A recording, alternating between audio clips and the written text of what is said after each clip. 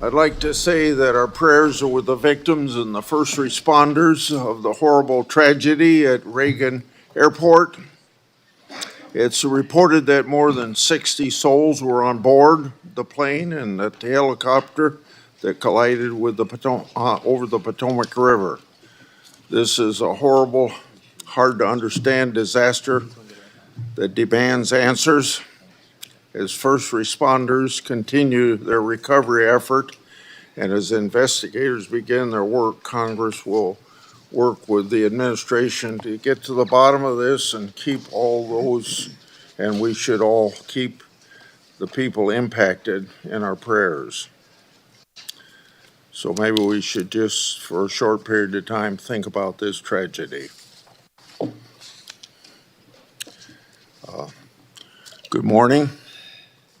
I want to welcome everyone to this very important hearing to consider the nomination of Kash Patel to serve as Director of the Federal Bureau of Investigations. Congratulations on your nomination. And thank you for your willingness to serve. Before we get started, I want to set out a couple of ground rules, kind of ordinary for controversial hearings like this. I want everyone here to be able to watch the hearing without obstruction. If people stand up and block the view of those behind them, or if they speak out of turn, it's quite obvious that it's not fair or considerate to everybody else in this room. So officers would immediately remove those individuals. Now I will explain how we're going to proceed. I'll give my opening remarks and then invite Ranking Member Durbin to give opening remarks. Then Senator Tillis will introduce the nominee. After that, Mr. Patel will have a chance to give his opening statements after we swear him. Following Mr. Patel's statement, we'll begin the first rounds of questioning. Each senator will have an initial 7-minute round of questions. After the first round, we'll do a second 3-minute round of questions. I ask members to do their best to adhere to these limits so that we can proceed efficiently. And I thank each of the members of this committee because when we had Attorney General nominee Bondi here, everybody stayed within their time. I expect Mr. Patel to be treated fairly by my colleagues. We're here today to consider the nomination of Kash Patel to serve as Director of the FBI. You're nominated, Mr. Patel, to one of the most important offices in our government. And to get here this far along in the process of your nomination, you gave us much information. You submitted over 1,000 pages of records to the committee, over 1,000 individual interviews, and many hundreds of hours of media. Thank you. I thank your family for coming. I know some of them have traveled to get here, and I know they're very proud of you, and I determined that by looking them in the face. Public trust in the FBI is low. Only 41% of the American people think the FBI is doing a good job. This is the lowest rating in a century. It's no surprise that public trust has declined in an institution that has been plagued by abuse, lack of transparency, and weaponization of law enforcement. Nevertheless, the FBI remains an important, even indispensable institution for law and order in our country. It's the people on the top floor of the J. Edgar Hoover building, not your local FBI agents, that have caused the low approval rating. Mr. Patel, I know you know this, but it's your job to restore the public trust and return the FBI to its core mission of fighting crime. Your extensive background gives you a unique position to make this happen. Mr. Patel's career has been a study in fighting unpopular but righteous causes, exposing corruption, and putting America first. For almost a decade, Mr. Patel served as a public defender, defending the constitutional rights of some of the least popular people in this country. After serving as a public defender, Mr. Patel joined the Department of Justice under President Obama as a counterterrorism prosecutor in the National Security Division. In this role, he investigated and he prosecuted many important cases, including the World Cup bombing in Uganda in 2010, for which he received an award of excellence. In 2017, Representative Devin Nunes asked Mr. Patel to join the House Permanent Select Committee on Intelligence to uncover the truth about Russiagate. And Mr. Patel did uncover the truth. It was during this period of time that, if you remember, I first met you, Mr. Patel. Through tireless works, Mr. Patel showed that Crossfire Hurricane was based upon fraudulent, discredited information paid for by the Democratic National Committee and the Clinton campaign. As reward for his efforts to uncover the truth, mainstream media, can you believe this, personally attacked Mr. Patel, and the FBI secretly subpoenaed his records. Now, I know what that is because my staff received similar treating during my investigation.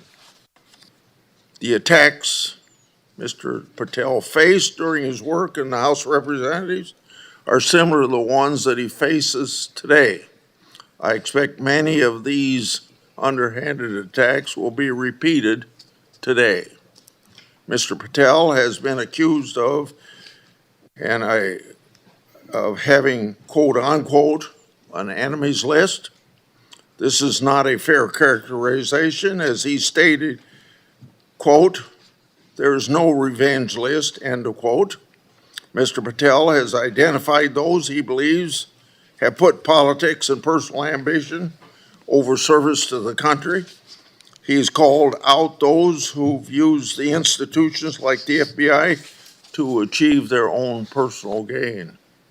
Mr. Patel has said he believes that people who do this should be named and that Americans deserve transparency so that they can make their own judgment as they did in this last election. Other attacks against Mr. Patel are similarly unfounded. To take just one example,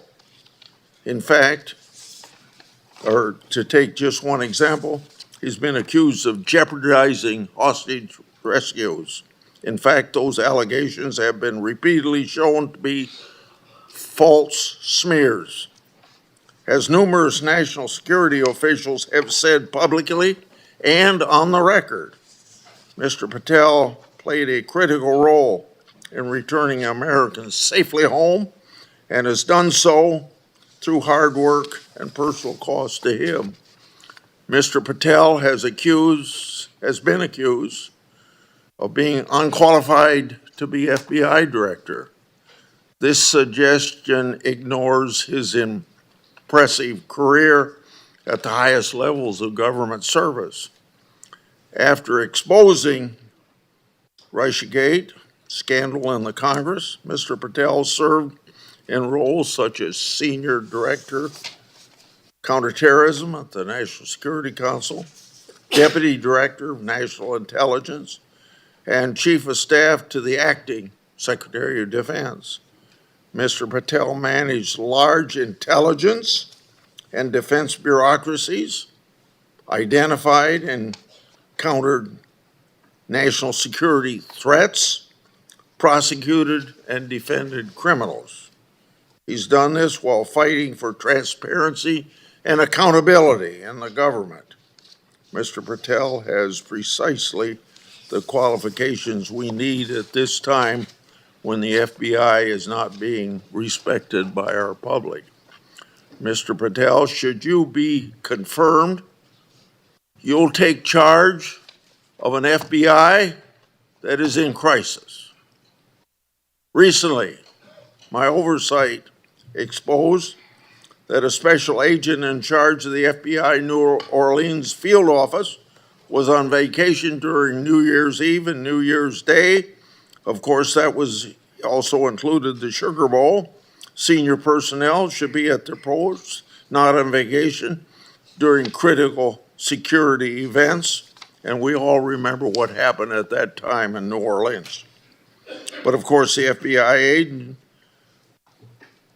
FBI agent would find it acceptable to do what he did.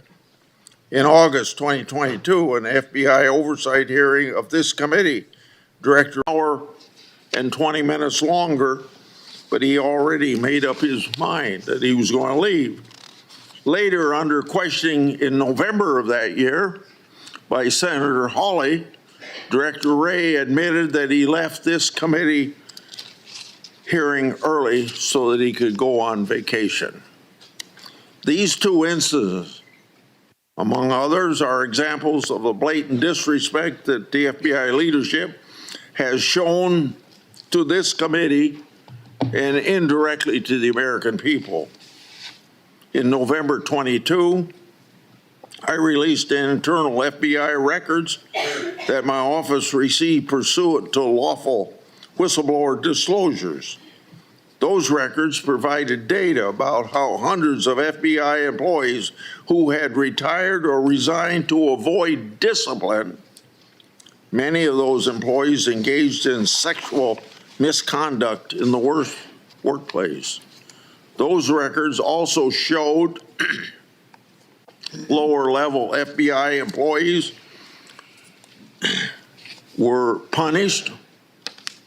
Lower level employees of the FBI were punished more harshly than senior level employees. No, fairness was out the window. Over 1 year later, with no response from the FBI, I asked Director Wray about this at a December 5, 23 hearing before this committee.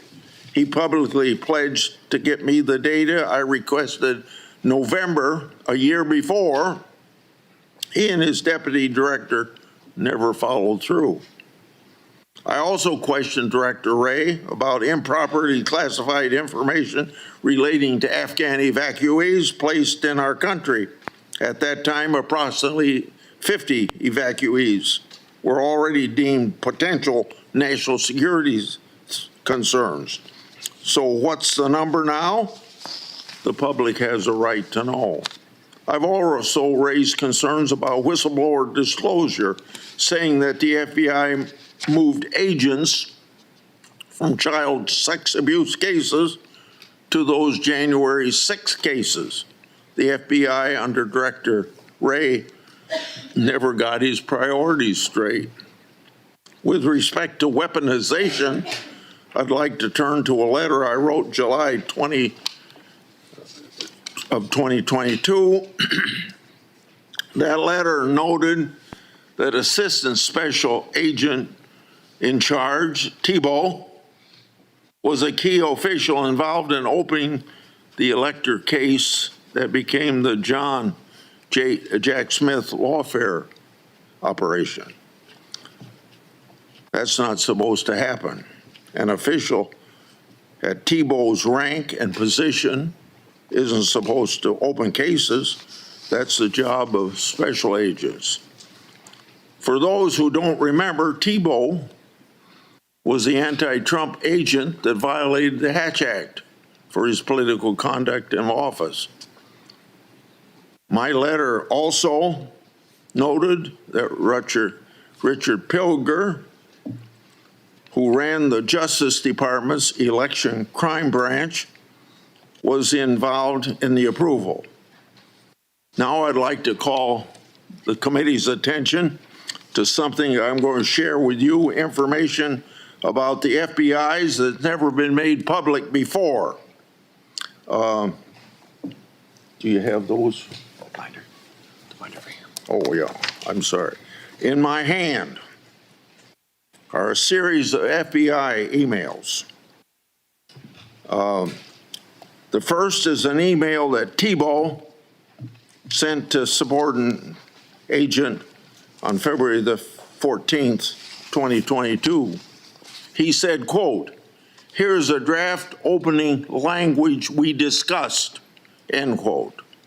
The draft opening was attached and it included material that would later become part of Jack Smith's elector case. The second email, February 24th, 2022, email from Thibault to John Crabb, a prosecutor in the U.S. Attorney's Office for the District of Columbia, saying, quote, "I had a discussion with the case team and we believe there is predication to include former President of the United States, Donald J. Trump, as a predicated subject," end quote. This FBI case would later be codenamed Arctic Frost.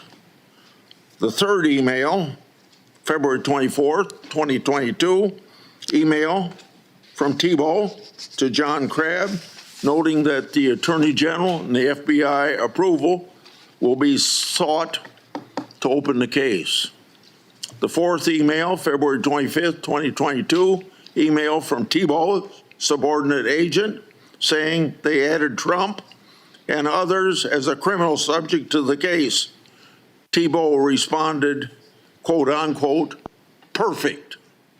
The fifth email, March 22, 2022, from Thibault, emailing a version of an investigative opening for approval. This didn't include President Trump. I want to make clear, that one didn't include President Trump as a criminal subject. The sixth email is an April 11th, 2022, from Thibault approving the opening of Arctic Frost. The seventh email is an April 13th, 2022 email from FBI agent to Thibault stating that the FBI deputy director approved its opening. The eighth email on the same date had Thibault emailing John Crabb that the elector case was approved. Crabb responded, quote, "Thanks a lot. Let's talk next week," end quote. Between March 22nd and April 13th, other versions of the document opening the investigation existed because a ninth email shows that the FBI General Counsel Office made edits on March 25th. Was Trump still removed as an investigative subject? If so, which Justice Department FBI officials other than Jack Smith later added him for prosecution? I expect the production of all records on this matter to better understand the full fact pattern and whether other records exist. Notably, approval of these documents was also given by Richard Pilger. This committee has written about Pilger undermining the Justice Department's efforts during the 2020 election for partisan purposes. These emails and documents substantiate my July 2022 letter, which the FBI ignored. And I hope you, when you get there, won't ignore my letters. Partisan FBI agents and DOJ officials tried and ultimately succeeded in launching a full field criminal investigation and prosecution of the President of the United States. Justice Department and FBI leadership acted in concert to further a political scheme to take down Trump, just like they did with Crossfire Hurricane. They have yet to learn a lesson, and I hope you'll learn that lesson for them or teach that lesson. And their conduct, yet again, seriously eroded integrity of this once storied institution. As I've said before, if a politically charged investigation is to be open, it must be done the right way. And that didn't happen here. Mr. Patel, in my time, I've never seen our law enforcement intelligence community institutions so badly infected with political decision-making. And I say intelligence community because you know what happened when 55 people, former or present intelligence agencies, signed a letter in 2020 that the laptop was a Russian hoax, as an example. So all of this is these institutions breaking faith with we the people. Mr. Patel, you must be fair, you must be consistent, but you must be aggressive. Your actions must be based on accountability. And transparency brings accountability. Should you do so, you'll have my support. And remember, either you're going to run your agency or the agency's going to run you. And the agency certainly ended up running Director Wray and probably people before him. Without objection, I'm going to put in this letter in the record, and this letter is sent to Director Wray December the 9th last year, calling for him and his deputies to step down, and it's titled, quote unquote, failures. Now I turn to Ranking Member Durbin. Thank you, Mr. Chairman. I appreciate your commitment to the Judiciary Committee's longstanding bipartisan practice of vetting presidential nominees. A little history. The FBI dates back to the start of the last century, 1908, when then Attorney General Charles Bonaparte organized a special agent force. J. Edgar Hoover became director of the FBI in 1924 and led the Bureau for 48 years until his death in 1972.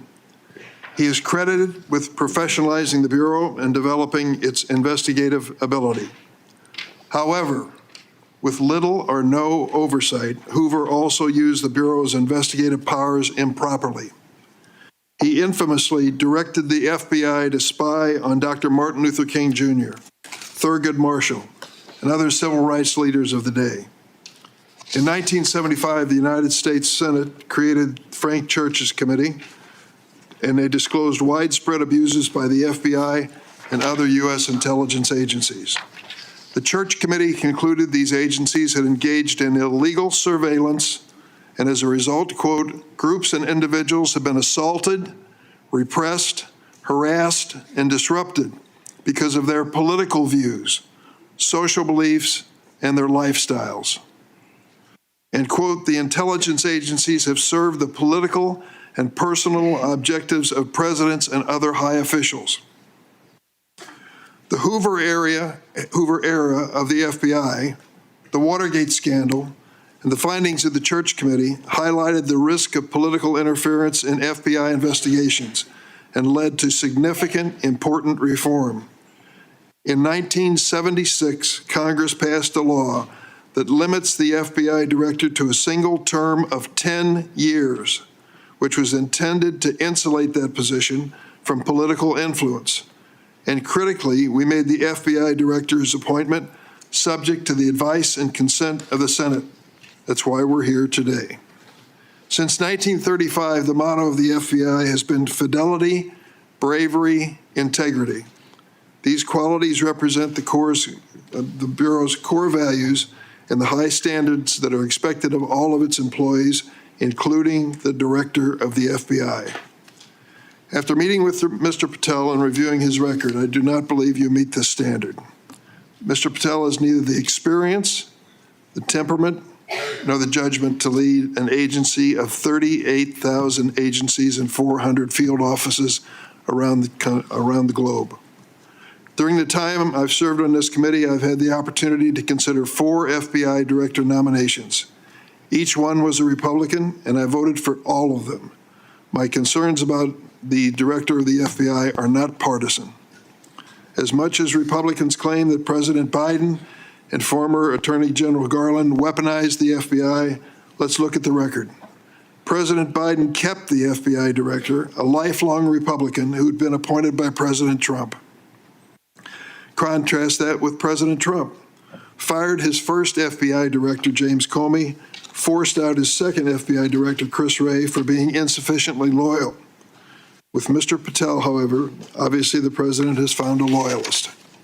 Mr. Patel's loyalty includes touting conspiracy theories that threatened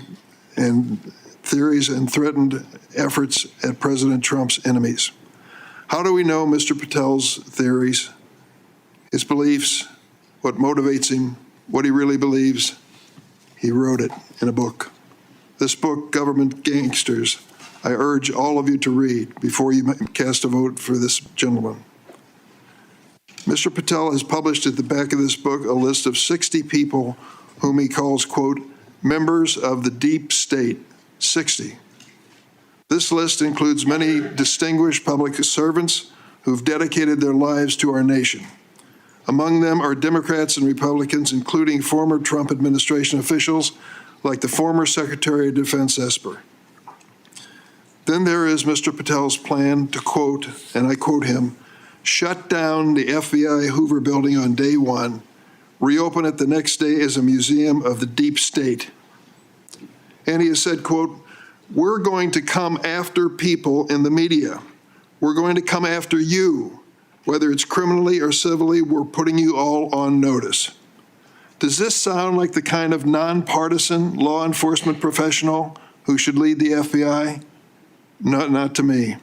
This is someone who's left behind a trail of grievances throughout his life, lashing out at anyone who disrespects him or doesn't agree with him. Don't take it from me. Listen to these Republicans who worked with him during the Trump's first administration. Attorney General Bill Barr, and I quote, I categorically oppose making Patel deputy FBI director. I said it would happen over my dead body. Patel had virtually no experience that would qualify him to serve at the highest level of the world's preeminent law enforcement agency. National Security Advisor John Bolton. I didn't think he was qualified. He demonstrated no policy aptitude at all. I was forced to hire him. President Trump's Deputy National Security Advisor, Charles Kupperman. The idea that Kash Patel is going to be the FBI director is appalling. His legal career is modest at best. His ideas are ludicrous. CI Director Gina Haspel threatened to resign after President Trump proposed making Mr. Patel CIA Deputy Director. Defense Secretary Mark Esper said Mr. Patel lied about whether Nigeria had approved a hostage rescue operation, putting American lives at risk. But Mr. Patel would have us believe that all of these public servants, all Republicans, all from the first Trump administration, and apparently anyone else who's critical of him, are nothing but government gangsters and deep state members. Many of them have made his list of enemies. Just this week, CNN reported that during the Trump administration, CIA officials referred Mr. Patel to the Justice Department for criminal investigation for sharing classified information without authorization. Last week, I asked the Justice Department and intelligence community for information on any criminal referrals relating to misconduct by Mr. Patel. I have yet to receive a response. Mr. Patel's record is clear.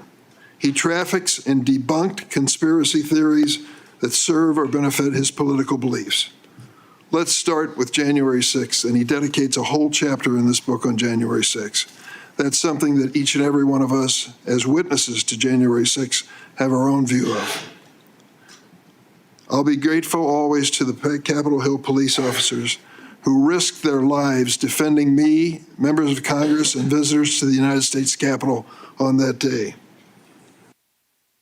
Mr. Patel posted on social media, quote, January 6th, never an insurrection.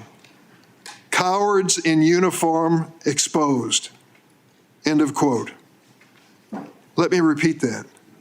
Cowards in uniform exposed. Who was in the Capitol building on January 6th in a uniform? The Capitol Police were. Do you think they were cowards? Many of them risked their lives and some gave their lives in defense of this building. How about the DC police who were here as well? They were in uniform. Cowards risking their lives as well, some of them being battered and beaten by these mobsters that came into the Capitol. And Mr. Patel claims that the FBI agency aspires to lead, get this now, was planning January 6th for a year. He says the FBI was planning January 6th for a year. That's a quote. Mr. Patel has gone so far as to co-produce and sell musical recordings of a song performed by January 6 rioters in jail, rioters who violently assaulted police officers. He has described this January 6 choir as, quote, political prisoners. Political prisoners. But at least 6 members pleaded guilty to assaulting law enforcement officers on January 6. All 6 have now been pardoned by President Trump. Here are some of those people who received blanket clemency by President Trump on his first day in office in the second term. Julian Cater assaulted Capitol police officers with pepper spray, incapacitating 3 officers. Ryan Nichols sprayed pepper spray on multiple police officers. After the attack, Nichols posted on Facebook, and I quote, "So yes, I'm calling for violence and I will be violent." Jordan Mink struck officers, quote, aggressively with a long pole. He spat at officers and threw large items at them. Armed with a knife, Ronald Sandlin shouted at officers, quote, "You're going to die, get out of the way." Sandlin shoved officers when they tried to lock the doors to the Senate gallery. After breaching the Capitol, James McGrew struck an officer and lunged for his baton. McGrew also threw a wooden handrail with metal brackets at officers. I want to read a sentence from this book on the January 6th experience, just to give you an idea of Mr. Patel's take on what he calls a haphazard riot.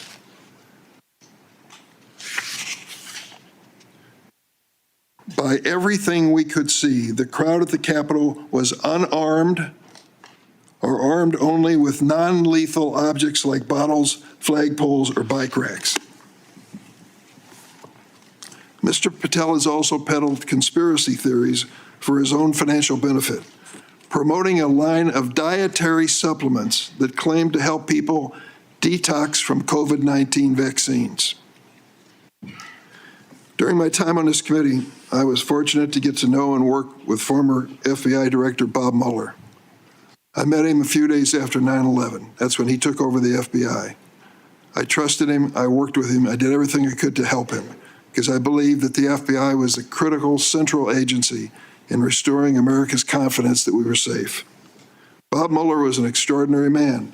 Oh, he was a Republican, make no bones about it. He said it and admitted it, and I knew it. He comes from the San Francisco area. And when he was in college and graduated, a friend of his, a year ahead of him, had enlisted in the Marine Corps and was killed in Vietnam. Bob was inspired to do the same thing, join up in the Marine Corps, and he did. And he was a first lieutenant in Vietnam. He received a Bronze Star with a Valor Pin, and he also received a Purple Heart. He was injured in battle. I read about his experience because after he was healed from that wound to his leg, he returned to combat. He was just that kind of fella. Regardless of party, he was a real American. He was a longtime federal prosecutor, a U.S. attorney, the head of the DOJ's criminal division, and acting deputy attorney general before he became head of the FBI. After 9/11, I worked with him, and we had a good relationship, a professional relationship. We didn't always see eye to eye, but I respected him so much for what he had given to this country. In this book, Mr. Patel calls Director Bob Mueller, quote, a swamp creature. With all due respect, Mr. Patel, I've not worn the uniform of this country, and neither have you. To think that you would denigrate Bob Mueller's service to our country and call him a swamp creature is an indication of the depths your political views take you. The FBI plays a critical role in keeping America safe from terrorism, violent crime, and other threats. Our nation needs an FBI director who understands the gravity of this mission and is ready on day one, not someone who is consumed by his own personal political grievances. The American people deserve an FBI director focused on keeping our families safe from terrorism, drug trafficking, and violent crime, not this checklist of grievances we find in this book. Mr. Patel, your record makes it clear you're not that person. I yield. Thank you, Senator Durbin. Before I call on Senator Tillis, I want to clear up something the way I see it, and I think I'm going to invite everybody that it can be cleared up. This business about what Mr. Patel said about cowards in uniform, it's a mischaracterization of what he actually said. So I'm going to invite you to listen to the interview Mr. Patel gave that linked to his post to hear what he actually said. When he said cowards in uniform, he was talking about senior Pentagon leadership failing to mobilize the National Guard to protect the Capitol. His comments had nothing to do with police. Mr. Patel made his comments while discussing an article in the New York Times exposing grave miscommunication between the Department of Defense and the D.C. National Guard. So I would encourage people to follow up on that. Senator Tillis. Thank you, Mr. Chairman, Ranking Member, colleagues on the Senate Judiciary Committee. It's my honor to introduce Kash Patel, President Trump's nominee to be FBI Director. I've completed due diligence on his life and career, and I'm convinced that Kash possesses significant expertise and ironclad commitment to justice, and he's an outstanding choice to lead the FBI. Kash's parents are Indian immigrants of Gujarati ancestry. They're up here in the front row. The Gujarat state is a melting pot of religions, including Hinduism, Islam, Jainism, with temples, mosques, and other religious sites scattered across the state. His father was raised in Uganda, but his family had to flee the country to escape repression under Idi Amin. His mother was born in Tanzania. They met and married in India and ultimately made their way to New York City by way of Canada, where his parents, along with 7 brothers and sisters and their spouses and at least a half a dozen kids, lived under the same roof. His parents raised Kash in the Hindu faith, and they instilled in him the values of hard work and education. Kash is a devout Hindu, and consistent with his faith, he's shown respect to people of all faiths. Kash attended the University of Richmond, where he earned his bachelor's degree in criminal justice and history. He went to Pace University School of Law, where he earned his JD, and an international law certificate from the University College of London, Faculty of Laws. Kash began his career as a public defender in Florida, where he led or co-led more than 60 jury trials in state and federal court. Kash clearly demonstrated a devotion to upholding the rule of law and defending the rights of individuals. Kash led the defense of Jose Buitrago in United States versus Buitrago, a high-profile case in Florida in 2015. Buitrago was one of the Colombian nationals arrested in a major drug bust involving Operation Backrim. Kash and his co-counsel successfully argued that key evidence was withheld by the prosecution, leading to Buitrago's release. I suspect some of Kash's disdain for prosecutorial misconduct stemmed from this experience. Kash was hired as a senior counsel on the House Permanent Select Subcommittee on Intelligence Committee, I should say, in 2017. He told me he distinctly remembers my friend Trey Gowdy comment shortly after they were introduced. He said in Trey's dialect, "Kash, Congress is where righteous investigations go to die. I hope you're ready. I think Cash was ready, and he went on to establish a solid reputation for pursuing the facts, and from there, he held senior posts at the NSC, the Department of Defense, and the DNI. Since leaving the administration in 2020, Cash has written articles and books on national security, law, and governance. Through his work as an author, Cash continues to advocate for justice and transparency, and to be ever vigilant in defending our great democracy and the rule of law. Colleagues, I created a Cash bingo card that I have available to any of my colleagues who would like it on the other side of the aisle. Some may view this as an unserious caricature and not appropriate for this committee. Sadly, I consider it a serious caricature of what I expect to be witnessed today. I think we'll have words like enemies list and deep state. I've already X'd out 4 boxes in the opening statements alone.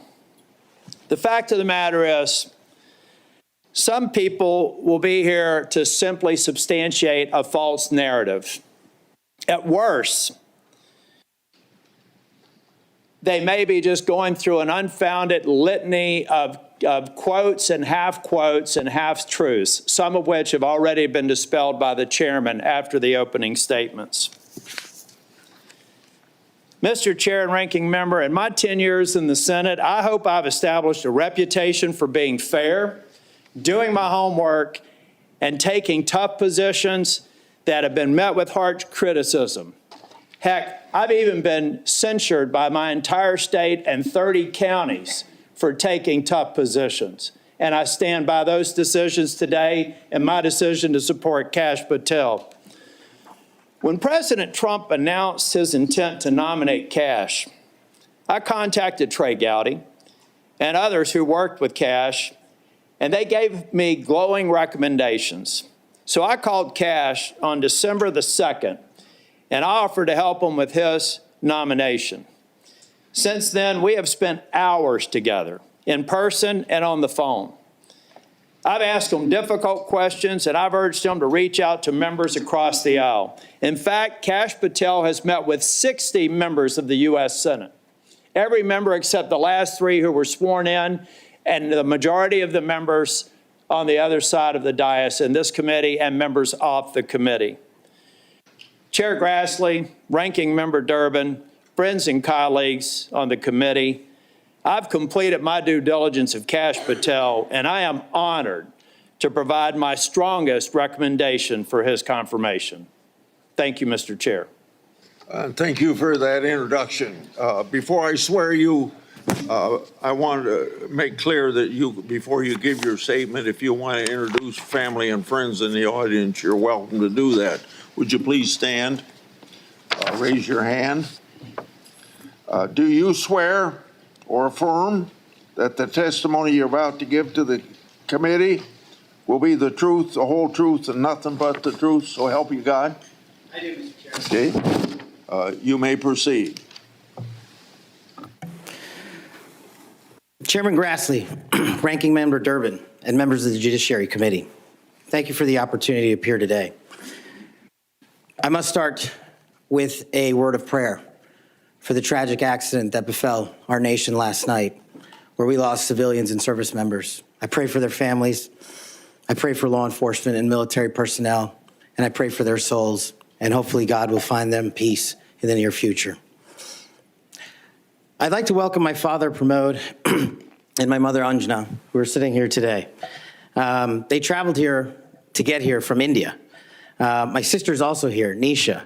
She also traversed the oceans just to be with me here today. It means the world that you guys are here.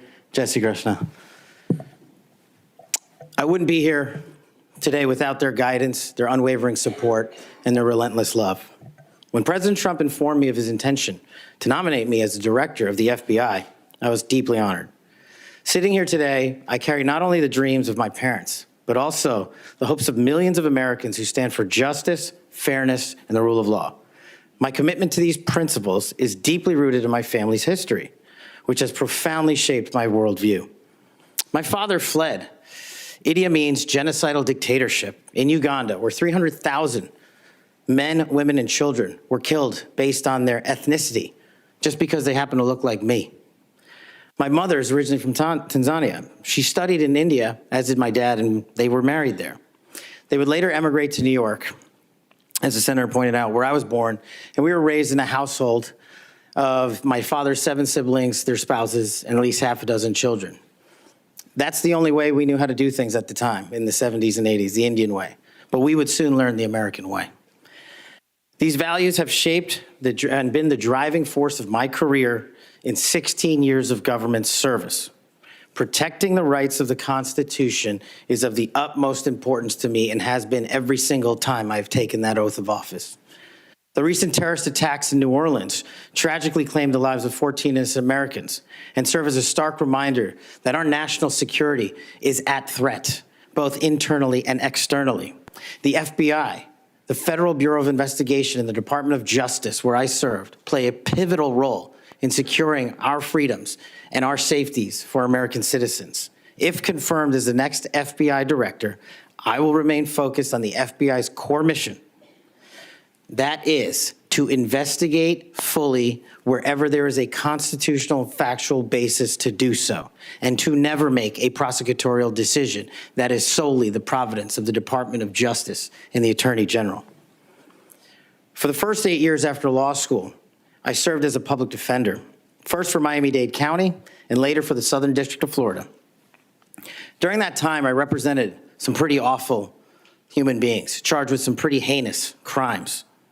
But what I learned there was the core value that has been enshrined in me since, that due process must be provided without bias to all Americans. And if we cannot provide due process to the worst, then there can be no due process for anyone, and our constitutional republic fails.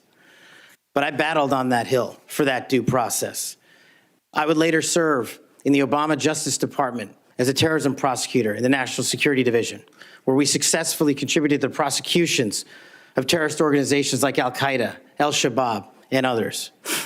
I was honored to receive the 2017 Assistant Attorney General's Award from Loretta Lynch for my work in helping the Ugandans bring members of Al-Shabaab to justice for murdering 74 innocent people, including an American. I would also receive the Human Intelligence Award from the intelligence community for related work on that mission. My experiences at the National Security Division and would later be followed by my experiences on the National Security Council as Senior Director for Counterterrorism, and later as the Deputy Director of National Intelligence, responsible for the production, creation, and promulgation of the Presidential Daily Briefing, our nation's most sensitive classified information and secrets to protect our country.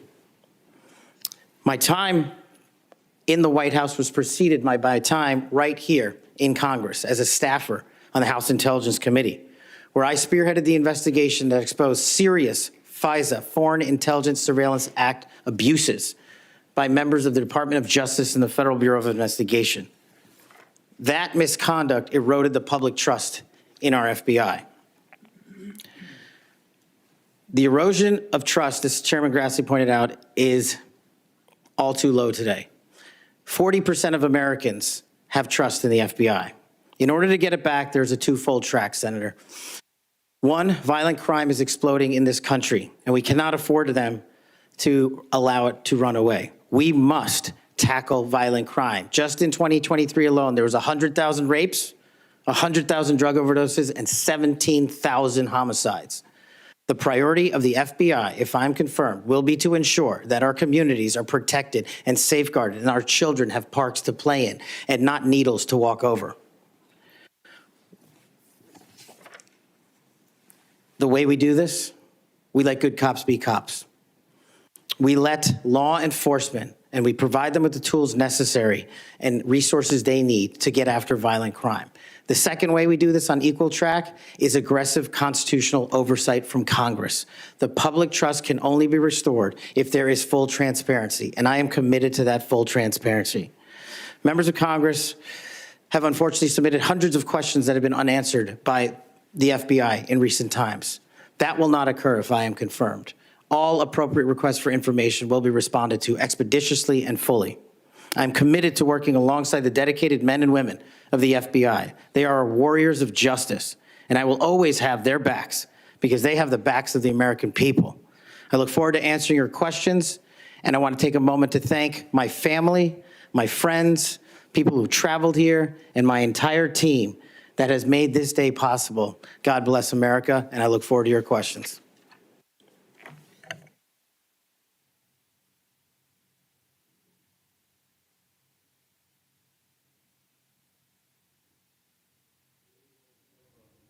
Seven minutes, first round, is that right?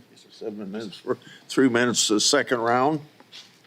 Mr. Patel, I'm not going to go through all the things that you've done through your career because I said those in my opening statements, but Democrats on the committee say you don't have experience.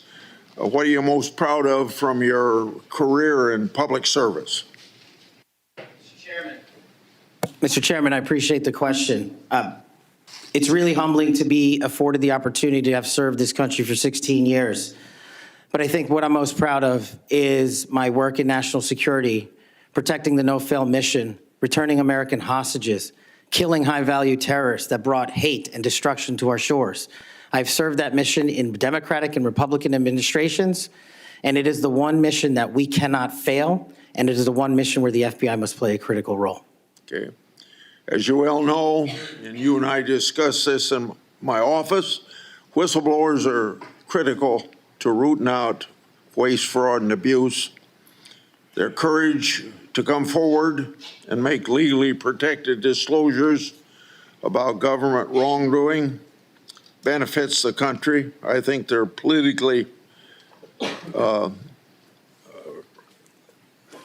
they are good American citizens, just want the government to do what it's supposed to do. I think they're treated by bureaucracies, not just in the FBI, but throughout the bureaucracy, like skunks at a picnic. Will you protect whistleblowers from retaliation, unlike former Director Wray, and promote a culture at the FBI that values whistleblowers' important contributions? Absolutely, Mr. Chairman. I share in your beliefs about the importance of whistleblowers. So we've spent a lot of taxpayers' money ruining whistleblowers. Will you commit to ensuring that no taxpayer money will be used to identify and retaliate against whistleblowers? Senator, if I'm confirmed, it will not. Okay. You and I have heard a lot of criticism about various statements about January 6th. You said, quote, those who broke actual laws should be prosecuted, end of quote. But you've also called out the partisan nature of prosecutions and compared how the Biden Justice Department treated January 6th defenders with how they ignored many other crimes. Those include crimes related to illegal immigration, as well as riots that took place around the country. So explain your position on January 6th to this committee, and how do you respond to critics who say that you're anti-law enforcement? Mr. Chairman, I greatly appreciate the question, the opportunity to discuss that. If anyone wants to consider me as anti-law enforcement, then look at my 16 years in government service, whether I was trying 60 jury trials in state and federal court upholding the rights of the indigent and breathing life into constitutional due process, or later as a national security prosecutor, where I served this country and overseas, and later when I was a Joint Special Operations Command civilian embedded with SEAL Team 6 and Delta, chasing down some of the most high-value target terrorists there are on this earth and successfully achieving a mission end state. I have always respected law enforcement. I have taken that oath and will take that oath again, God willing, to be the next director of the FBI. As for January 6th, I have repeatedly, often, publicly, and privately said there can never be a tolerance for violence against law enforcement. And anyone that commits an act of violence against law enforcement must be investigated, prosecuted, and imprisoned. And on January 6th, I said the same thing about acts against law enforcement. The Capitol Police, who I have served with, and when I was Chief of Staff at the Department of Defense, rushing to the aid of the members of this committee and your colleagues to provide the National Guard was my top mission priority, not politics. And that is my love of this country to protect our laws and our way of life. And it was no different. If there's any ever corruption, I have been the first to call it out. And I will continue to call out corruption in government service because it is a privilege to serve this nation. Thank you, Mr. Chairman. Outside of this committee, and some people on this committee have accused you of promoting the QAnon movement. My colleagues have already asked your future boss, Mr. Bondi, many questions about this. I think it's easy to see these attacks for what they are, guilt by association. Are you a follower or promoter of QAnon? No, Senator. In fact, I have publicly, including in the interviews provided to this committee, rejected outright QAnon baseless conspiracy theories or any other baseless conspiracy theories. They must be addressed head-on with the truth, and I will continue to do that. And I will always continue to support Americans who support law enforcement, our military, and want a secure border. Over the past 4 years, the FBI and Justice Department have weaponized law enforcement towards partisan ends. This has affected you personally. You, along with even members of my staff, were the victims of FBI overreach when they secretly subpoenaed your records during the investigation into Crossfire Hurricane. Inspector General Horowitz of Justice Department was right to say actions like this have a quote, unquote, chilling effect on whistleblowers. How do you intend to make sure that this kind of misconduct never happens again? Senator, this may be one of the scenarios that most uniquely qualifies me to take command at the FBI. Having been the victim of government overreach and a weaponized system of justice and law enforcement, I know what it feels like to have the full weight of the United States government barreling down on you. And as the Biden Inspector General determined, those activities by the FBI and DOJ were wholly improper and not predicated upon law and facts. I will ensure, if confirmed, that no American is subjected to that kind of torment, to that kind of cost, financially and personally. And most importantly, I will make sure that no American is subjected to death threats like I was, and subjected to moving their residences like I was, because of government overreach, because of leaks of information about my personal status. If confirmed as FBI director, Mr. Chairman, you have my commitment that no one in this country will feel that pain.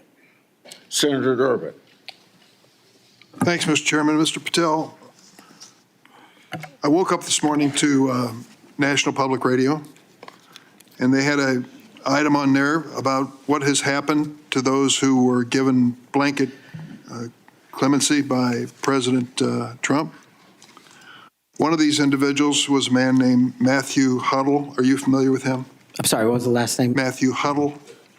If you could remind me, Senator. Well, I was reminded again this morning, he's a man who's been found guilty of numerous crimes. The one described this morning was an outrageous situation where he beat his 3-year-old child to a point where the poor kid couldn't even sit down for a week. Mr. Huddle was one of the demonstrators who came to the Capitol on January 6th. He was incarcerated and charged with, and pled guilty to crimes that he had committed, violence against police officers. After he was released by President Trump, he returned to his home state of Indiana. A few days later, he was stopped on the road, pulled a gun on a policeman. The policeman, sheriff's deputy, turned, shot, and killed him. This is not the only instance of a person who received President Trump's clemency committing another crime. Peter Schwartz was mentioned this morning on the radio. 38 criminal convictions, 38. He'd been sentenced to 14 years in prison. He was released because of the president's unconditional clemency, which was given to him as well. So I guess my question is this.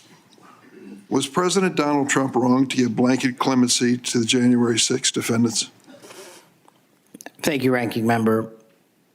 A couple of things on that. One, the power of the presidential pardon is just that, the president. Well, I concede he has the authority. I'm asking, was he wrong to do it? And as we discussed in our private meeting, Senator, I have always rejected any violence against law enforcement, and I have, including in that group, specifically addressed any violence against law enforcement on January 6th, and I do not agree with the commutation of any sentence of any individual who committed violence against law enforcement.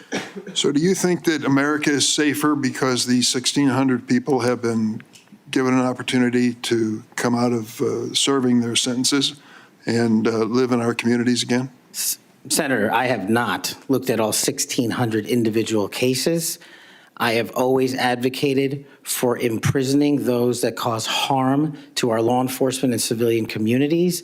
I also believe America is not safer because President Biden's commutation of a man who murdered 2 FBI agents, Agent Kohlers and Williams' family, deserve better than to have the man that point blank range fired a shotgun into their heads and murdered them released from prison. So it goes both ways. Leonard Pelletier was in prison for 45 years. He's 80 years old, and he was sentenced to home confinement. So he's not free, as you might have just suggested. He killed 2 FBI agents. That's true, he did, and he went to prison for it and should have.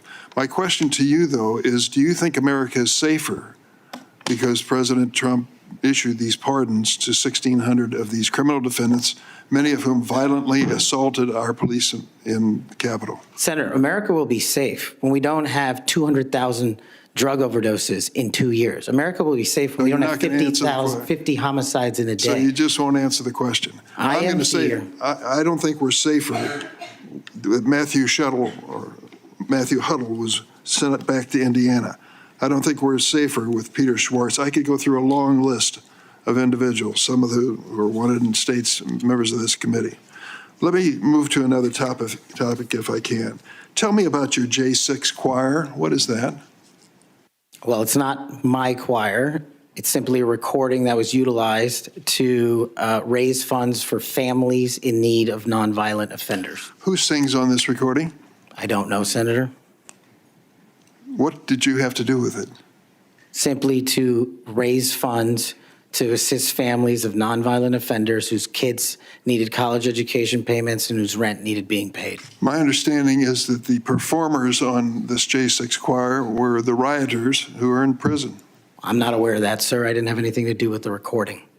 You weren't aware of who made the recording? No, Senator. That's interesting. Did you receive any money for selling copies of that music or that recording? Absolutely not. Okay. You do have a foundation, though, do you not? I'm very proud of the Cash Foundation and the $1.3 million we've given to families in need across this country, including active duty service members, police officers, putting kids in college, and helping people in disaster relief areas rebuild their homes and their communities.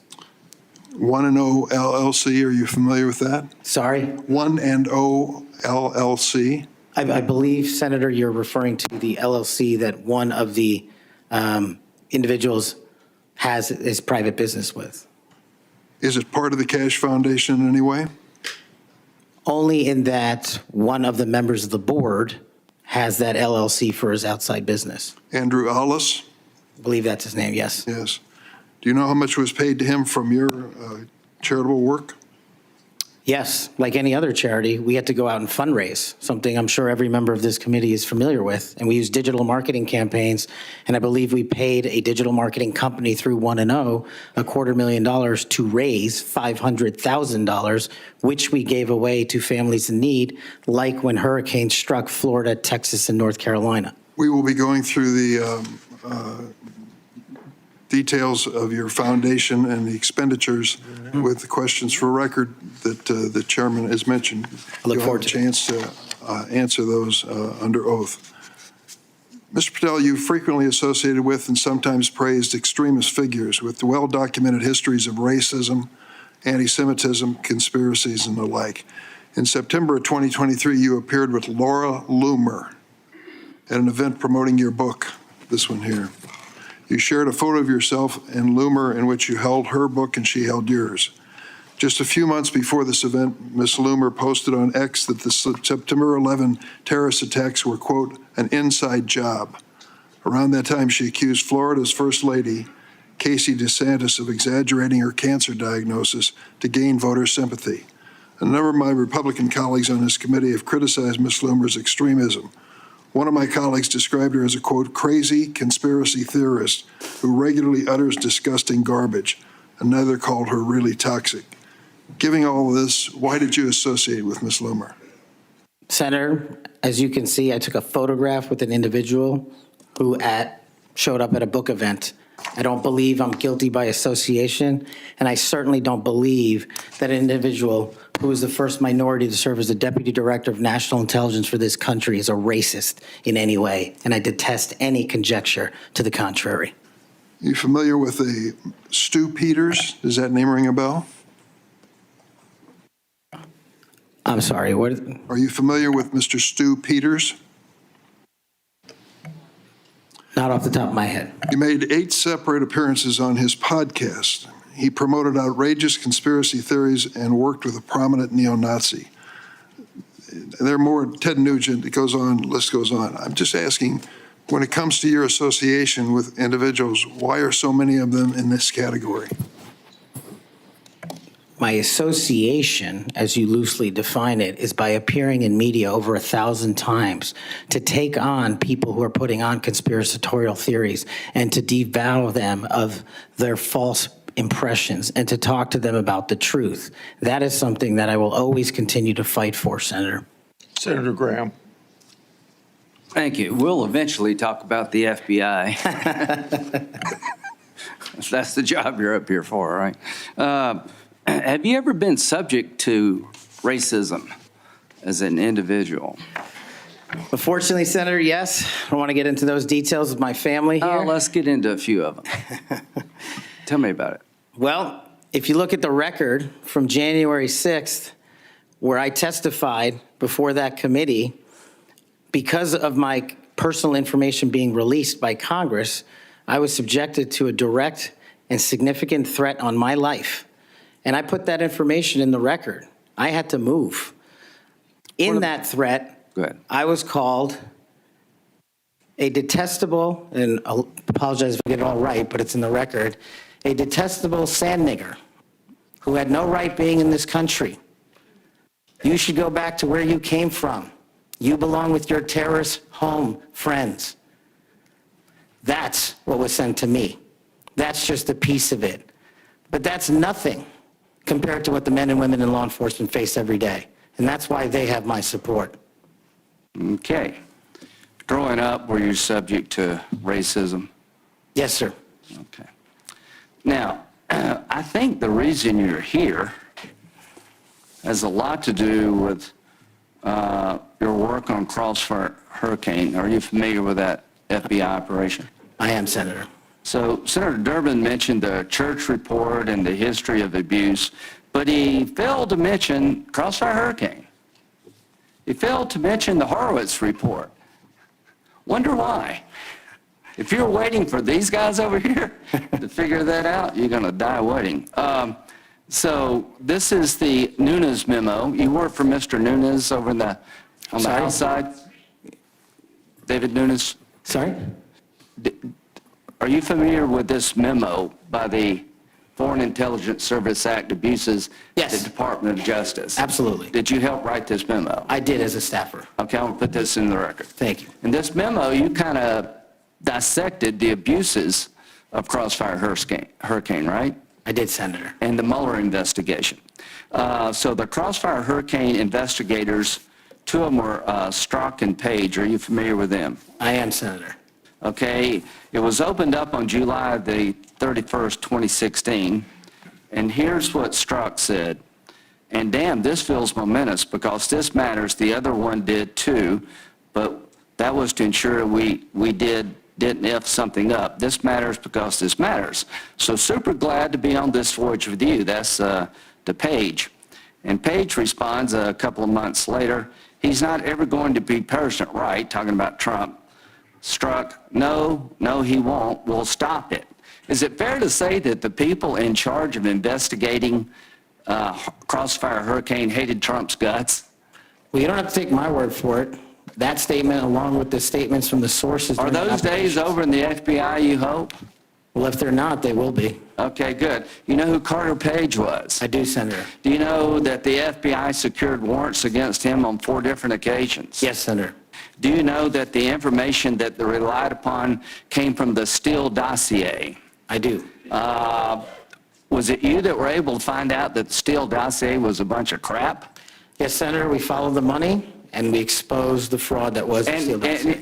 And the primary subsource was Igor Danchenko, right? That's correct, Senator. And he was actually a Russian analyst. That's right. Are you aware that in January he told the FBI that, let's see, what did he tell the FBI? Still had no proof to support the statements, that it was just talk. The primary subsource explained to the FBI that his information came from word of mouth and hearsay, conversations he had with friends over beers, and some of the information were statements he heard made in jest. And he told the FBI this in January That's of right. 2017. And they got 2 more warrants after that. That's correct. Are you aware that the FBI had volumes of information that the Steele dossier was a bunch of bullshit and nobody ever told anybody at the top? I am, sir. We exposed. Or they lied about it being told? That's correct. So are you aware of the fact that the FISA court rebuked the FBI? Are you aware of the fact that an FBI lawyer went to jail because he misled the court by manipulating a email from the CIA? I am. Do you believe that Crossfire Hurricane was one of the most disgusting episodes in FBI history of a corrupt investigation led by corrupt people who wanted to take Donald Trump down? Yes, sir. You think that's why you're in this chair today, to fix that? I think that's a big. Without Crossfire Hurricane, this guy wouldn't be here. And my friends on the other side, like pulling teeth, the Horowitz investigation, the Inspector General labeled this fraudulent at its core, mismanaged at its core, running stop signs. At every turn, they went forward when they should have stopped. The Durham report said it was obviously politically motivated.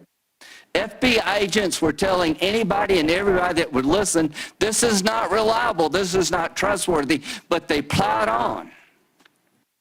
And because of you and Trey Gowdy and others, we now know about this. Everybody who signed the warrant under questioning by me said if they knew then what they know now, they wouldn't have signed the warrant. Comey said that. Yates said that. Rosenstein said that. The reason you're here is because most of the public, almost every Republican believes that the FBI has been used continuously in a political fashion, ignoring evidence, making up evidence, lying to get Donald Trump. And when it came to the Hunter Biden laptop, they told every social media outlet in October 2020, oh, that's Russian disinformation. That was BS too. Right before the election, the FBI intervened to shut reporting on the Hunter laptop down as being Russian misinformation, according to Zuckerberg. Do you promise all of us those days are over at the FBI? Yes, Senator, they are. Are you proud of what you did to find all that? Absolutely. You think that's why you're here today, is to make sure that never happens again? The American people deserve just that. Thank you. Senator Whitehouse. Thanks, Chairman. Welcome, Mr. Patel. I remember January 6th. Colleagues running through our halls to flee the mob, colleagues shouting that rioters should be shot, us returning to our constitutional business through hallways cleared for us by automatic weapons carrying SWAT teams. None of you, none of us, said those violent rioters should be pardoned. A Republican colleague said such pardons would be hard to believe, even absurd. Your former colleague J.D. Vance said the violent rioters should not be pardoned. Even Jim Jordan said pardons would, and I quote, focus on all the people who didn't commit any violence. Well, Trump pardoned all of them. And there's a lesson in that. Every time you think Trump would never go that far, rethink that. We all seem to agree that violence against police is unacceptable, yet more than 600 people who physically attacked Capitol Police officers were just put back on the street, part of a 1,500-person personal Trump army, now out there with people who have proven themselves willing to do violence on Trump's call. In only 10 days, some are already back committing crimes. We've also tried as a committee together to address the dangers of illicit drug sales over the internet, and I assume we're all against murder for hire. But Trump also just pardoned a dark web operator sentenced to life in prison for trafficking illegal drugs online and accused of soliciting murders for hire. Those pardons, as Mr. Patel has said, are a mistake, but they are also a signal that we are entering a strange and dangerous time. That is the context for today's hearing. Warnings that the FBI could become Trump's enforcer, use the powers of law enforcement to stifle speech and dissent, punish political rivals of either party, and hand out free passes, get out of jail free cards to violent supporters are warnings we should heed. Here are some warnings of this nominee's Trump administration colleagues. Former Attorney General Bill Barr said, this nominee has virtually no experience that would qualify him to serve at the highest level of the world's preeminent law enforcement agency, end quote, and we would never be able to command the respect necessary to run the day-to-day operations of the Bureau. That's for the deputy position. Former CIA Director Gina Haspel was reported threatening to resign rather than have this nominee serve under her. John Bolton, Trump's former national security advisor, said, I didn't think he was qualified. I was forced to hire him. Trump's deputy national security advisor, the nominee's former supervisor, said, his ideas are ludicrous. He's absolutely unqualified for this job. He's untrustworthy. And it's an absolute disgrace to even consider an individual of this nature. That's from Republican appointees who worked with him. And here's what this nominee himself has said about using his office to prosecute journalists. We will go out and find the conspirators, not just in government, but in the media. We're gonna come after you, whether it's criminally or civilly. Is that a correct quotation, Mr. Patel? Senator, that's a partial quotation, But it's correct. in part.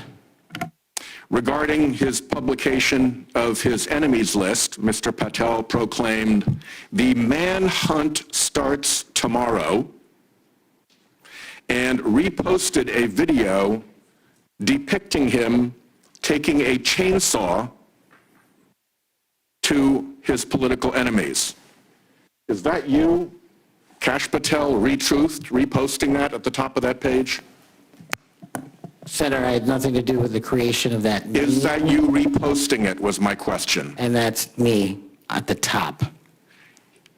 You said FBI agents were responsible for the violence on January 6th, and I quote you here, beyond a reasonable doubt. Is that what you said? That's completely incorrect, and I appreciate the opportunity to address I'll that. give you an opportunity in writing, but this is my time now. Have at it. An Inspector Attorney General investigation found that that was false. And you said we should impeach judges who rule against Donald Trump, who are, in your words, political terrorists. When this nominee tries to explain all this away, keep one thing in mind.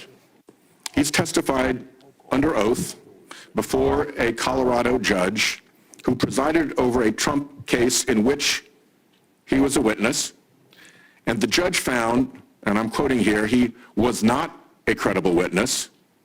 His testimony is not only illogical, but completely devoid of any evidence in the record. That's from a judge.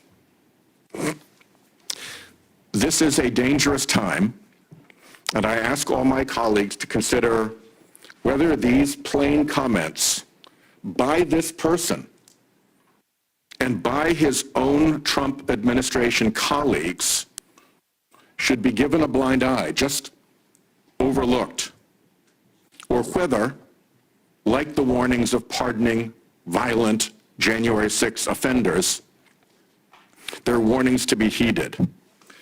There is an unfathomable difference between a seeming facade being constructed around this nominee here today and what he has actually done and said in real life when left to his own devices.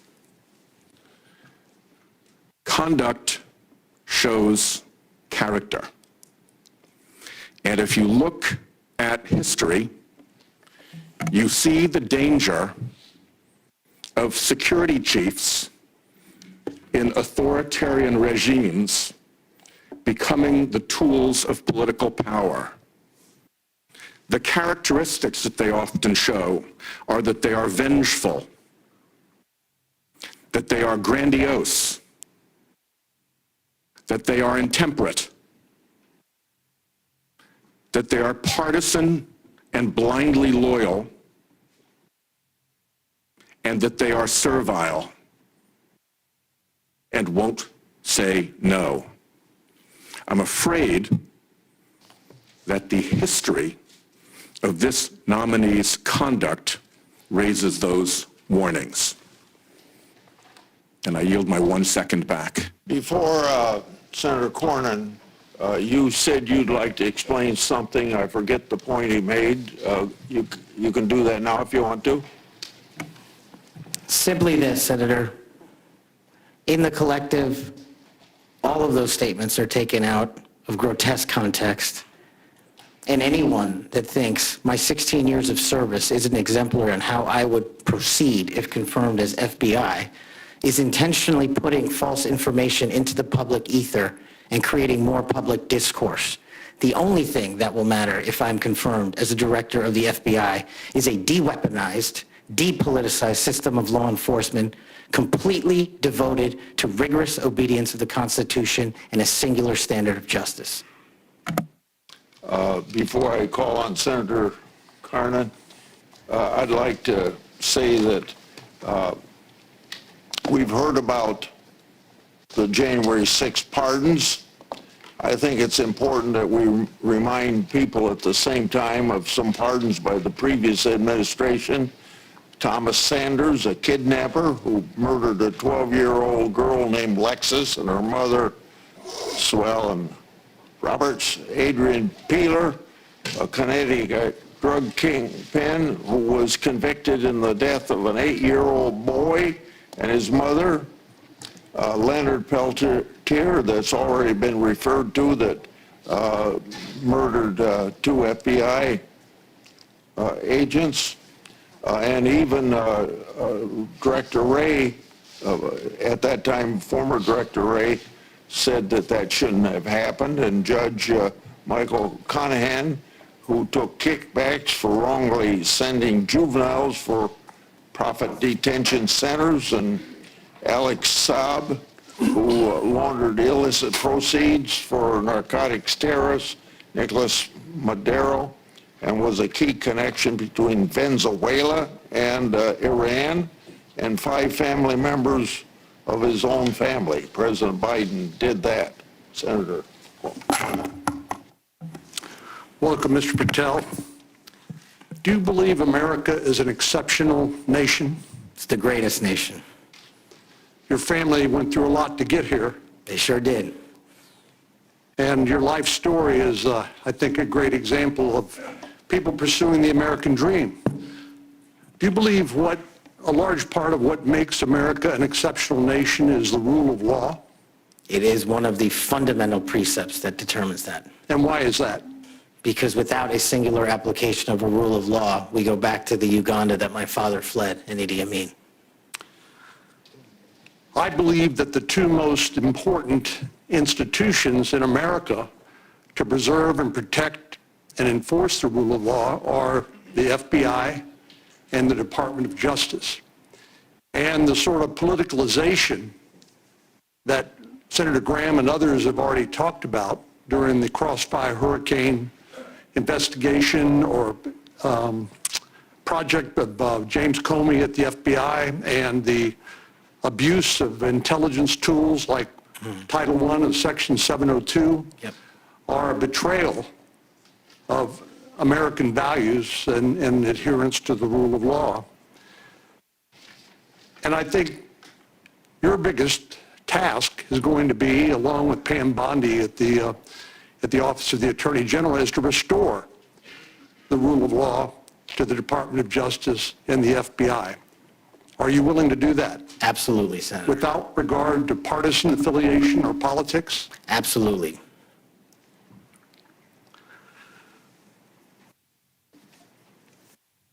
Do you believe President Trump, as the commander-in-chief, needs access to all of the lawfully available intelligence that can be collected by the American intelligence community in order to inform him so that he can make good judgments as commander-in-chief to assure the safety and security of the American people?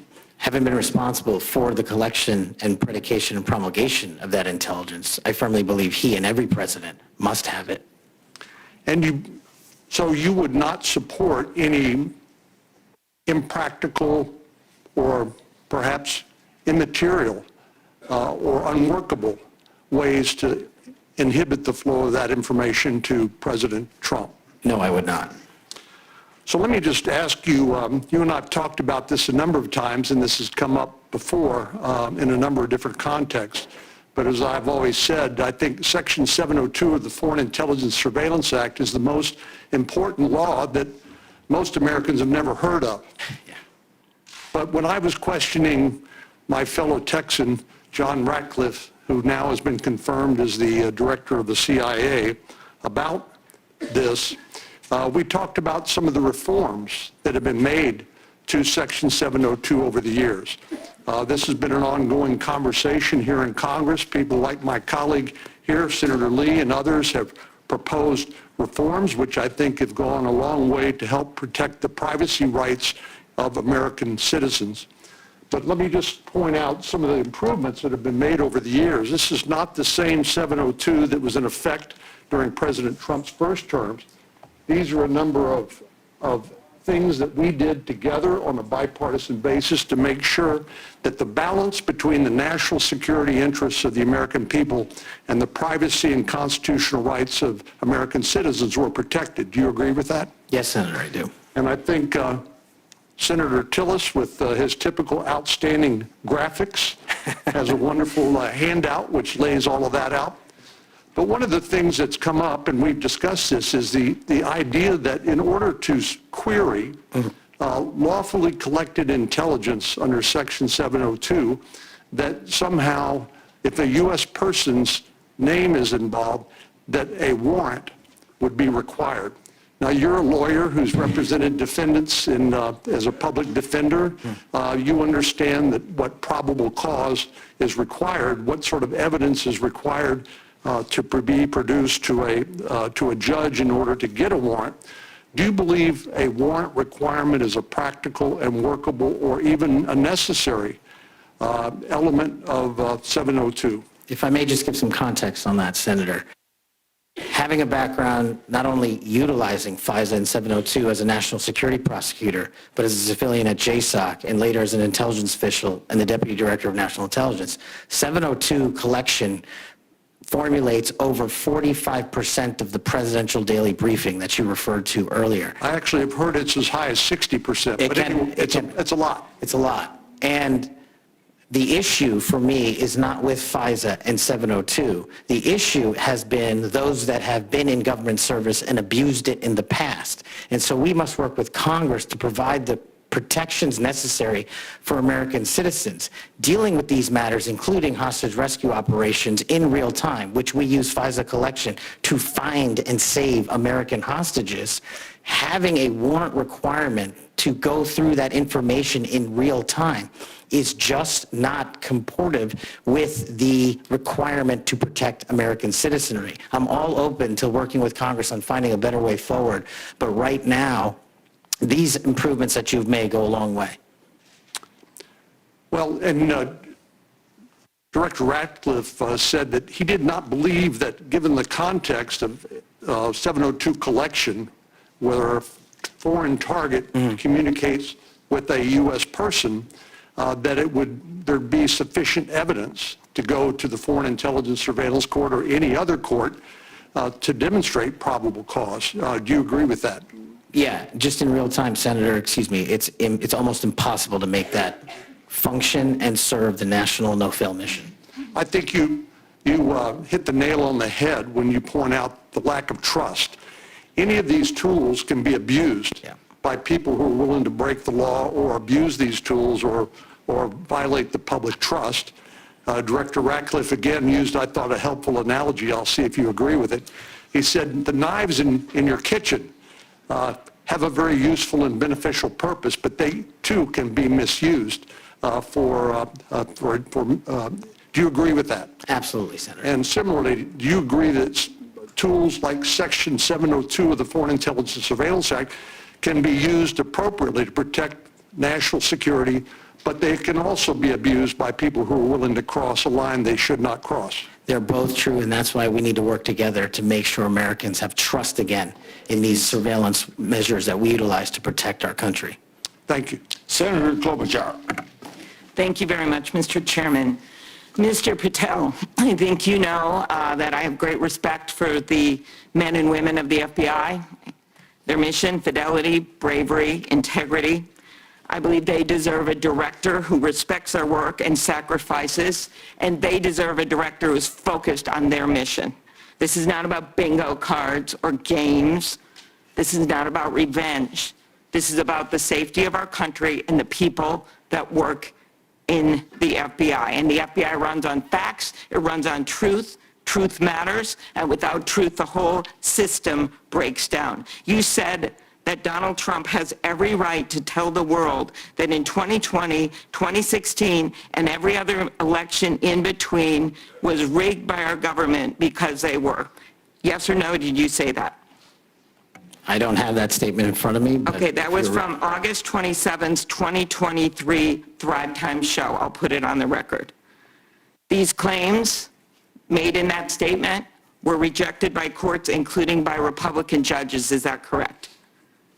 I don't have enough of the facts in front of me to make that assessment. I will put that statement on the record, but I think everyone in this committee, including the Republican members, knows that these statements were rejected by courts. You were asked about the police officers in the Capitol who testified in the January 6 hearings, and you accused them of lying. Is that correct or not correct? I don't think that's accurate.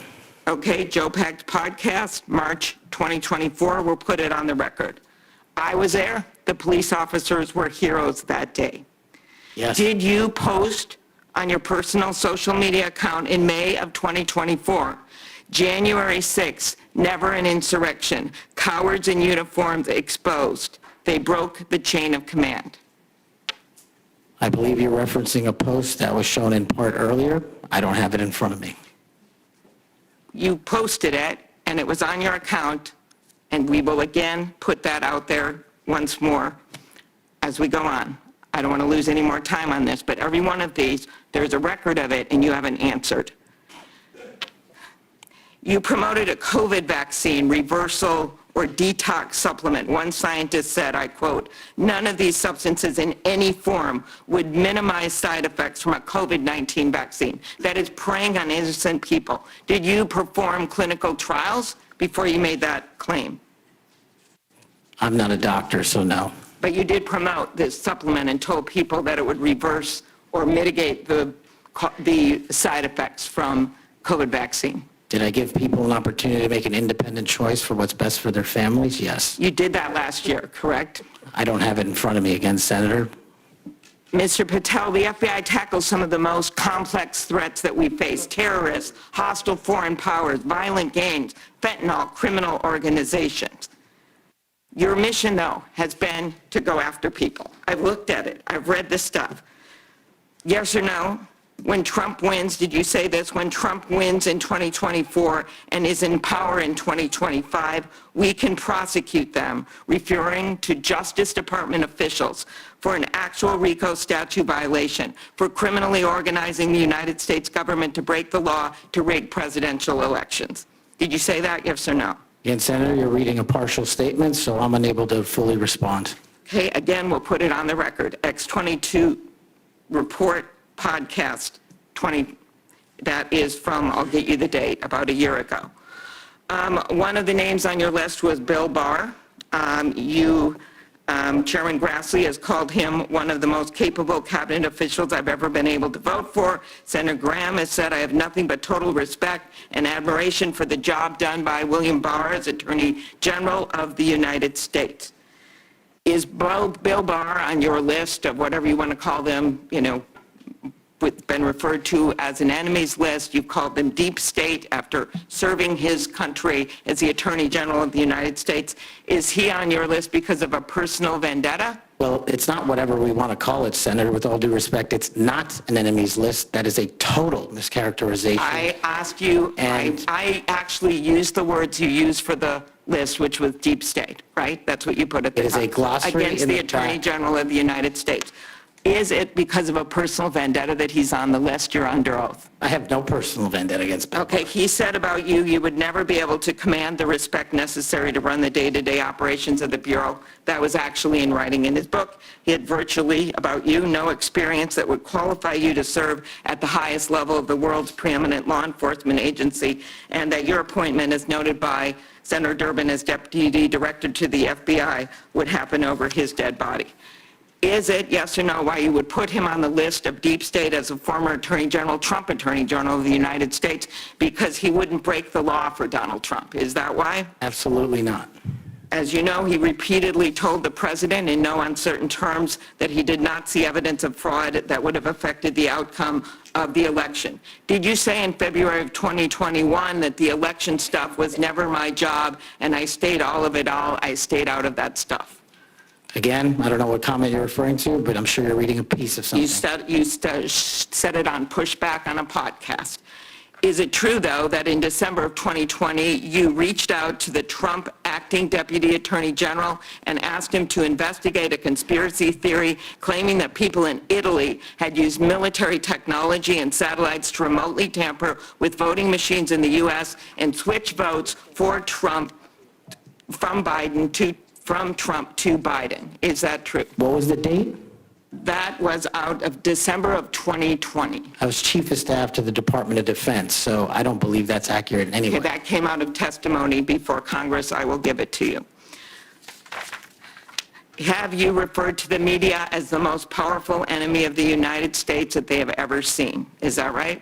Again, you're reading a quote. I take that you're reading it accurately. CPAC 22324. You said we're going to come after the people in the media who lied about American citizens who helped Joe Biden rig the elections. We're going to come after you whether it's criminally or civilly. Is that something you said? That's a partial statement of what I said. Steve Bannon's podcast. You also said you would put the entire fake news mafia press corps on your list. Is that correct? Is that what you said? I don't have that in front of me. Benny Johnson's podcast 82123. You have said that the FBI, including today, you said that they remain utterly corrupt. This is an agency with agents who have taken down terrorists, taken down bank robbers, taken down crime. And you wrote that the FBI has become so thoroughly compromised that it will remain a threat to the people unless drastic measures are taken. Do you know that under Chris Wray's leadership, he took over at a very difficult time, we all know that, appointed by President Trump, that during his tenure, the applications to the FBI has in fact tripled? Do you think people would be applying to that agency, like in those numbers, if they thought it was so corrupt? The American public's trust in it is at 40%. That's an all-time low. Did you say that the FBI headquarters should be shut down and reopened as a museum of the deep state? Mr. Chairman, are we allowed to go an extra time? Let's see, you get a second round. Before I call on Senator Could he Lee, just answer the question if he said that the FBI headquarters, where they investigate cybercrime and terrorism, Mr. should Chair. be shut down and opened as a deep state? Mr. Chair. As a museum? Did he say that the headquarters should be shut down? Mr. Chair. I deserve an answer to that question. I He guess is it's- asking to be head of the FBI, and he said that their headquarters should be shut down. Mr. Chair, parliamentary inquiry. you got anything you want to say, Mr. Patel, before I go on to Senator Lee? Simply this. If the best attacks on me are going to be false accusations and grotesque mischaracterizations, the only thing this body is doing is defeating the credibility of the men and women at the FBI. I stood with them here in this country. In every theater of war we have, I was on the ground in service of this nation. And any accusations leveled against me that I would somehow put political bias before the Constitution are grotesquely unfair, and I will have you reminded that I have been endorsed by over 300,000 law enforcement officers to become the next director of the FBI. Let's ask them. Mr. Chairman, I am quoting his own words from September of 2024. It is his own words. It is not some conspiracy. It is what Mr. Patel actually said himself. Facts matter. You forget that you had 3 minutes in the next round to say what you just said. Okay, I'll say him again. Okay?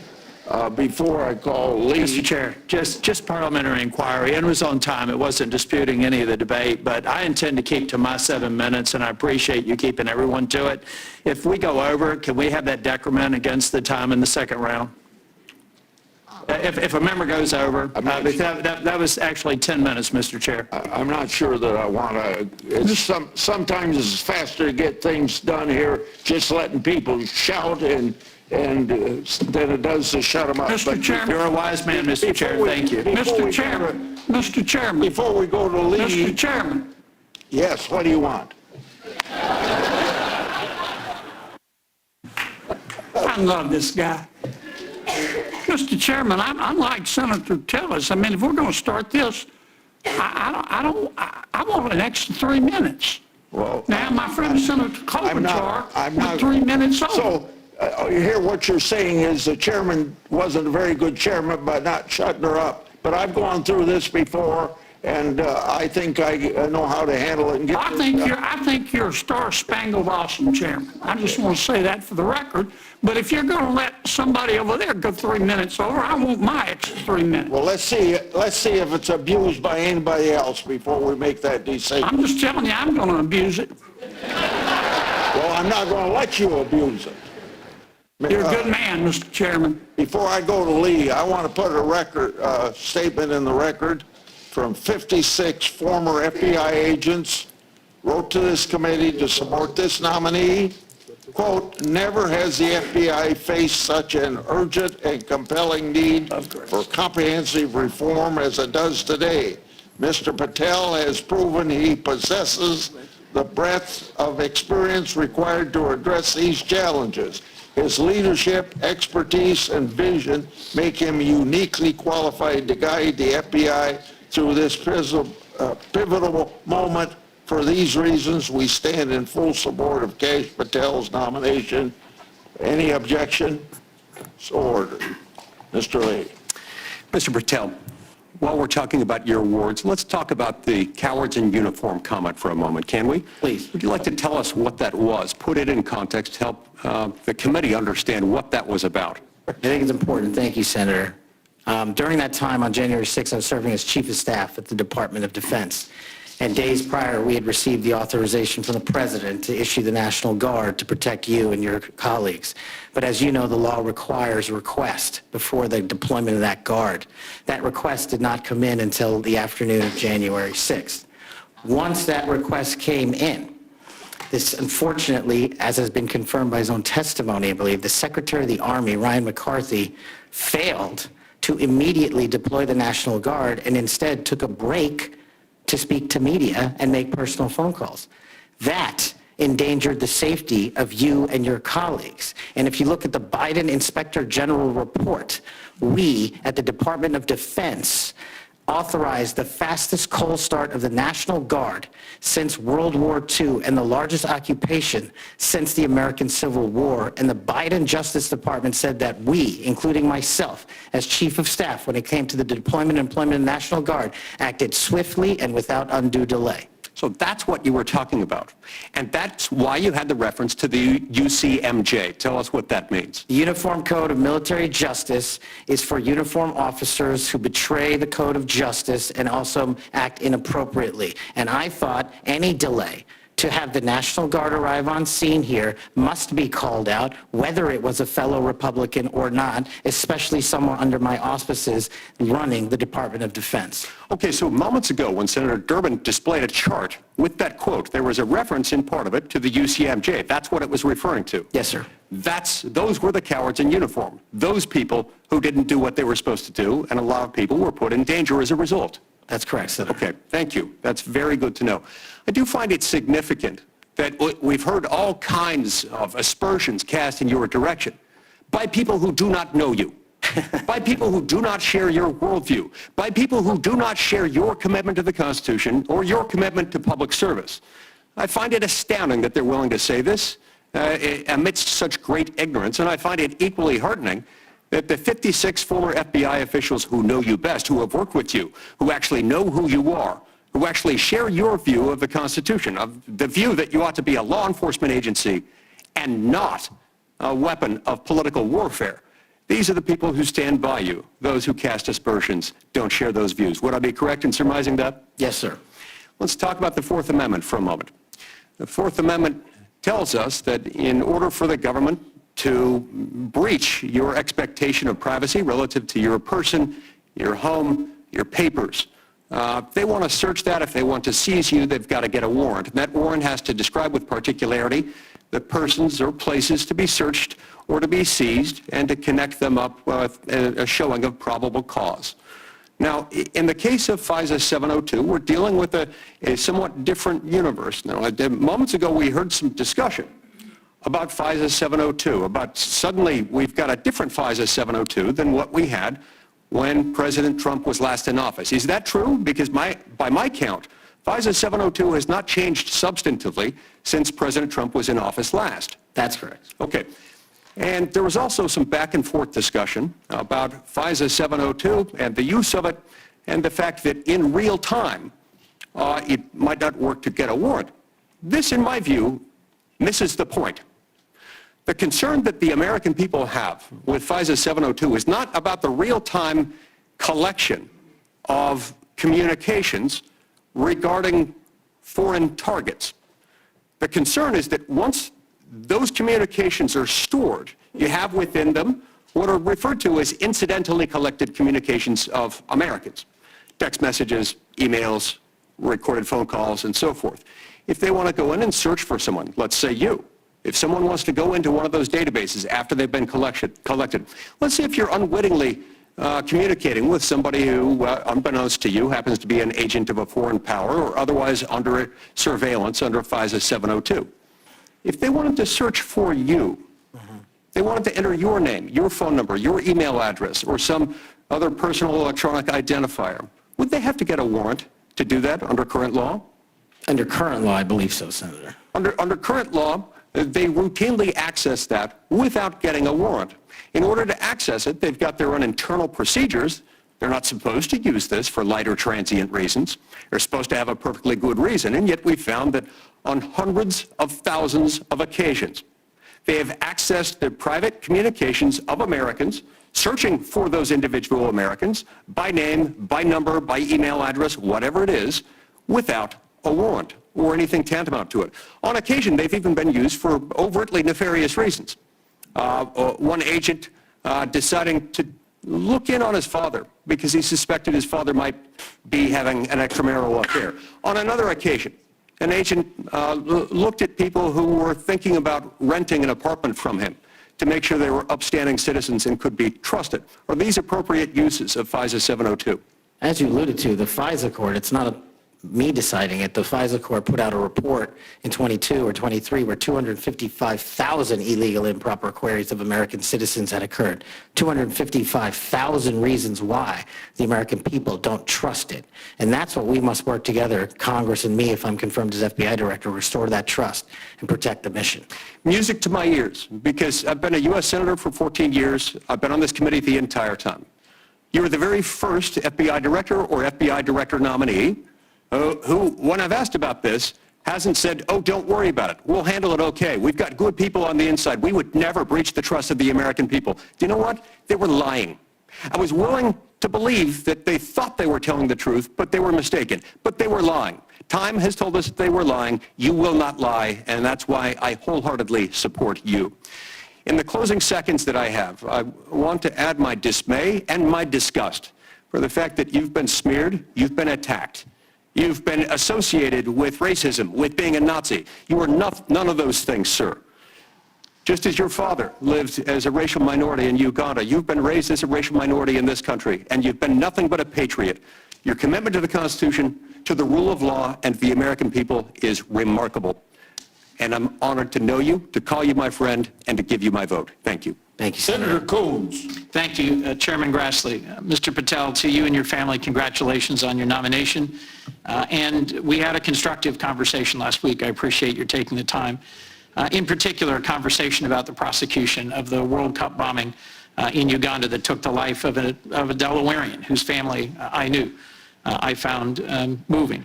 But the role you've been nominated for is central to our security as a nation, central to the protection of our constitutional rights. And I voted to confirm Trump's previous FBI director, Chris Wray.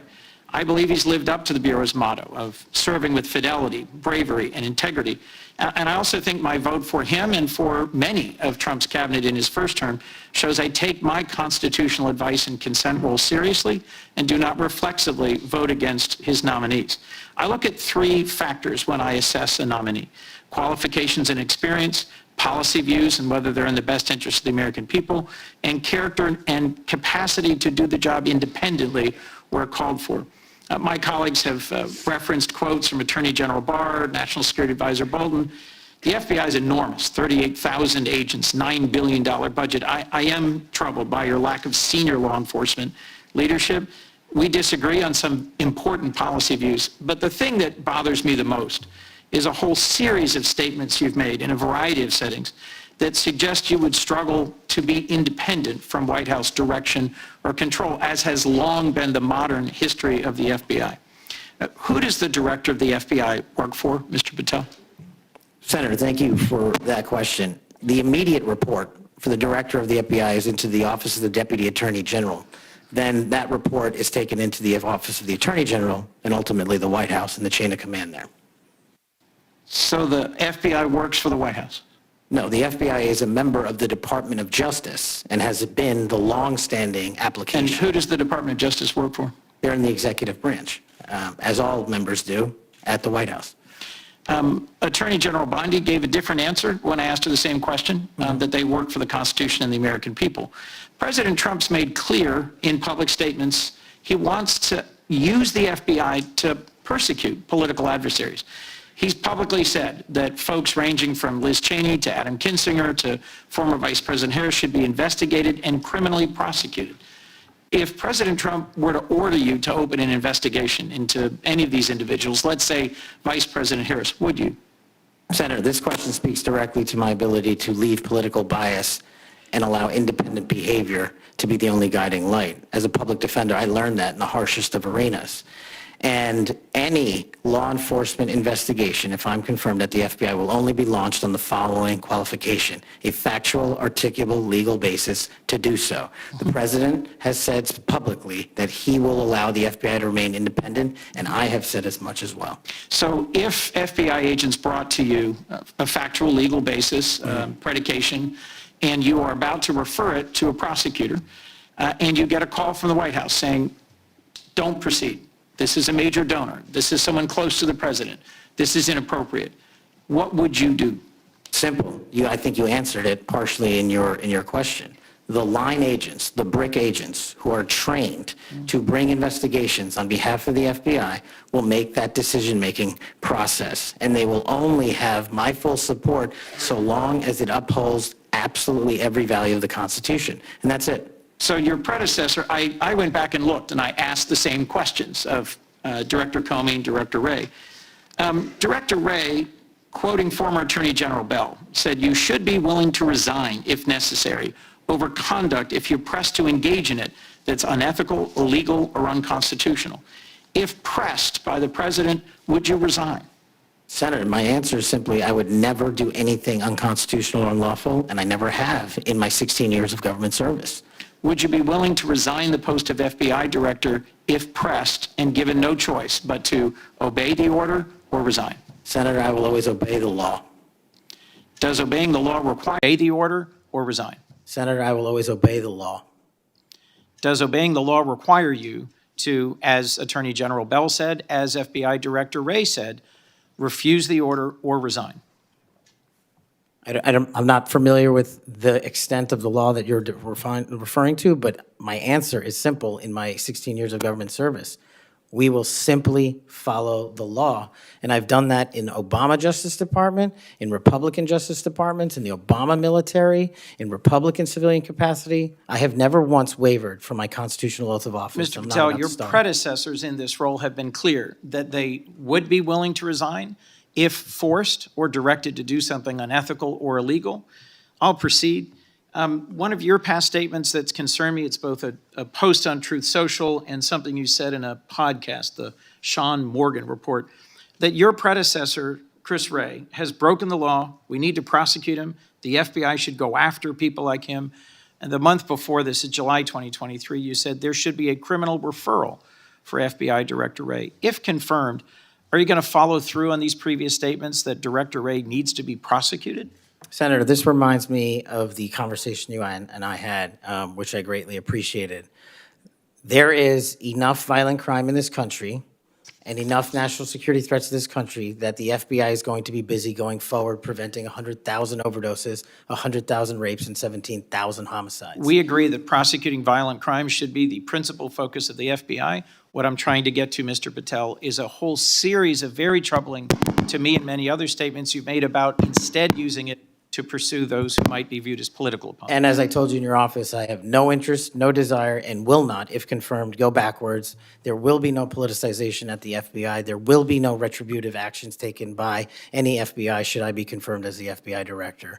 I told you that in your office, and I'll tell you that again today. Thank you for that statement. As the co-chair of the Law Enforcement Caucus with Senator Cornyn, one of the things I've worked hard on, and I hope to continue being able to work hard on, with this administration is partnership between federal, state, and local law enforcement to pursue violent crime.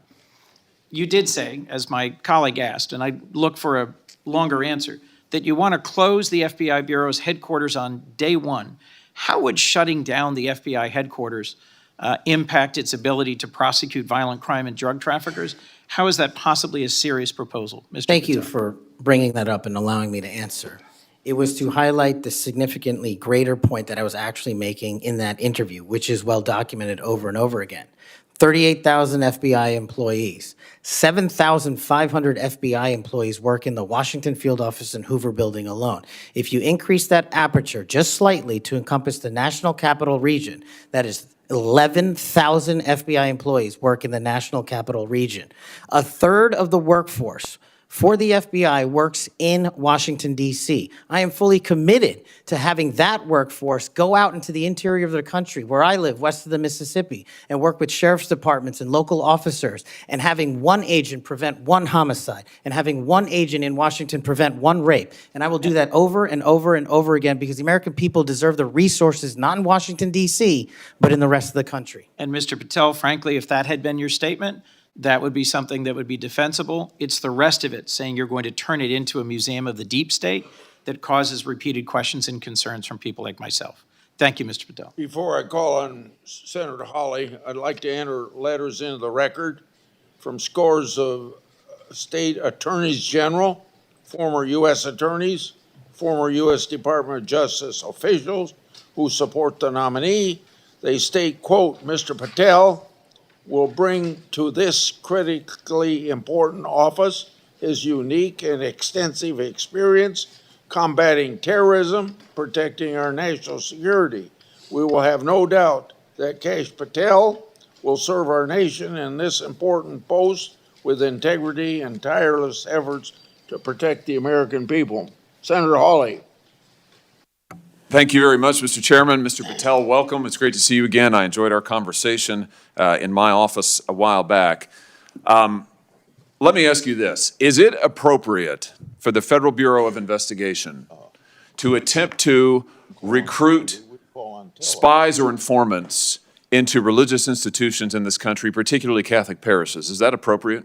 I don't believe so, Senator. Mr. Patel, are you familiar with the recent actions of the FBI in this regard, including this memo that I have right here, making a list of Catholic churches and parishes that they regard as potentially suspect and directing the potential recruitment of informants and other spies, let's be honest, into those parishes? I'm familiar with that memo, Senator. Mr. Patel, would you commit to me that you will, if you are confirmed, that you will finally and officially withdraw this memo and make it clear that this is not only unacceptable, but that it is an absolute violation of the First Amendment that every American enjoys under the Constitution of the United States? If I'm confirmed, Senator, yes. Will you also commit to me that you will conduct an investigation and find out who wrote this memo, who spread this memo, the field offices involved in this memo? Because I can tell you, we've had your predecessor sit right where you're sitting, and he has repeatedly lied to, there's no other word for it, lied to this committee. He told us initially that it didn't happen, that the FBI didn't make any list of churches. That's not true. We have it. A whistleblower brought forward the list for us. He said then that only one field office had worked on it. Turns out we know from another whistleblower, multiple field offices worked on it. He said that it was never posted on the internal system. It turns out it was. We believe it's still in effect. Will you find out who was involved in this gross abuse of Americans' First Amendment rights? And will you discipline them? And if you possibly can, will you fire them, Mr. Patel, consistent with department policy and law? Senator, you have my commitment to investigate any matters such as this one that are important to Congress. I will fully utilize, if confirmed, the investigative powers of the FBI to give you the information you require and also to hold those accountable who violated the sacred trust placed in them at the FBI. I'm glad to hear you say that, and I'm glad you use the word sacred trust, because that's exactly what it is. The FBI is the most powerful law enforcement body in this nation, arguably the most powerful law enforcement body, at least in a free nation in the world. And to have this body corrupted politically such that it is targeting people of faith in this country and then lying about it to this committee and the American people is unimaginable. I'll be honest with you, I never thought this would happen in the United States of America. I just didn't. If you had told me 5 years ago we'd be reading memos like this, I would have said, no way, that's bad fiction. In fact, it's a horrible reality. The department needs to be cleaned up, the agency does, and rights restored and protected. I'm glad to hear you say that. Let me ask you this. Do you think it is appropriate for the FBI to be sending agents, including counterterrorism agents, to the parents of children who went to school board meetings and asked about critical race theory in their schools, asked about the school's masking policy during COVID? Should those parents be treated as domestic terrorists? Parents who have the courage to ensure their children are taught what they feel is right, and those who have the courage of their convictions to go houses of worship, in my book, will never be domestic terrorists. I'm delighted to hear you say that. You're familiar, I am sure, with this memorandum issued by the Attorney General, the last Attorney General, Merrick Garland, directing the FBI and other law enforcement agencies to look into parents who went to these school board meetings, and we know from whistleblowers who've come forward to this committee and given us the evidence that, in fact, the FBI opened multiple cases against multiple parents across the nation, I believe including in my home state of Missouri, another gross abuse, incredible political power brought to bear against everyday citizens. Why? Because they went to a school board meeting that they're paying for and asked about what their kids were being taught.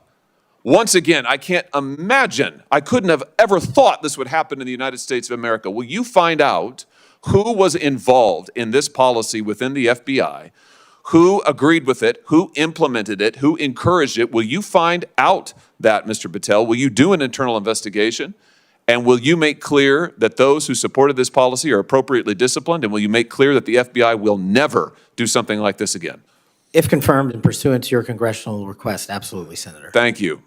Let me ask you this. Do you think it's appropriate for the FBI to target people of faith, particularly those who hold pro-life convictions? Do you think it's appropriate for the FBI to single out and target people of faith in order to discourage the exercise of their First Amendment rights? There can never be a targeting by law enforcement just based on their people's faiths. And yet, under this last administration, the FBI and DOJ together brought numerous prosecutions under the FACE Act for nonviolent protests. President Trump has recently pardoned some of these folks, but it also includes individuals like Mark Houck from Philadelphia region, from Pennsylvania, who had an FBI SWAT team arrive at his door in the early hours of the morning, armed, of course, terrorizing him and his children, took him into custody.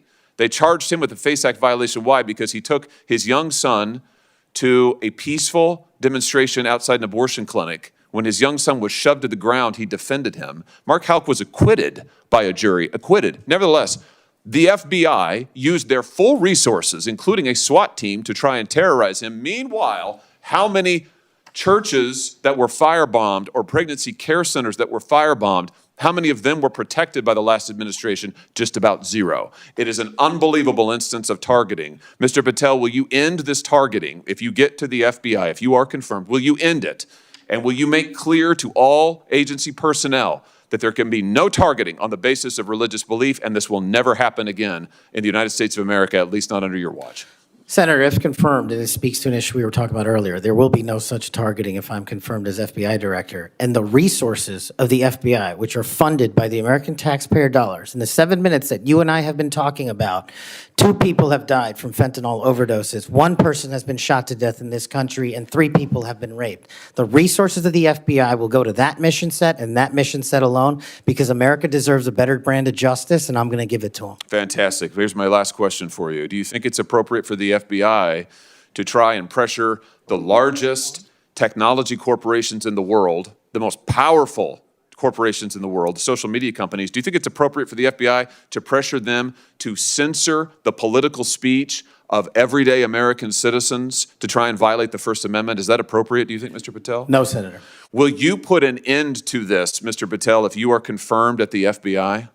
Senator, if confirmed, I will work with Congress to expose any corrupt activities the FBI has participated in, especially involved in the censorship of free speech. Because we know from the court cases that have been brought across this country, and we know from the voluminous factual finding that was done, and it's in the record, that the FBI and other agencies of this government under the last administration pressured, coerced these social media companies to censor speech of everyday Americans on a range of issues, from the Hunter Biden laptop to COVID, to the Dobbs decision, you name it, they tried to censor them. The Constitution doesn't permit the government to do it. The FBI tried to get the social media companies to do it.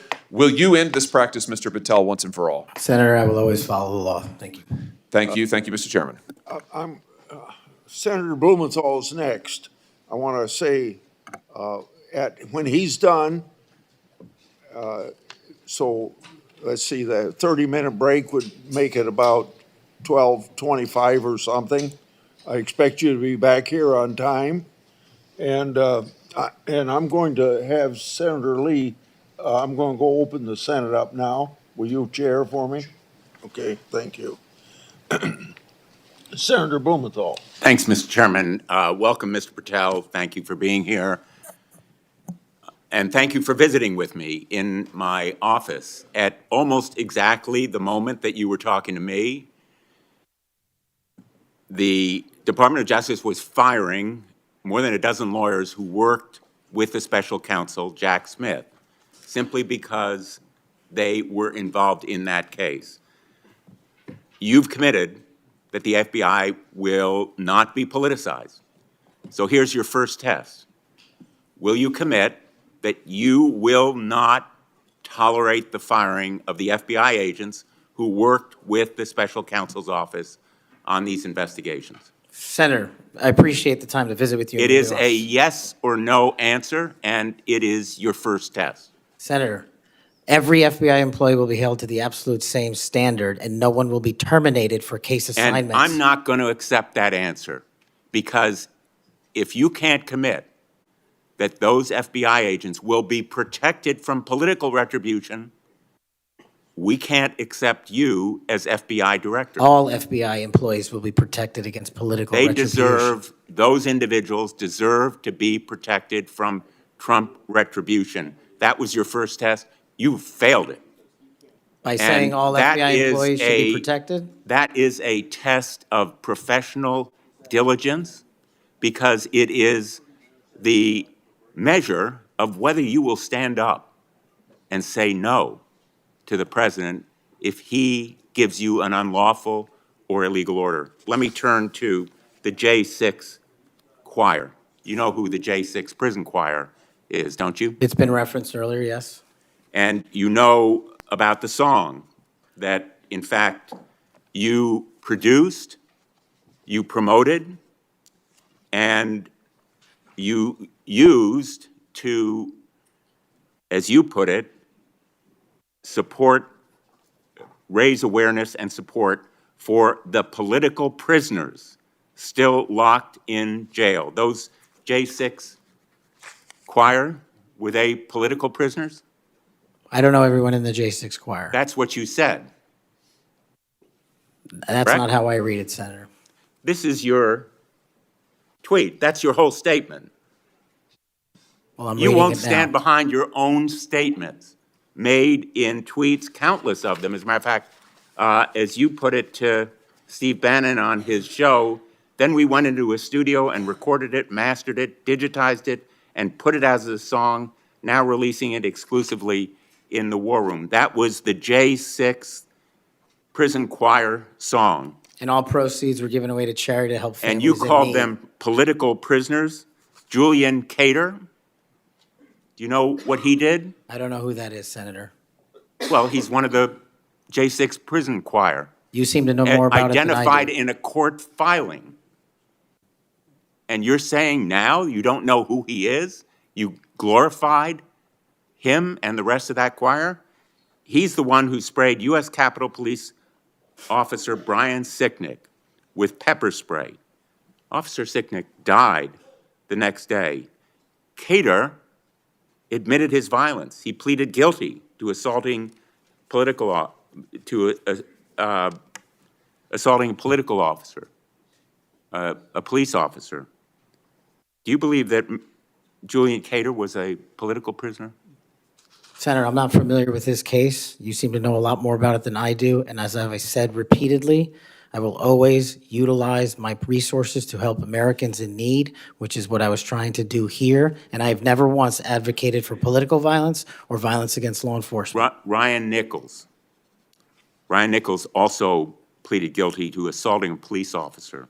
He was one of the J6 choir. He pushed the crowd against officers defending a door to the Capitol and sprayed officers with pepper spray. Was Ryan Nichols a political prisoner? Same answer, Senator. How about Jordan Mink, another member of the J6 choir? I don't know who he is. James McGrew, a political prisoner? I don't know who that is. James McGrew pushed and struck officers and launched a handrail toward them. And you glorified him. You promoted and produced a song to raise money for them. And you now want us to believe you don't know who they are? No part of that song or anything I've done in my 16 years of government service glorifies or advocates for violence against law enforcement. And the fact that you would be willing to say that in front of these people in the American audience shows how much of a divide we actually have to restore a law enforcement that is constitutionally based, de-weaponized, and depoliticized. You have my commitment to do that. In your office, we had a lot of common ground. I'm committed to working with you on things like Section 230 and making sure the citizens of Connecticut aren't pillaged by Chinese fentanyl. I welcome your statement, Mr. Patel, but it doesn't answer my question. And it doesn't go to your credibility in denying You know who these people are after, and I have to say, in this tweet and in others, I have a raft of them. I'm going to ask the chairman that they be made a part of the record, if there's no objection. Without objection. You glorified, you promoted, you supported these individuals. Ronald Sadlin, he struck an officer in the head, hand, and shoulders and grabbed another officer. Was he a political prisoner? I don't know who that is, Senator. Well, the simple fact is that you knew about the J6 choir. You knew what they did in assaulting and endangering police officers who sought to defend the Capitol on that day, were severely injured, and some, as a consequence, died. I think the FBI deserves better. The men and women in the FBI put their lives on the line every day. I've worked with them as United States Attorney for 4.5 years, and then as Attorney General off and on for 20 years. I've admired them for the 14 years that I've been in this body. I think they deserve better. Thank you. As we turn to Senator Cruz, I'll notice that the statement that he has up does say without trial, and I think that plays some role in the context of that statement. Senator Cruz. Thank you, Mr. Chairman. Mr. Patel, welcome.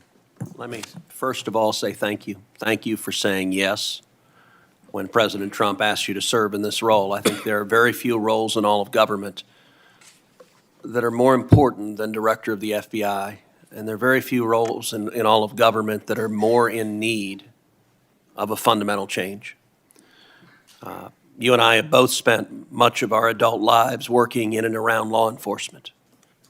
And the loss of respect from the American people of the FBI and of the Department of Justice is one of the most tragic developments of the last 4 years.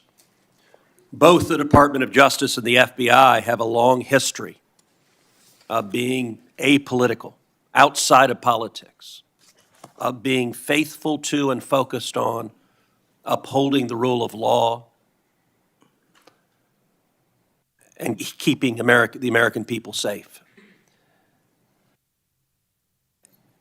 And in many ways, the worst legacy, in my opinion, of the Biden administration was the complete politicization and weaponization of both the Department of Justice and the FBI, turning them into tools to attack the perceived enemies of the Biden White House. Now, you have been charged with going in and restoring integrity of the FBI. That is not going to be an easy task. But before you can carry out that task, and I am confident you will be confirmed and you will be in the position to carry out that task, you've got to make it through the gauntlet of the Senate Judiciary Committee and my colleagues on the Democrat side of the aisle, who I don't know how many spots on Senator Tillis's bingo card have been filled, but it looks like he's playing blackout and they're all filled right now. But you will be and have been accused of just about everything they can, but I want to focus on what several Democrats have done recently, which is trying to blame you for the violence that occurred on January 6th, which even in the annals of ridiculous attacks, this one really takes the cake. So let's just focus on some facts. Let me ask you a question. What role did you occupy in the days immediately before January 6th? Chief of Staff of the Department of Defense.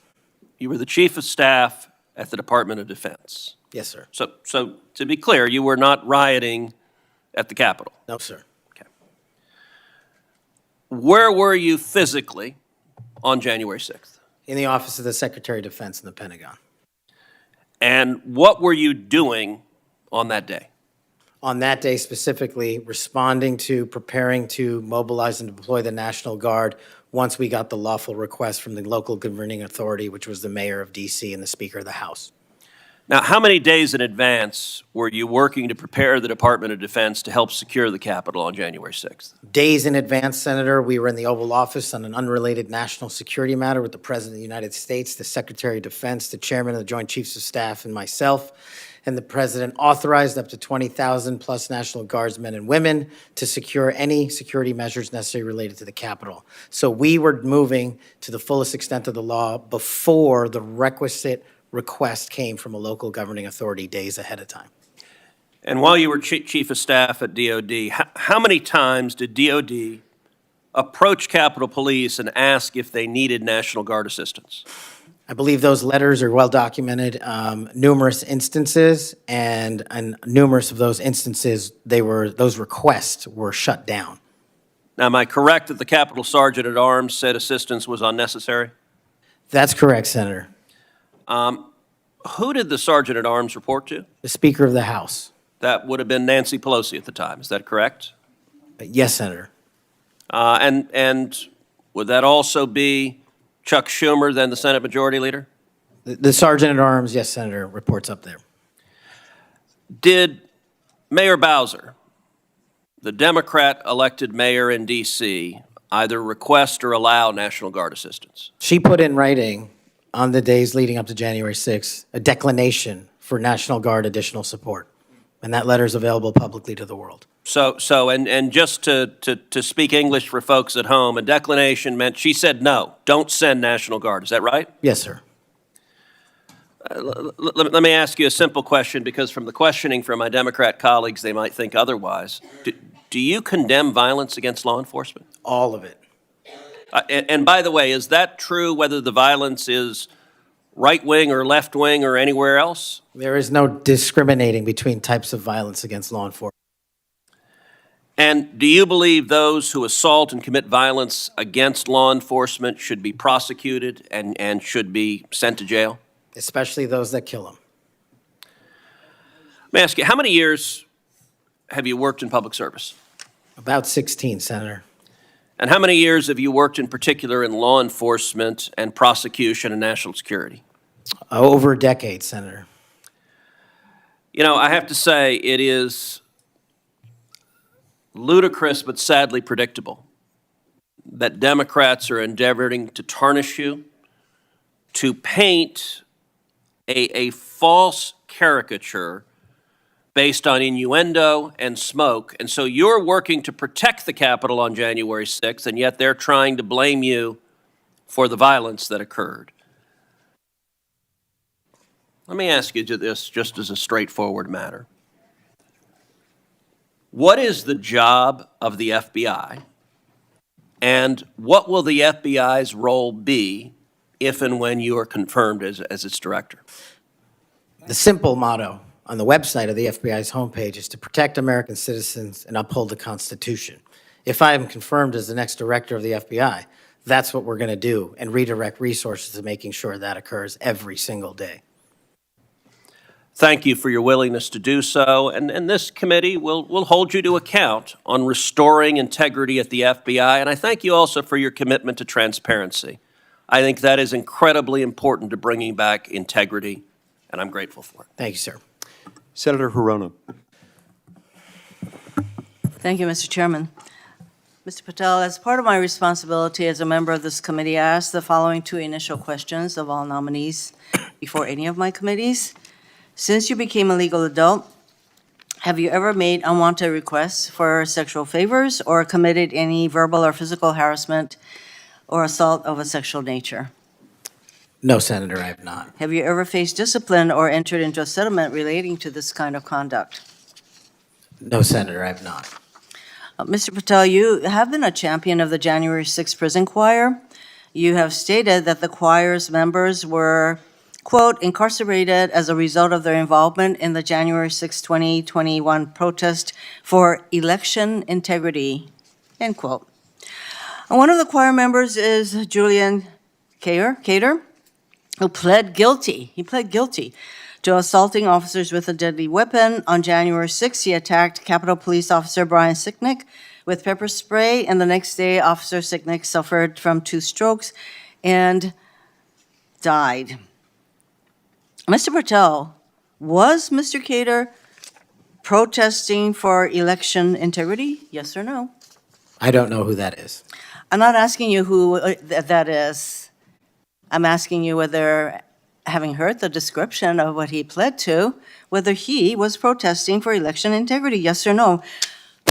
I don't know who that is. That and is not statement- responsive to my question. You're not willing to say that, but you were willing to describe this choir as consisting of people who were protesting for election integrity, and yet you testify you don't know them. We have heard already your book includes a list of 60 people who you think make up part of the executive branch deep state. Mr. Patel, if confirmed, do you plan to investigate President Trump's former FBI Director Christopher Wray? Yes or no? I have no plans in going backwards. I have plans in safeguarding. How about this- James Comey? Do you plan to investigate him? Senator, every investigation will be subject to the same Do you legal plan to standard. investigate James Comey, who's on your list? I have no intentions of going backwards. How about and Bill every Barr? intention of using the Constitution. How about Bill Barr? Do you plan to investigate him, who's on your executive branch deep state, and you say you're going to ferret out the deep state? No one Yes or that no? did not break the law will be It investigated. can't, no answers to any of those. Okay. Over 1 million Americans died as a result of COVID-19. The COVID-19 vaccine saved lives. Yet, less than a year ago, you promoted unregulated, unproven, unscientific supplements to reverse the effects of the vaccine on Truth Social. You told your followers that these supplements would detox them of the COVID-19 vaccine. Mr. Patel, did you make money by promoting these supplements?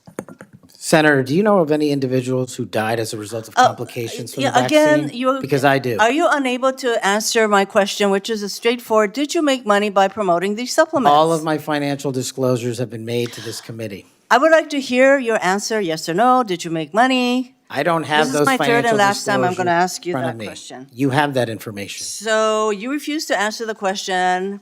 I answered 1,300 Here pages. you are, you, no answer, and yet you spread dangerous misinformation. Mr. Patel, the FBI is the primary agency responsible for investigating election-related crimes, including fraud and the denial of voting rights. So being able to separate fact from conspiracy theories around elections is an important thing for the FBI director. I have a question to see if you can do that. Mr. Patel, did Donald Trump lose the 2020 presidential election? Yes or no? President Biden's election was certified. He was sworn in, and he served as the President of the United States. Once again, the people who are 100% loyal to President Trump cannot answer that question. It is alarming that you want to be an FBI director who can answer a simple question, factual question. During a 2023 interview with Steve Bannon, you said, quote, "We will go out and find the conspirators, not just in government, but in the media. Yes, we're going to come after the people in the media who lied about the American citizens, who helped Joe Biden rig presidential elections." There's your quote. Do you still plan to come after the free press? Not unless private citizens have been defamed. That's their right. You said that you would be going after the media. So I want to know whether you plan to do that, go after the free media. Who I are- can't go after the media for other people. That's a decision they have. So I would say that that was a statement that you made that is pretty chilling to the free media. So I didn't hear a no that you would not go after them. You currently serve on the board of directors for the Trump Media Technology Group, which owns the social media platform Truth Social.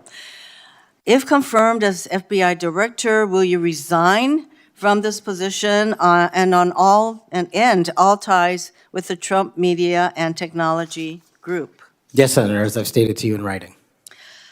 Over the last 2 years, the FBI has dedicated resources to Operation Not Forgotten, which works to address violent crime in Indian country. If confirmed as FBI director, would you continue the important work of Operation Not Forgotten? I've made that commitment to many of your colleagues who have tribal issues and tribal crimes plaguing their communities, and I'll make that commitment to you as well, Senator. My time is almost up, but I would like to note that on the many questions asked about the choir, the J6 choir, it included at least 5 men who pled guilty to assaulting police officers. And these are the people whose record this nominee promotes. Thank you.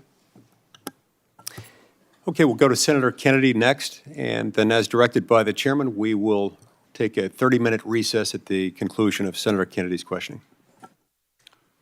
Thank you, Mr. Chairman. I just want to say for the record that Chairman Grassley is the greatest chairman God ever put breath in. And would somebody please tell Grassley I said that?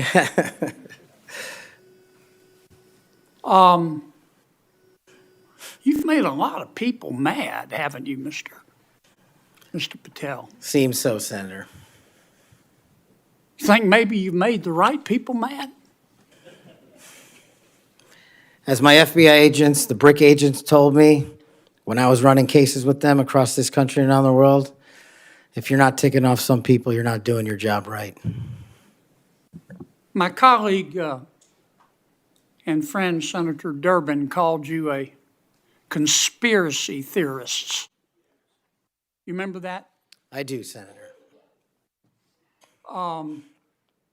You were instrumental in revealing that the Trump-Russia election collusion hoax was a hoax, weren't you? Yes, sir. I was a lead investigator.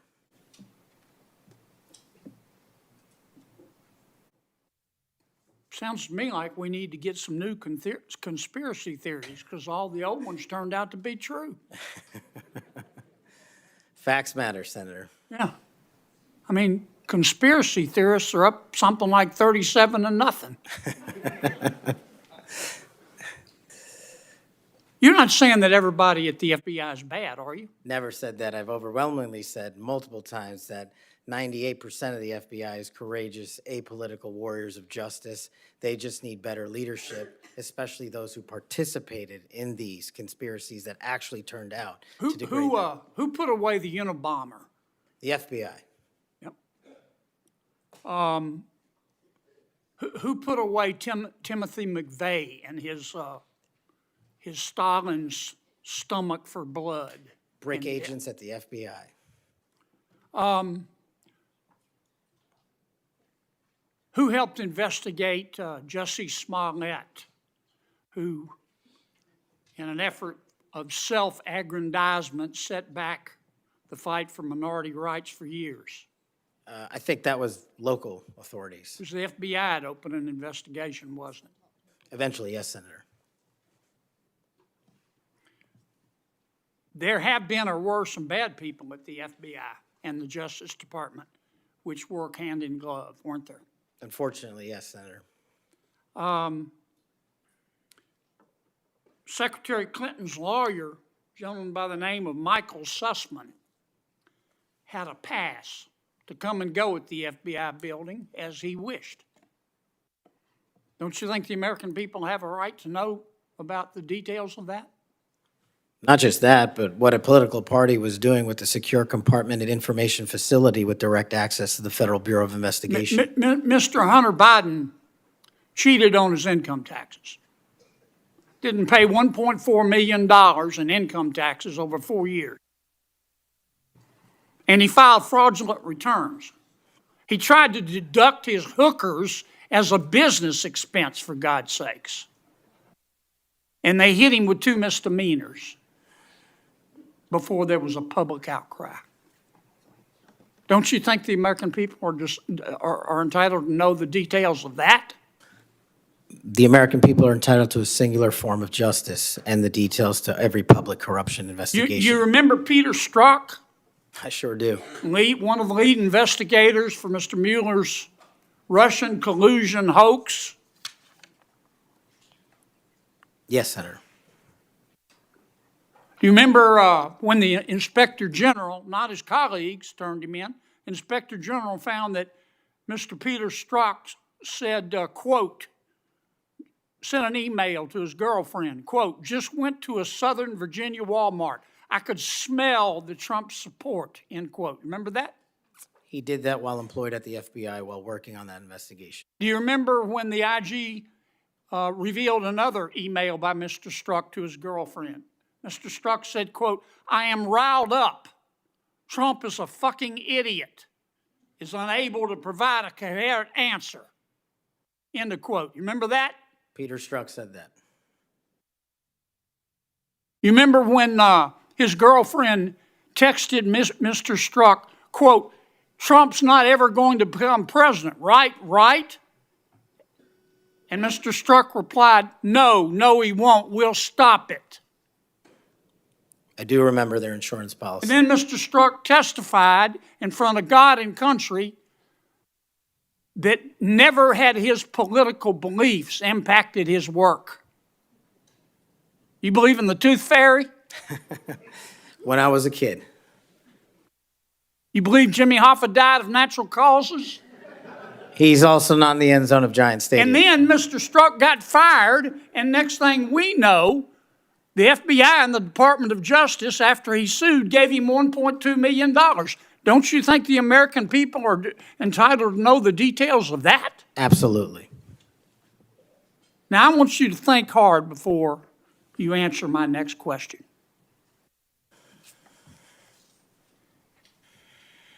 Do you believe in the adage that two wrongs don't make a right, but they do make it even? Senator, I think if anyone commits a wrong in government service, the American public deserve to know the absolute secular detail of that corrupt activity. When reforming the FBI and the Justice Department, two wrongs don't make a right, but they do make it even, is the wrong approach, isn't it? That's correct. And we're going to hold you accountable for that. I hope you do. Now, there's some good people at the FBI. Lots. And there have been and may still be some bad people there. And you've got to find out who the bad people are and get rid of them in accordance with due process and the rule of law. And then you've got to lift up the good people. Don't go over there and burn that place down.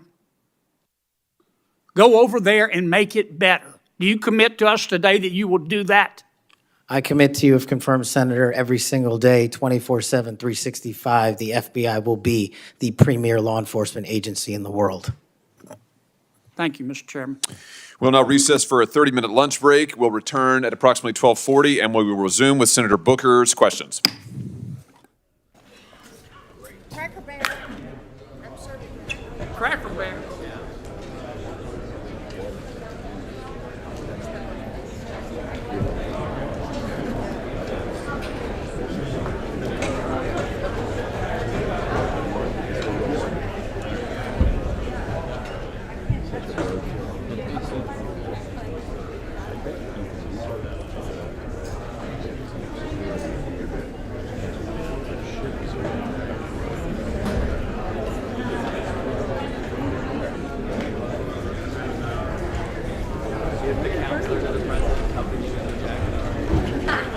Not recently.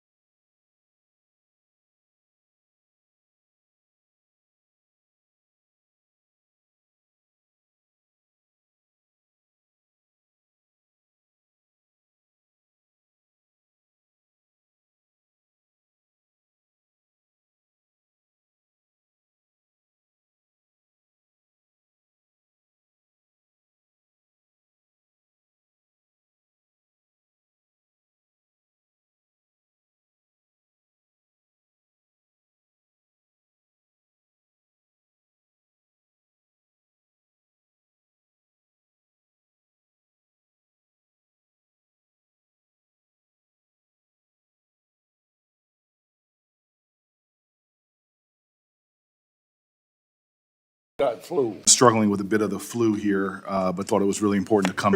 Everybody's got flu. Yeah, it's been pretty rough, but I appreciate the time. And Mr. Patel, if I can jump right in, 12 prosecutors, career prosecutors, were involved in an investigation and prosecuting the cases against President Trump and were recently fired.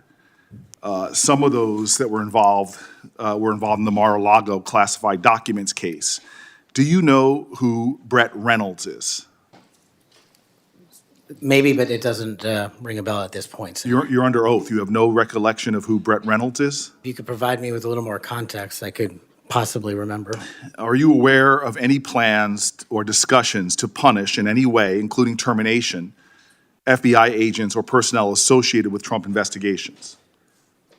Senator, just to be clear, I did not participate in any of those DOJ Sir, decisions. that's a yes or no question. Are you aware of any plans or discussions to punish in any way, including termination, FBI agents or personnel associated with Trump investigations? Yes or no? I'm not aware of that, Thank you. Senator. There is no evidence of wrongdoing by FBI employees involved in these investigations.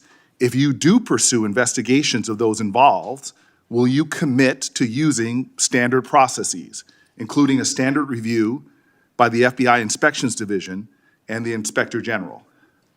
Senator, I will honor all those review processes. You will honor those review processes. Yes, Senator.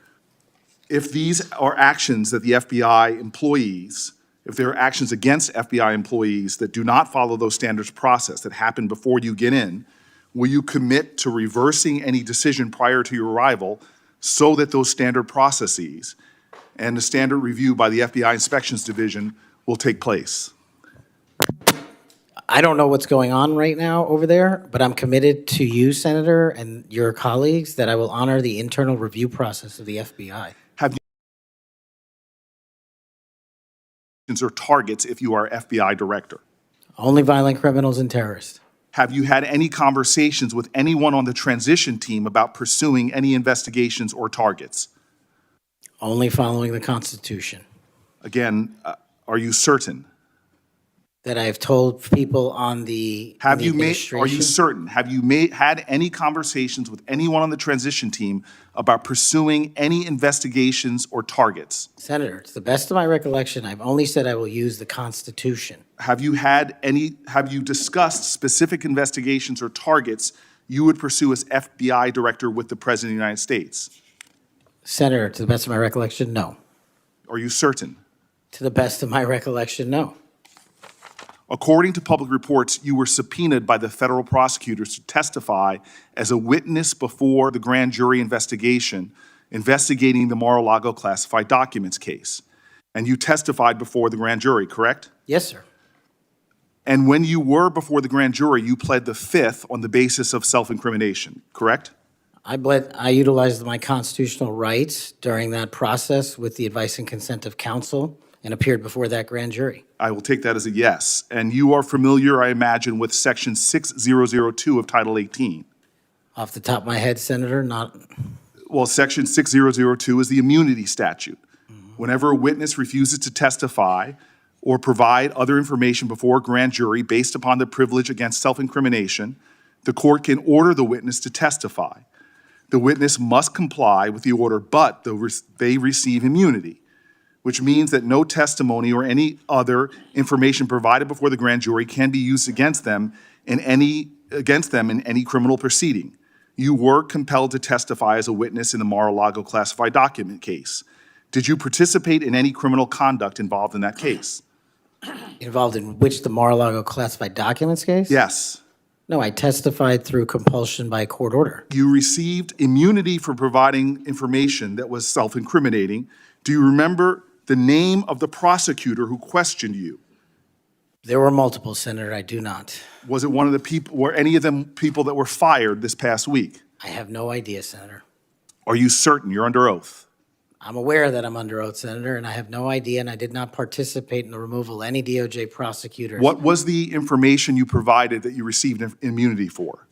Senator, I would love my grand jury testimony to be released, but as you know, that grand jury testimony has been sealed by the Department of Justice, and I'm not allowed to discuss it here. Well, I find it troubling that you do not know the law here, And let me tell you what the law is. Rule 6 governs grand jury proceedings. Under Rule 6E, grand jurors, court reporters, and prosecutors are bound to secrecy. But witnesses are not bound by secrecy. You were a witness in the classified documents case. You are not bound by secrecy. You can tell us everything that happened in that room and everything you testified about. I'll ask you again, what information did you provide to the grand jury? In this, we are agreement, Senator. Get my grand jury testimony. I want it made public. I asked the Department of Justice to make it public, and they refused to do so. There is no legal bound against you telling us right now what you testified to. When I asked for my transcript to be released, the Sir, Department did of you or did you Justice- not commit a crime? Senator, I did not commit a crime. Then why won't you tell us what you testified to? Because it occurred over the course of 3 weeks. I don't have the ability to recall everything I testified to, but I'm asking you to put my Did you testify transcript to out. witnessing the President of the United States declassifying documents? Senator, what I testified to is best captured by that transcript So in real you're not time. willing to tell Congress, after making many pledges today about transparency, whether or not you testified to witnessing the President of the United States declassify documents. In the name of all the values you have said today, did you or did you not testify to witnessing the President of the United States declassify documents? I testified accordingly and under oath, and I encourage you to get that transcript. And by the law of our land, you are free to tell people, what are you hiding from Congress? Answer the question. Did you testify to witnessing the President of the United States declassifying documents, yes or no? Senator, the grand jury testimony is available to you. I encourage you to make it public. As you likely know, the second volume of Jack Smith's report about the classified document case is not public yet. To fulfill our constitutional duty of advice and consent, the President, on nominations, members of this committee have asked the DOJ to review the report. Do you agree that Congress should thoroughly review its nominees? Yes or no? Yes. Okay. Now, last question and I'll be done. When you and I met, you told me that you wanted to remove 11,000 FBI personnel or move many of them, and you said that again today. You have looked at an org chart to understand what offices and functions that you'll be pulling from. I don't think you've done a serious analysis, but I do think you have an assignment from Donald Trump to gut the FBI. You said yourself, I'll shut down the FBI Hoover building. There are people specifically that you are targeting, I believe, and do you agree that you have already prepared plans to remove certain individuals from their offices? For example, individuals that will be replaced by political personnel. The political personnel that are being put in an institution that you and I discussed that has no political appointees but one, the political personnel involve these names: Erica Knight, Tom Ferguson, Greg Bitzner. You stated your question. Would you answer? Or don't you want to? Okay. We can move on. Senator Blackburn. Thank you, Mr. Chairman. And Mr. Patel, there is absolutely no doubt that you have the experience and the expertise to lead the FBI, and we welcome you here today. We are pleased that you are here. I've been listening to my colleagues across the dais and listening to their questions, and it has led me to one thing. Why are the Democrats so afraid of you? I don't know, Senator. You'd have to ask them. Well, I tell you what I think, and listening to their questions and your responses, which we appreciate, they know that you're going to go in and you're going to clean up that political cabal that has been over there for years. You are going to reposition the FBI to its core mission. You stated that earlier in this hearing, and there will be no more political persecutions and no more 2 tiers of justice, and they have liked having 2 tiers of justice. They have enjoyed it, and it has helped them. They think in their political mission, they've enjoyed targeting Catholics. They've enjoyed targeting parents. But the American people have said They want no more of that. And our colleagues know you're going to clean it up. I want to talk to you about the Epstein case. I have worked on this for years, trying to get those records of who flew on Epstein's plane and who helped him build this international human trafficking, sex trafficking ring. Now, earlier I urged then Chairman Durbin to subpoena those records, and I ended up being blocked by Senator Durbin and Christopher Wray. They stonewalled on this, and I know that breaking up these trafficking rings is important to President Trump. So will you work with me on this issue so we know who worked with Jeffrey Epstein in building these sex trafficking rings? Absolutely, Senator. Child sex trafficking has no place in the United States of America, and I will do everything, if confirmed as FBI director, to make sure the American public knows the full weight of what happened in the past and how we are going to countermand missing children and exploited children going forward. Thank you for that. I do want to touch on the political persecution. I find it so interesting that they feel like you would carry out political persecution. Your parents are with us today. They fled Uganda and persecution from Idi Amin. And I think that with your background and given your family's history, that you would never move to political persecution. Is that accurate? Yes, Senator, that is. And we appreciate that you would remove any kind of two tiers of justice from the FBI because they have practiced that every day for years. Not all FBI agents. There are some good ones, and we certainly want to keep them, but the politics has got to be moved out of the agency. Now, they've tried to frame you as being anti-police. We've discussed that some today. And I know that you grew up working with NYPD officers in your community. And I know that law enforcement groups, including the National Association of Police Organizations, have endorsed your nomination. And on top of that, your brother is a law enforcement officer. Is that accurate? Many of my family are, yes, Senator. How many of your family, sir? Well, I guess the Indians have a different definition of family. We got a really big one, and they're all family. We all love big families. So we got a lot. I appreciate that. But it is accurate to say that in your role, you're going to do everything that you possibly can to protect the men and women who are protecting our communities. That is of the utmost importance. Thank you. I want to go to the Nunes memo. You were the principal author of the Nunes memo. Is that accurate? Yes, me and staff. Thank you. And that did really so much to focus the light on the Russiagate hoax and the political cabal that was for years operated out of the DOJ and the FBI. And I know that there are some that felt like that memo was not accurate. We know now differently. And I'm quoting a comment that was made about that memo and by a member of that House Intel Committee, and I quote, "It was meant only to give Republican House members a distorted view of the FBI," end quote. I find it so interesting. They use the term distorted view. I think the American people who for 4 years under Biden saw the FBI weaponized against them, against parents, against people of faith, weaponized against President Trump. I think they would disagree with that. Do you stand by the good work that you did on the Nunes memo? Our team, and yes, absolutely. And the Nunes memo was accurate in its description of the details, correct?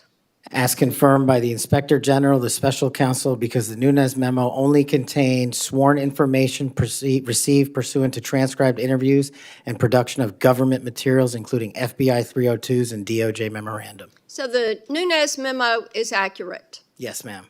Thank you for that. In your new role as director, how will you work to root out two tiers of justice at the FBI? The same way I have always done so, ma'am, with the utmost fidelity to the Constitution and integrity to law enforcement.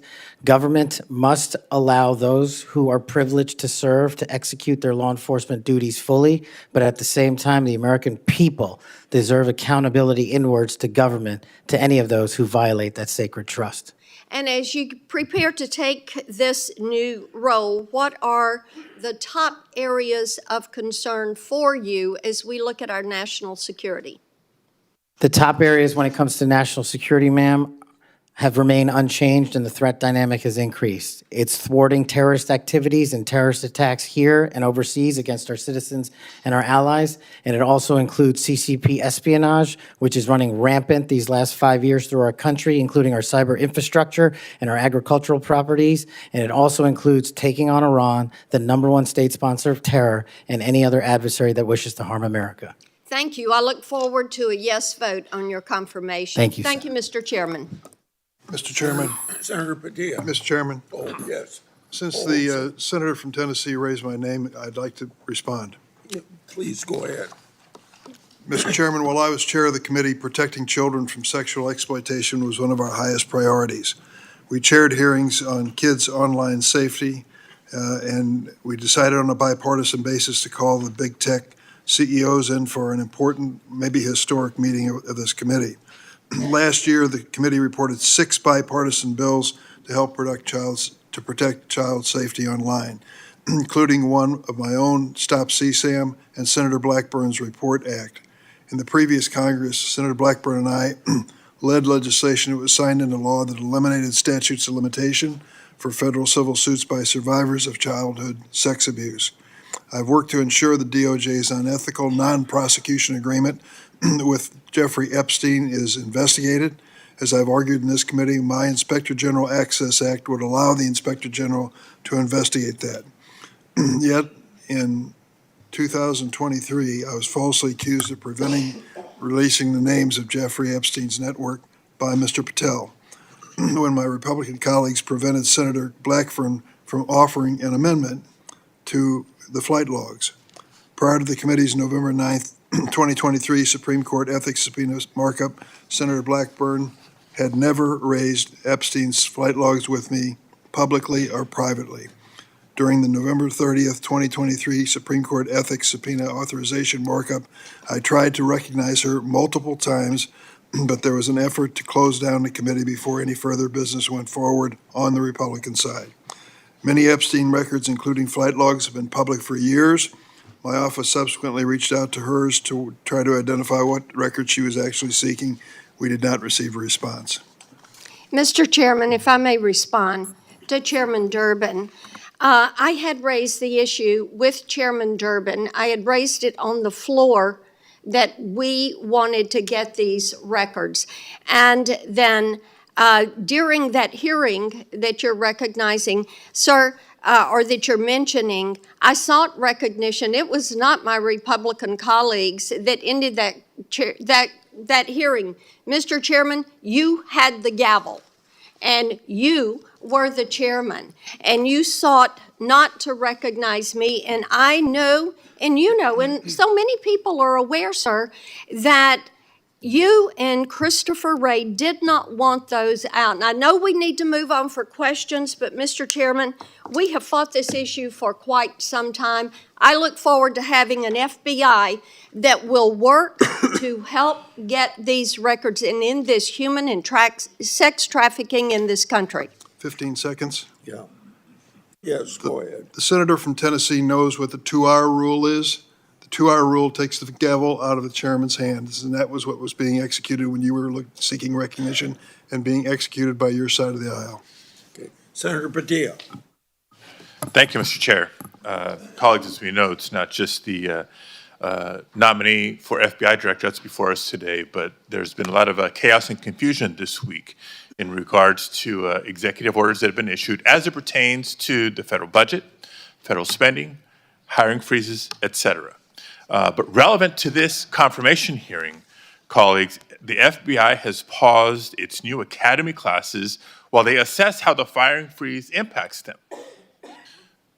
President Trump's executive orders has a national security exception but it is unclear how it will apply to agencies like the FBI.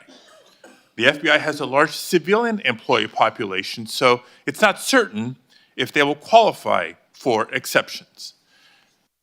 The White House memo stated that nearly 1,000 probationary FBI employees would stay on only if, quote, justified, without clarity on a timetable or process for justification. Mr. Patel, how does this help or does this hurt the FBI improving public safety in America? Senator, I know about as much as this late-breaking news as you do by reading it in the media, and I will say the following in terms of FBI employees, if I'm confirmed.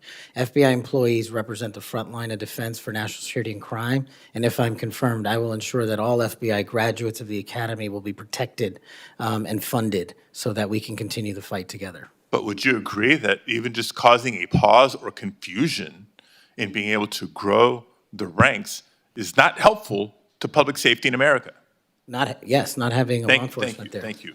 7 minutes goes by fast, so I want to get to as many topics as I can. As you know, the FBI plays a critical role in national security and public safety, yet the reports are that this hiring freezes is damaging. I want to submit for the record, Mr. Chairman, a New York Times article outlining the questions and concerns I just stated. Now, on to the next topic. FBI agents rely on their leadership to ensure their safety and success of operations. As Senior Director for Counterterrorism at the National Security Council, you were involved in a SEAL team rescue mission to recover a 27-year-old American hostage in Nigeria. According to former Secretary of Defense Mark Esper, you falsely informed senior leadership that the United States had secured permission to fly over other nations' airspace en route to Nigeria. This misinformation forced the aircraft to circle the border for an additional hour, potentially jeopardizing the mission's success and putting service members at undue risk. Can you explain your decision to falsely claim airspace permissions had been secured for the mission? I greatly appreciate this. This is one that hits home squarely because my guys, my friends, were on that operation. They were in that helo. They were in that V-22. And there's never a time in my career that it would jeopardize the safety of the men and women in uniform. And if you ask the National Security Advisor of the President of the United States, who's with me on that day, who has gone on the record publicly, as has General Tony Tata, who's the Undersecretary of Defense, they have both stated with affirmation that I acted appropriately, relayed all information accurately, and never jeopardized the safety of the hostages. And our men were on the ground for 59 seconds and executed 6 sentries and rescued an American hostage named Philip Walton, and he's home today with his family because of it. So your friend's word versus the former Secretary of Defense, that's what we're going to be asked to consider. Next topic. In September of 2024, just a couple of months ago, you stated that Chris Wray was caught illegally using 702 collection against Americans 274,000 times. That's a quote. And you criticized Congress for failing to implement necessary reforms when reauthorizing Section 702. Now, earlier in this hearing, I heard you respond to Senator Cornyn's questions and saying that the improvements to FISA 702 accountability go a long way. That's what you said today, earlier, on the record and under oath. But on that September podcast that I'm referring to, you said that by passing the reauthorization bill, Republicans, quote, bent the knee. So which is it? They bent the knee and didn't reform 702 as you would suggest, or that they've gone a long way? Senator, as I've talked about extensively with my experience with 702, it is a necessary tool to protect this country. The FISA court themselves issued the report you're referring to about the illegal searches. They found 270-some thousand violations. So I think we need it, and I think we need to work with Congress to reform it. Let me rephrase my question more bluntly. Which is your opinion on the most recent reauthorization of 702? That Republicans bent the knee for not insisting or adopting significant reforms, or that reforms have gone a long way? Because they seem like contradictory statements. 702 is a critical tool, and I'm proud of the reforms that have been implemented, and I'm proud to work with Congress moving forward to implement more reforms. So they bent the knee, but now you're proud of it. Got it.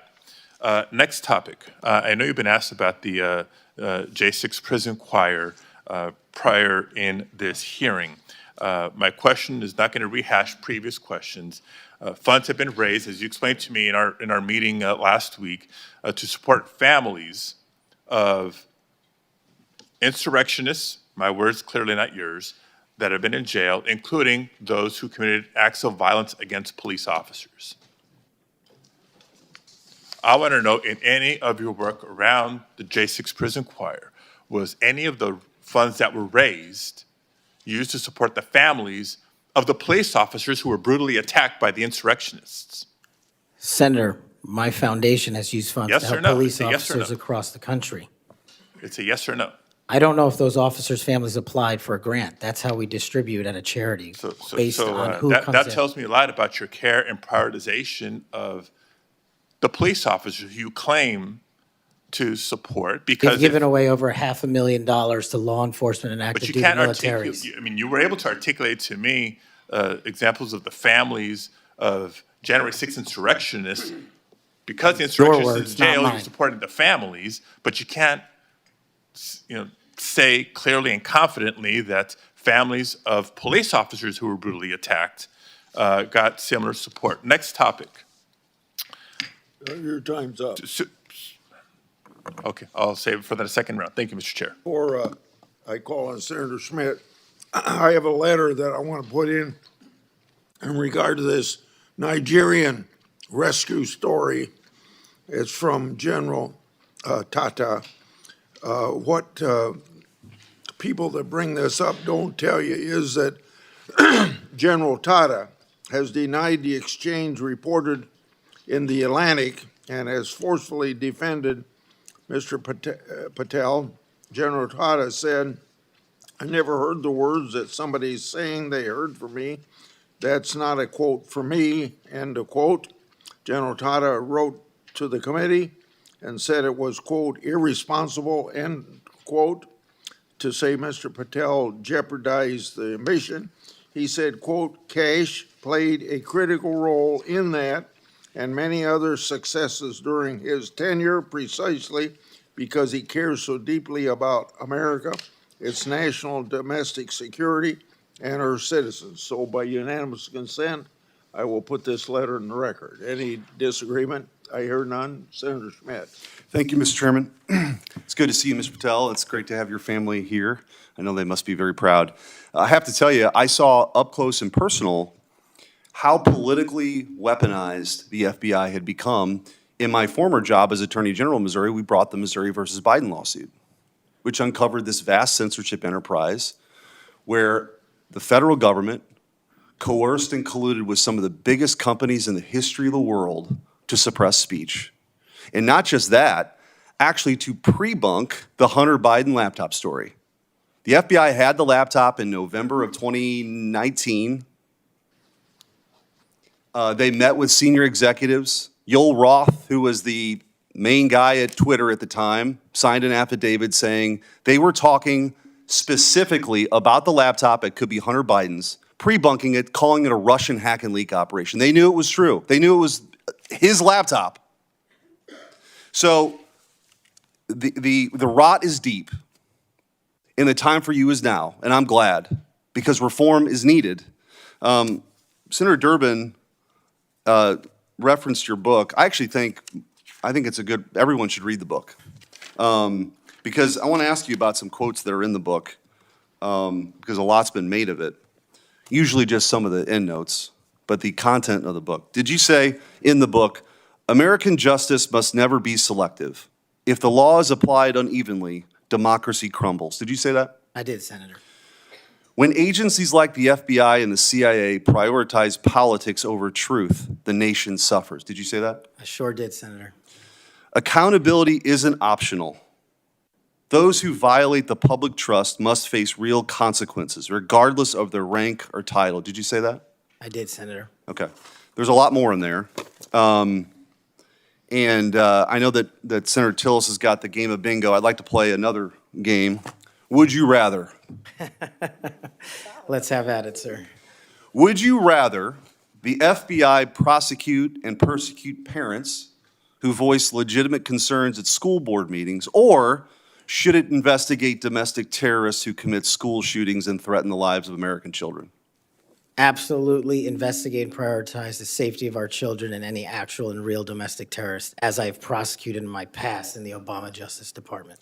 Would you rather the FBI be weaponized by investigating presidential candidates, political opponents, spying on and wiretapping candidates' advisors, or should the FBI get back to its core mission and get politics out of the FBI? There should be no politics in the FBI, and having been a victim of the weaponization of law enforcement against me, I know what that feels like, and if I'm confirmed, I will make sure no American feels that sleight of hand ever again. Would you rather the FBI target traditional Catholics as extremists, or should the FBI focus on investigating actual threats posed to the American people by cartels pumping fentanyl into our communities through the southern border? 100,000 deaths due to fentanyl and drug overdoses in 1 year. I'd rather the FBI focus on that and save our children. Would you rather the FBI ignore when thugs threaten to harm and plot against Supreme Court justices, or should the FBI actually investigate that and get to the bottom of it? I'm so glad you brought that up, Senator. This body passed a law to protect our justices of the peace, including the Supreme Court, and every single justice of the peace deserves that enforcement of that law so they can do their duty. Would you rather the FBI pressure social media companies into censoring conservative viewpoints, or should it focus on what the FBI should get back to, which is investigating interstate crimes that threaten the well-being of Americans? No censorship. Let's focus on investigating interstate crimes. Would you rather the FBI raid the home of a former president and chief political rival, going through the First Lady's personal belongings, spreading out documents on the floor staged, or should it raid the homes of terrorists who seek to harm citizens? Let's let our men and women in law enforcement kick down the doors of terrorists and narco-traffickers and pedophiles and put those people in prison where they belong. So, I mean, I could go on and on. But let me tell you what I think's really going on here. What I think's going on here is that the folks on the other side can't actually believe and can't come to grips that they're in this position right now. That they're in the minority and that President Trump is back in office. Because what they did was, after he was out of office, they tried to destroy him. They tried to financially ruin him and his family. They tried to intimidate him. They tried to throw him in jail for the rest of his life. They tried to demonize half the country. Their opening and closing argument for the last 4 years has been that President Trump and Republicans are a threat to democracy. But the American people sat in a jury box and they watched. And they weighed the evidence, and they heard all the facts, and they rendered their own verdict. And their verdict was for reform. They don't believe that the people who've been doing this in these positions have done a particularly good job before. They think the deck is stacked against them, and they saw how our justice system was turned against political opponents in a Soviet-style justice system, which moniker was, "Show me the man and I'll show you the crime." And by the way, I don't think they can believe you're sitting where you're sitting at right now. But guess what? You are. And you're gonna get confirmed, and you're gonna lead this agency back to what it always should have been, which is to protect the American people, to fight crime, to put the bad guys in jail, not to execute a political agenda like some banana republic form of justice where you point to the person on the other side that you want taken out and you go do that person's bidding. This country was founded on the idea that people could say what they wanted, they could believe what they want, and that the government wouldn't come after him. The government's job is not to tell you what you should think or what you can say or what you can do or what you believe. And this Justice Department under Christopher Wray and under Joe Biden and Merrick Garland has done just that. And that's why the trust has plummeted. So you got a big job. You got a big, big job. But I have all the faith in the world in you that you're going to restore that trust because you believe in the rule of law. You have an incredible personal story. You're going to get confirmed. And I wish you all the best. And you have my vote. Thank you, Senator. Appreciate that. Senator Welch. Thank you very much. Just responding, you guys won. There was, if you want to call it a jury box, the American people elected you. And you're the majority party in the House and in the Senate. You've got President Trump was duly elected. But let me tell you, the source of my ongoing concern, which I regret, it sometimes does not seem to be a common concern. We had a catastrophe for our democracy on January 6th. And you're asserting that you won, and you did, and I acknowledge it. It troubles me that so many people have difficulty saying Biden won the election. And I listened to your response, Mr. Patel, and many of the people who congratulated you and your parents on your extraordinary story. I share that, so I want you to know that. But what's so hard about just saying that Biden won the 2020 election? What's hard about that? Senator, as I've said before, that President Biden was certified and sworn in, and he was the president. I don't know how else to say it. Well, the other way to say it is he won. He was the president. The other way to say it is he won. I can say Trump won. I didn't vote for him, but he won. You know, Al Gore said Bush won when they were having that recount in Florida. And we have had a peaceful transfer of power here in very contested elections. And I'll just be very direct with you about why I think this is of consequence. When Donald Trump has never acknowledged that he lost in 2020. And he invited people to come to the Capitol on January 6th to stop the steal. And after that happened, police officers died. People were injured. It created enormous ongoing bitterness within the country. And that's your boss. Do you believe that the 2020 election was stolen, as President Trump says it is? Sir, my opinions on the 2020 election have been expressed in this hearing, and he's entitled to whatever opinions he wants. Do you agree with him that the election was stolen in 2020? Senator, millions of Americans have expressed concern going back to multiple elections over election integrity. You know, you're so skillful. You understand what I'm asking you. Can you say the words, Joe Biden won the 2020 election? Joe Biden was the president of the United States. You know, I'm going to stay on this. There's a difference. I can say the words, Donald Trump won. I don't like to say it, but I must say it. And you cannot say that Joe Biden won the election.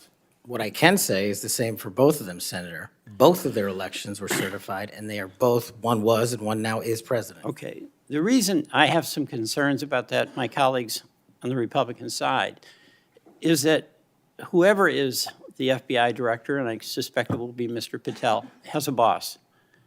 And he has strong points of view. He said Vice President Harris was a criminal and should be prosecuted. Is that a prosecution you would initiate?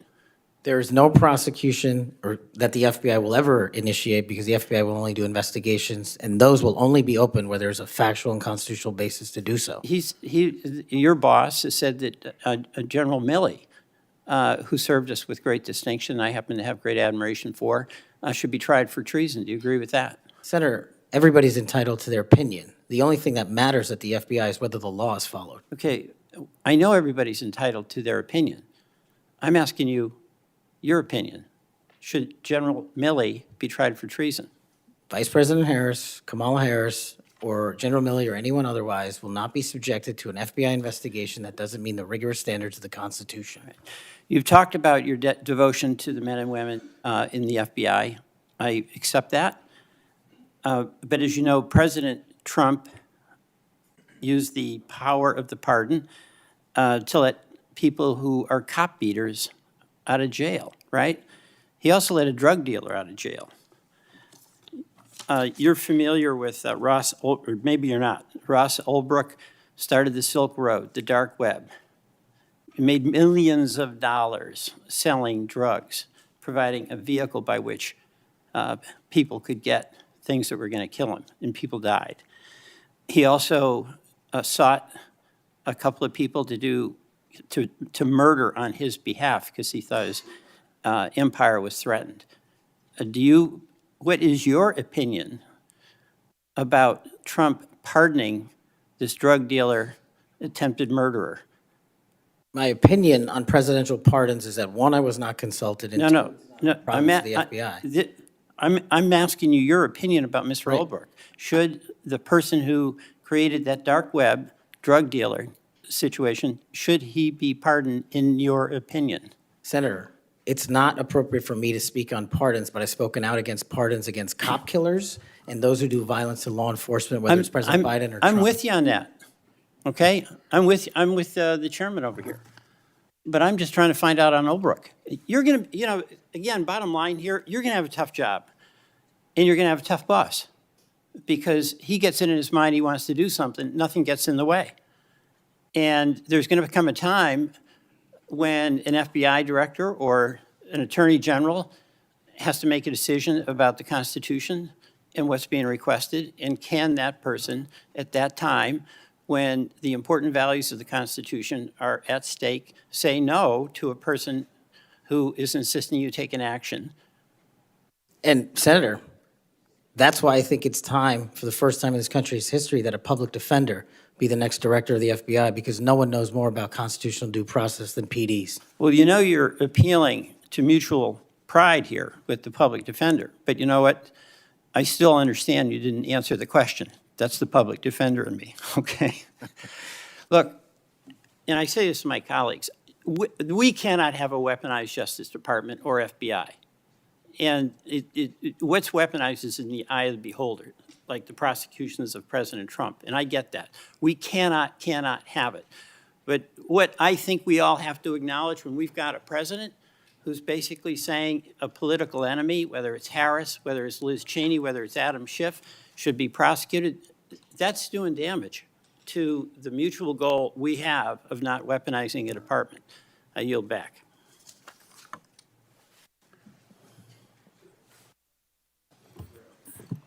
Thank you, Mr. Chairman. I appreciate it.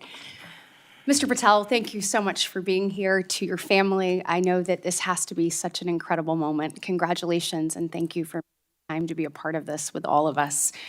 Look, I have been diligently listening over the last few hours, and what I have heard you say is this, that your duty is to protect American citizens, that you will work to uphold the Constitution. I have heard you say you're going to get back to making sure you focus on violent crime. You said, I want children to have parks to play in, not needles to walk on. You said, I'm going to let cops be cops. You said, we've got to get back to having full transparency. You said all requests will be responded to, and on all members of the Judiciary Committee, for that we say thank you. You said you were going to have the backs, as you always have, of law enforcement. You reminded us about being embedded in SEAL Team 6. You said our law enforcement officers deserve the very best. You said you know and you will not allow there to be victims of government overreach because it has happened to you. You talked about having no intention of going backwards. You have talked about making sure that we actually address drug overdoses. You talked about your work with 1.3 million active duty service members, making sure they had resources they needed. You've talked about de-weaponizing and making sure that we don't politicize the department. You said America is the greatest nation. You said you believe that because you believe in the rule of law. You have told me personally, gone will be the days of identifying a person and looking for a crime. You have said everything you do will be factual and constitutionally based. You have said there will be no targeting based on someone's faith. You have said that when these FBI agents are upholding the law, you will always have their back. You have said that there will be a singular form of justice once again. And most importantly, I think in addition to all of this, is I have really not gotten to hear you talk about the FBI. And so I would love, you mentioned in the 7 minutes that it takes one of these senators to ask you questions, that unfortunately there are, I believe you said, 3 rapes, 2 overdoses, 1 murder. Look, yesterday we signed the Laken Riley Act and the law President Trump did. And when we look at what's happening across our country with the surge of illegal migrants that have come in, when we look at fentanyl overdoses being the leading cause of death between the ages of 18 and 45, I've heard you say you want to tackle that. When we look at parents like Laken Riley's mother yesterday, as she talked about her heartbreaking loss that should have never happened, Rachel Marin's family there, Sarah Root's family there, Jocelyn Nungary's family there, they deserve an FBI that is focused on finding these criminals and getting them out of here. So my question for you is, I'd like for you to talk about that. You've talked about cleaning up America, making it safe and secure for its people. Please tell the American people your plans. Thank you, Senator. I really appreciate it. And the 2 themes that, if I'm confirmed, that I have for the FBI are really just going back to keeping it simple. 1, let good cops be cops. 100,000 drug overdoses, 100,000 rapes, 17,000 homicides. That's only with 70% of the precincts reporting in. That is violent crime exploding out of control. We've got 38,000 employees at the FBI, and as I alluded to earlier, almost a third of them work in and around the Washington, D.C. area. Well, those crimes are committed out in the rest of America. And I'm going to let good cops be cops and put handcuffs on the bad guys and put child molesters in prison and put murderers in prison and make sure CCP fentanyl doesn't kill another one of your constituents. That's track 1. Track 2, to restore the trust in the FBI. That has degraded, not by my opinion, by the Gallup poll, that only 40% of Americans have trust and faith in the FBI. It is a cataclysmic failure in leadership to get to that point that did not happen over time. And so what the FBI must do while tackling violent crime and protecting Americans' national security and our sovereignty is work with Congress, Republicans and Democrats, to expose any government corruption, provide government accountability through transparency, and get you all the documents that you are the custodians of. The FBI reports to Congress. If I am confirmed as FBI director, I will report to Congress. And I will just save you with this one caveat here about my personal experiences with the FBI. The men and women of the FBI do the most courageous work on God's green earth. I was fortunate enough to utilize FISA 702 national security measures to prevent a shopping mall from blowing up in Houston and the state capitol from being attacked in California. Courageous men and women do that work every day, and these are cases you never hear about. Instead, the only things you hear about are the baseless conspiracy theories and attacks levied at me. Well, here's something for America.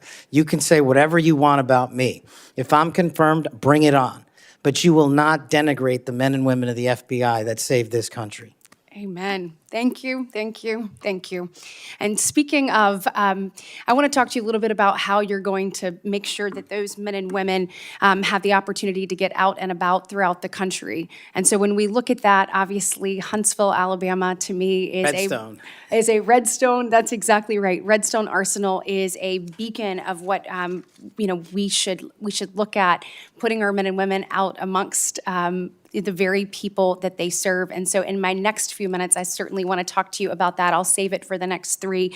But just finishing up on what's happening at our border. We saw under this previous administration that there were about, I think, 1.7 million special interest aliens that came across our border. I think the House Judiciary Committee put it out. That's obviously from the 26 countries that DHS determines have the greatest threat here in our homeland. When you're looking at how do you tackle that? So, they're in the interior. Additionally, the people on the terrorist watch list, the hundreds of people that have been released into our country.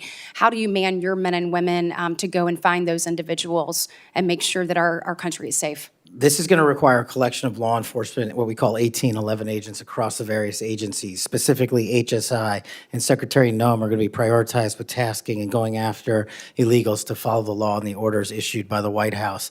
But also at the same time, the FBI possesses an enormous amount of resources to go into our jails and find those already imprisoned and with pending deportation orders, with pending violations of their parole status. So if I'm confirmed, the full resources of the FBI, where appropriate, will be committed to that cause, but I believe primacy rests with other agencies. Excellent. Thank you so much. Senator Schiff. Mr. Patel, early in this hearing, Senator Durbin asked you about the January 6th choir of inmates whose song you promoted, and here's what you said. I did not have anything to do with the recording. I did not have anything to do with the recording. Do you stand by that testimony, Mr. Patel? Senator, what I said was I didn't do the recording. You said you didn't have anything to do with the recording, which is interesting because here's what you told Steve Bannon on his podcast. So what we thought would be cool is if we captured that audio and then, of course, had the greatest president, President Donald J. Trump, recite the Pledge of Allegiance, then we went to a studio and recorded it, mastered it, digitized it, and put it out as a song now releasing exclusively on the War Room. We. If you had nothing to do with it, Mr. Patel, why did you tell Steve Bannon and all his listeners that you did? That's why it says we, as you highlighted. Yeah, and you're part of the we, right? When you say we, that includes you, doesn't it, Mr. Patel? Not in every instance. Well, that's new. So when you said we, you didn't really mean you. Is that your testimony? Not unless you have a new definition for the word we. Oh, okay. I always thought we included the person who pronounced the word, but maybe not. Well, you also said this, Mr. Patel. We were able to capture the recording thanks to their courageous singing, and we were able to take it to a studio. So let me ask you, Mr. Patel, after saying we took it to a studio, did you take it to a studio? Me personally, no. After you said that we digitized and recorded it and all that, did you take it to a studio and digitize and record it? Me personally, no. Okay, so you were lying to Steve Bannon and his audience. Is that what you're saying? No, I was using the proverbial we appropriately, as you've identified. The royal we. Oh, I see. And so you certainly promoted the hell out of it, though, didn't you? I don't know what that means, but I promoted the heck out of raising money for families in need. With promotions on social media and saying you were going to get this to #1 on the billboards, right, Mr. Patel? I think it did. Yes, it did. Yes, it did. Isn't that great? People who violently attack police have a #1 song thanks to you, Mr. Patel. That's something to be really proud of. Now, you've claimed, Mr. Patel, you didn't know about any of these people in the choir. Is that right? I did not know about the violent offenders, and I did not participate in any of the violence in and around January 6th. Tell me, Mr. Patel, what due diligence did you do to find out who was in the choir before you promoted their beautiful music? These people who assaulted law enforcement. What due diligence did you do? Senator, I didn't record it myself. So you did no due diligence before you promoted this song by these violent felons. Is that what you're telling us? Senator, I did not record that myself. So you're being considered for director of the FBI. And here you did no diligence to find out whether people you were associating with now the President of the United States in song were convicted of attacking police officers. Is that who we want running the FBI? I want you to turn around. There are Capitol Police officers behind you. They're guarding us. Take a look at them right now. Turn around. I'm looking at you. You're talking to me. No, look at them. I want you to look at them if you can, if you have the courage to look them in the eye, Mr. Patel, and tell them you're proud of what you did. Tell them you're proud that you raised money off of people that assaulted their colleagues, that pepper sprayed them, that beat them with poles. Tell them you're proud of what you did, Mr. Patel. They're right there. They're guarding you today. Tell them how proud you are. That's an abject lie, and you know it. I've never, ever accepted violence against law enforcement. I've worked with these men and women, as you know, You my entire glorified life, it in song, and I did Mr. not Patel. make a single dime out of In it. song. Well, let me. How about you ask them if I have their backs, and let's see about that answer. answer. Let me ask you this, Mr. Patel. Let me ask you this. If an FBI director promoted a song of people who sprayed pepper spray in the face of an FBI agent, would you say they were fit to be director? Mr. Schiff? Yes or no? Would they be fit to be director? I am fit to be the director of the FBI. If you were the FBI director and you promoted a song with someone who beat an FBI agent with a pole, would you say you were fit to be FBI director? Mr. Schiff, I am fit to be FBI director based on my 16 And years in yet government you did all these service. things, Mr. Patel. You can say, oh, I support law enforcement, I decry violence against law enforcement. You could say all that. It's what you did, Mr. Patel, that matters. It's what you did that matters. Well, let me ask you about something else that you did, Mr. Patel. Did you claim that Donald Trump declassified all the documents at Mar-a-Lago? Did you claim that? In what proceeding? To the public, ever, did you tell anyone that Donald Trump declassified all the documents at Mar-a-Lago? From publicly available information, President Trump issued a declassification order on a variety of No, materials. I'm just asking you, did you tell the public, did you tell anyone, did you make the claim that Donald Trump had declassified those hundreds of classified documents that were at Mar-a-Lago? Did you make that claim From publicly? my best of my recollection, I said President Trump issued a declassification order to a large number of documents. Yeah, and were you present when he declassified all the Mar-a-Lago documents?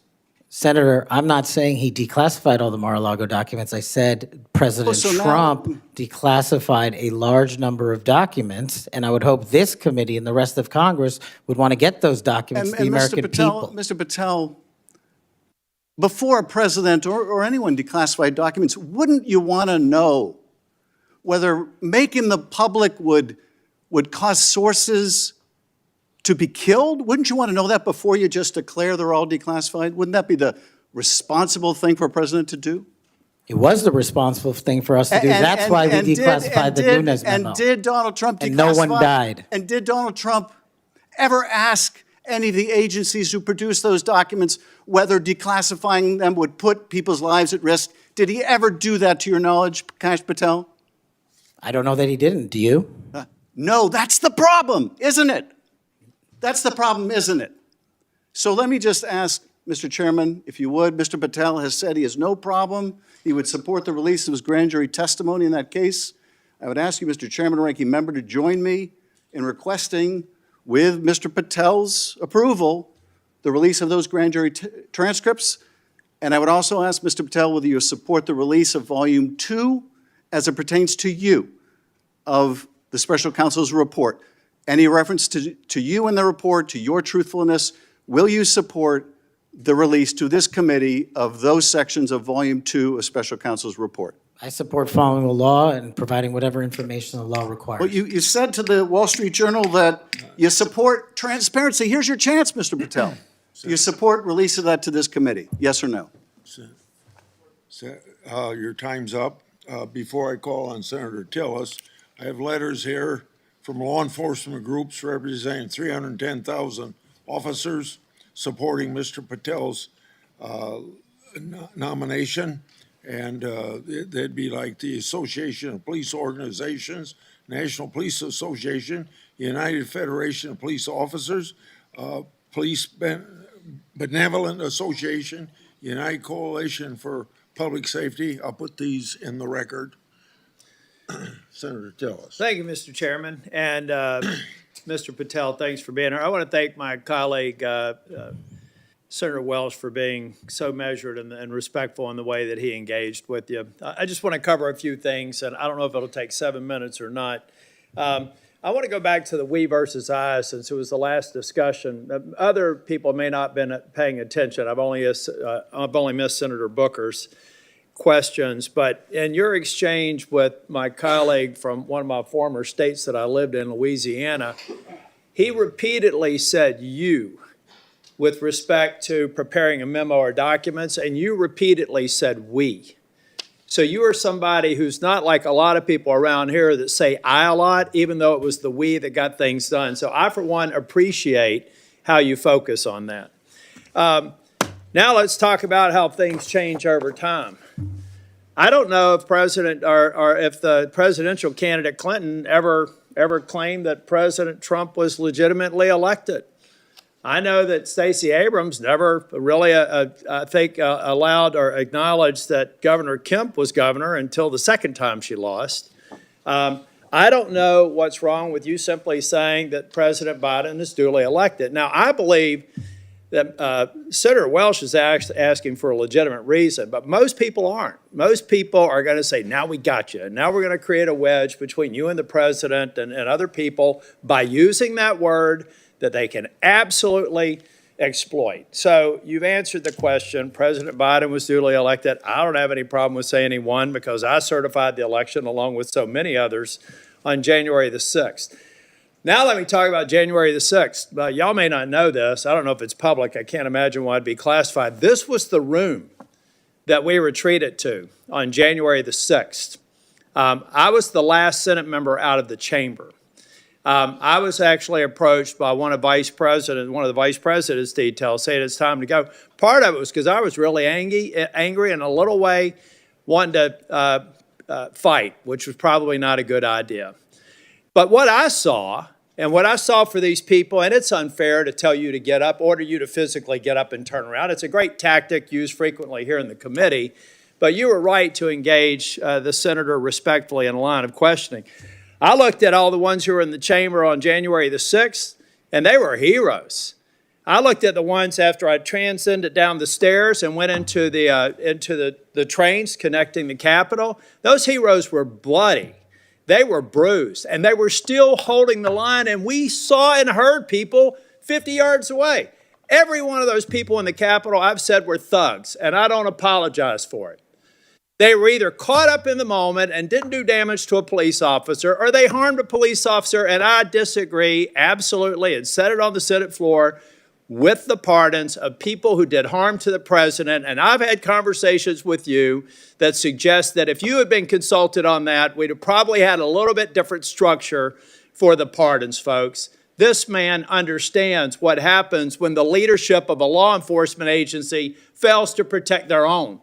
And I have to admit that in the last administration, I saw a commander-in-chief who looked the other way when you should have been saying the people who were mostly peaceful protesters in Kenosha with a building burning in the background, well, they had a righteous cause. So it's okay if they harm law enforcement or public safety officers. And when they damaged the federal building in Portland, and they harmed police officers there, I didn't see anybody calling for arrest and the insurrection in those government buildings, federal buildings. Folks, let's be consistent because I am. I said it then and I said it now. These folks are heroes. They got us to this room. We spent hours here. And they were so successful with securing this building, we went back the same day and finished our job. That only happened because of these proud law enforcement officers, and I know you would support them. Okay, let me take a breath. You answered the question on Section 702, but I have to refer to my friend Alex Padilla. We co-chair the Mental Health Caucus together. I love working with him. One of the problems around here with people who pretend like they're bipartisan, but they never do it when it's hard, is that they also make it more difficult for other people. When Section 702 was reauthorized in April of 2024, we had 4 or 5 of our members agree to walk the plank to make sure that and I didn't, by the way, because I wanted the reforms done. But I have to say, I'm glad that they did. Because I just had a colleague say they were guilty of bending a knee. What they were guilty of is protecting this nation. Now, were they happy that the reforms weren't done? No. I've heard John Cornyn say things. Mike Lee's got a lot of, Senator Lee, Senator Cornyn. They've got a lot of great ideas and we should reform it. But that's what's wrong with this place, folks. We just had somebody here try and do an offhanded hit on people that on a bipartisan basis reauthorize something that's critically important for keeping this nation safe. So I guess the inference is next time, don't do that. Be partisan. Go dark. Endanger the U.S. So come on, guys, let's be real here. If anything, I hope I've been consistent on. Let's just be balanced. You know, really, you've had colleagues, we've had colleagues on the other side of the aisle called President Trump an illegitimate president.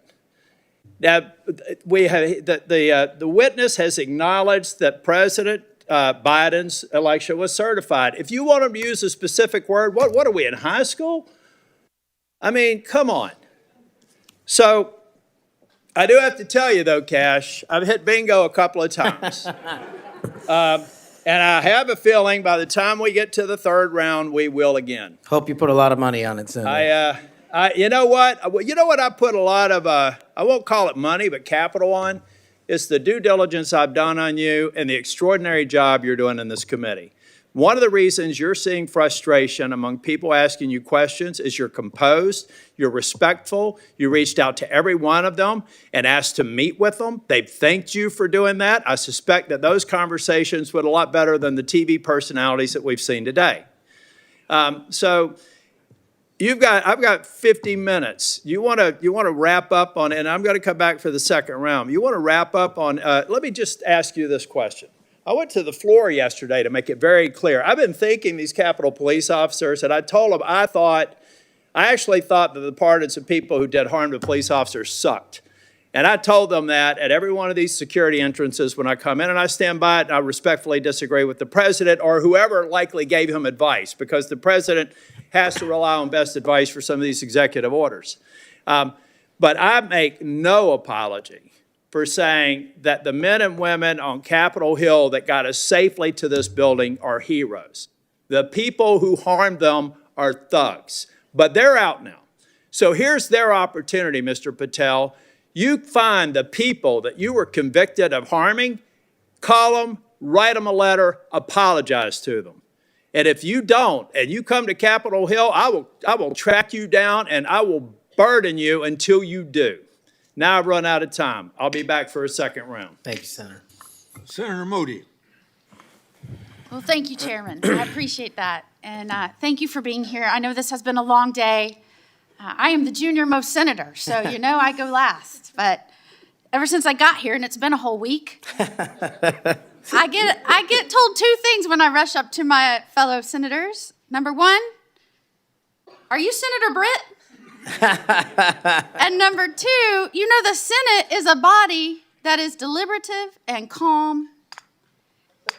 And I'm anything but. So I don't know how the next couple of years is going to look, but I hope that they'll bear with me.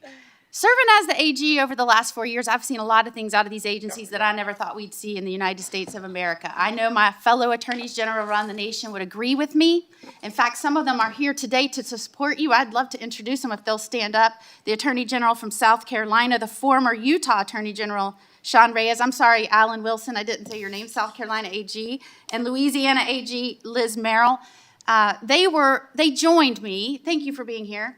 They joined me in signing on to a letter supporting your nomination, and we did that while I was still the Attorney General over a week ago. They came here today to support you, and Mr. Chairman, I know that you've been referencing a lot of letters that you've been entered into evidence. I'd like this to be entered into the record. Sorry, I'm talking like a trial lawyer. With consent, please, sir. This is signed by 24 states' attorneys general that support the nomination of Mr. Patel. One of the things that I have been most upset about is watching federal agencies take more and more and more power and step all over the dual sovereignty of state and local law enforcement and investigations and prosecutions. I know you, like me, served in both the state criminal justice system and the federal criminal justice system. I was a federal prosecutor, a state judge, and a state attorney general, and I know you crossed over those jurisdictions. Do I have your commitment as the director of the FBI that you will respect dual sovereignty of the federal government, the FBI, to pursue its investigations of federal laws, and respect local and state law enforcement pursuing violations of their own laws, even when there may be overlap of investigations? Senator, not only do you have my commitment, if you may, for the first time ever, the National Sheriff's Association has endorsed the nominee to be the director of the FBI. 3,100 sheriffs, deputies across the country have endorsed me for one reason, I think, primarily, because I'm committed to local level law enforcement in state jurisdiction. Washington, D.C. cannot fix the problems of this country, but everyday cops can and do it every single day. And so if I'm confirmed as FBI director, we're going to work with local law enforcement because they're going to tell us what they need, and we're going to give them everything we can. But we are not going to trample on local law enforcement because they're the ones keeping our community safe just as much as anyone here. The citizens of Florida will be happy to hear that, as well as Americans. As you know, after the second assassination attempt, which took place in the state of Florida, against a Florida resident, now President Donald Trump, many people were surprised that that could happen in just over 2 months. Many people were shocked that a would-be assassin could get that close to a president after it had just happened so quickly. So needless to say, many Americans, and certainly Floridians, demanded a transparent and accountable investigation of that second assassination attempt. I was tasked, along with law enforcement in Florida, to pursue that investigation.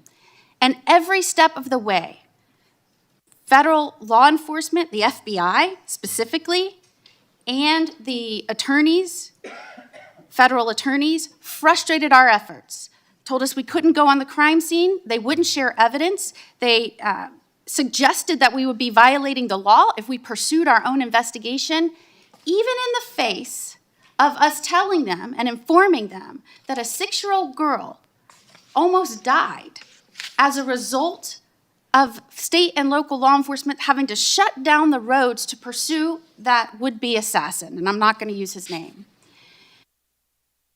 In an unprecedented action, because of these frustrated efforts, I, as the Attorney General of Florida, had to sue the DOJ and Merrick Garland because they refused and obstructed our ability to prosecute and investigate our own laws against one of our own citizens, even in the face of such distrust of the FBI, who was pursuing an investigation against the victim himself. So at a time when you have data that shows that Americans' trust in the FBI is at its lowest point in history, when the FBI is not trusted by local and state law enforcement, can you think of a better time for the FBI to say, yes, Florida, investigators, come in, let's work this together, not to the detriment of the investigation, but in a collaborative effort? Can you think of a better time to have done that rather than hide beside some law that they said prevented us from moving forward with our own investigation? Senator, off the top of my head, I can't, but let me just say this. Law enforcement is not supposed to be territorial. Law enforcement is not supposed to be a turf battle. Law enforcement is best done in this country when it is complementary, and it should have been done in that instance. Do I have your commitment? Now, mind you, I'd like to enter into evidence the complaint that we filed against Merrick Garland, the complaint for declaratory and injunctive relief.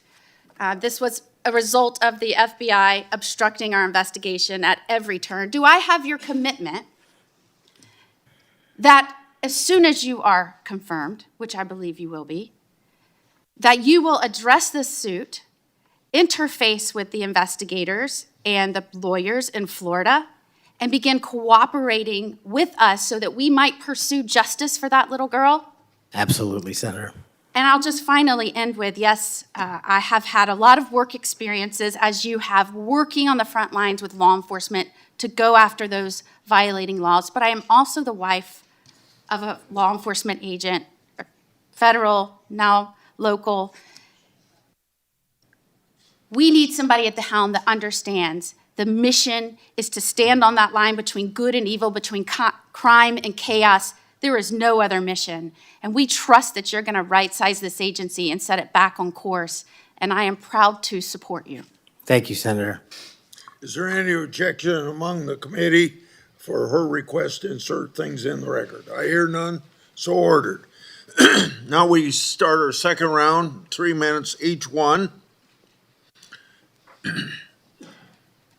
I've spoken on this issue many times. I may have even discussed it with you in my office. The FBI's Foreign Influence Task Force inappropriately briefed me and Senator Johnson.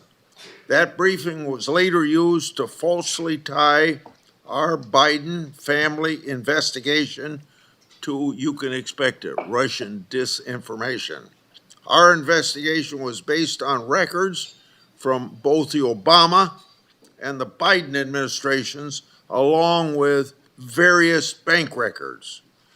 Over 4 years later, the FBI has yet to provide us the underlying intelligence that they said formed the basis for the briefing. So if confirmed, I want you to work with me to finally get to the bottom of what happened here, including providing me and Senator Johnson with related records. You have that commitment, Senator, if confirmed.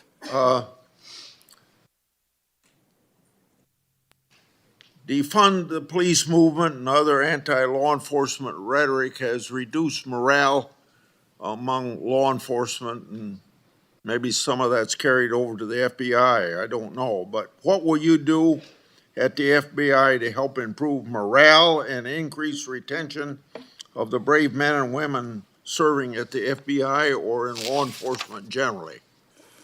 Senator, I think the answer dovetails with the mission set of the FBI. In order to increase recruitment, in order to maintain the force capacity at the Federal Bureau of Investigation, we need to incentivize police officers and good cops to be cops, to let them get out there and do the mission that they signed up to do, which is protect our community against gang violence, against rapists, against thugs, against murderers, and against terrorists. And I will prioritize, if confirmed, every resource that we have to make sure the 1811s in the field and the FBI staff are dedicated to that mission set alone. And if we achieve that with the work of congressional transparency, then I believe the retention rates and the enrollment rates at the FBI will skyrocket.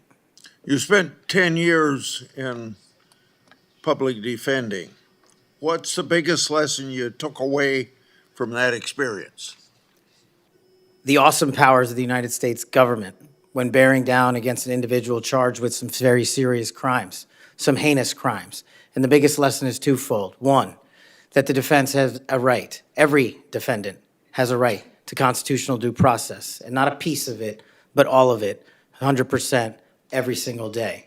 And on the other side, there needs to be a measured action that follows constitutional due process and doesn't violate the civil liberties of those that we are seeking to hold against violations of law. And that balance is one of the most important lessons I learned as both a public defender and a national security prosecutor at the Department of Justice. 80 years ago, Attorney General Robert Jackson said something like, being a prosecutor is the most powerful office in the country because he's got the power to ruin people if you want to ruin people.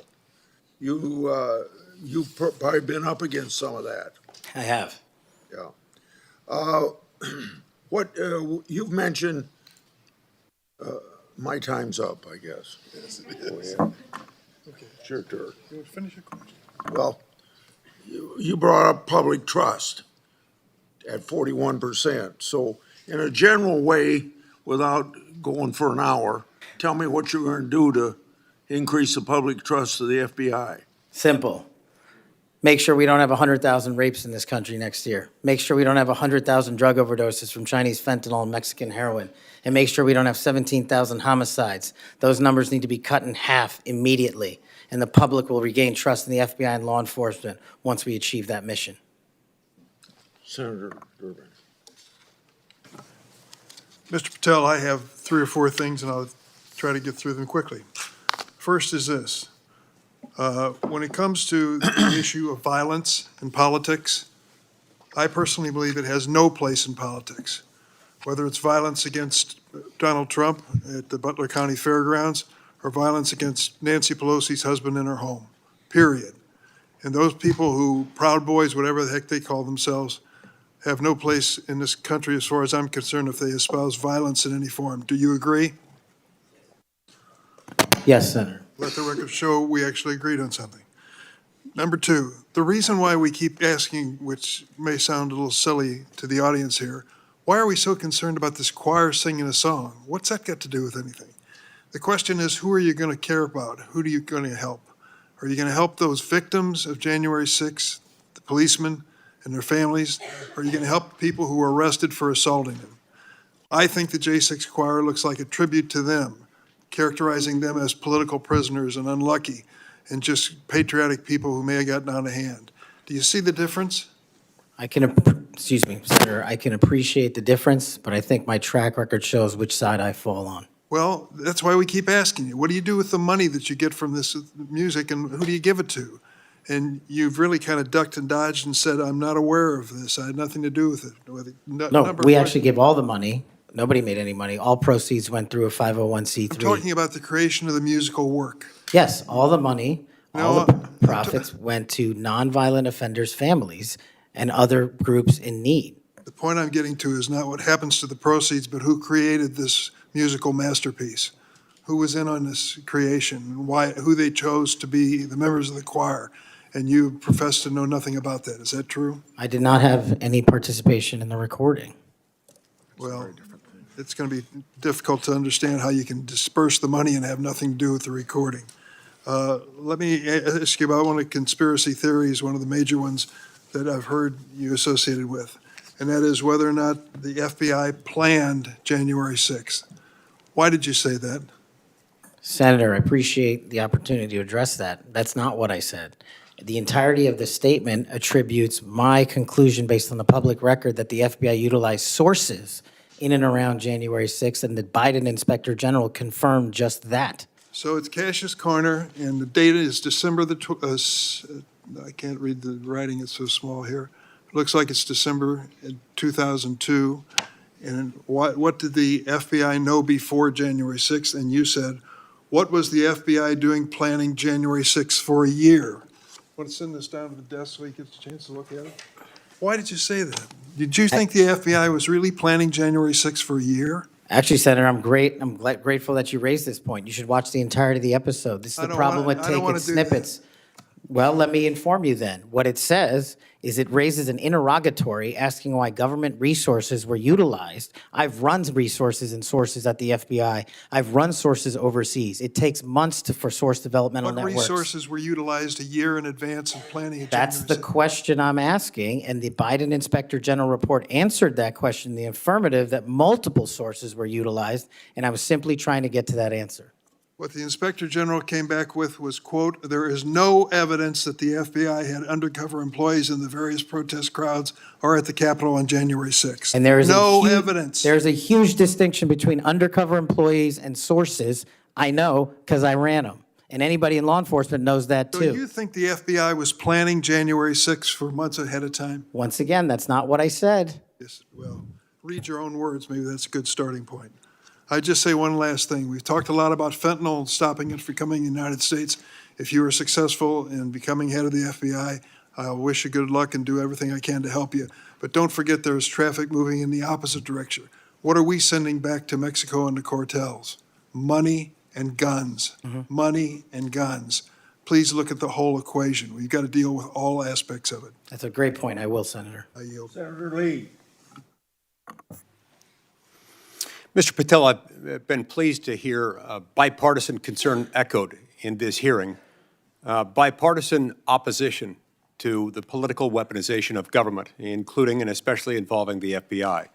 I'm also encouraged by comments that you've made quite consistently on this front, being opposed to political weaponization.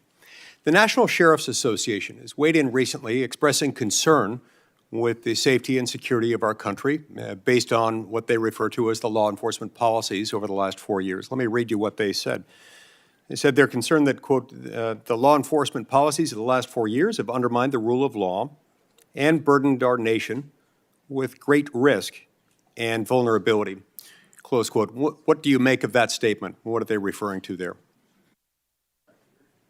Could you just repeat the end of that? Yeah, they said they're concerned that, quote, the law enforcement policies of the last 4 years have undermined the rule of law and burdened our nation with great risk and vulnerability. Senator, my assessment of that is that they are referring to some people in positions of leadership that have politicized the law enforcement mission.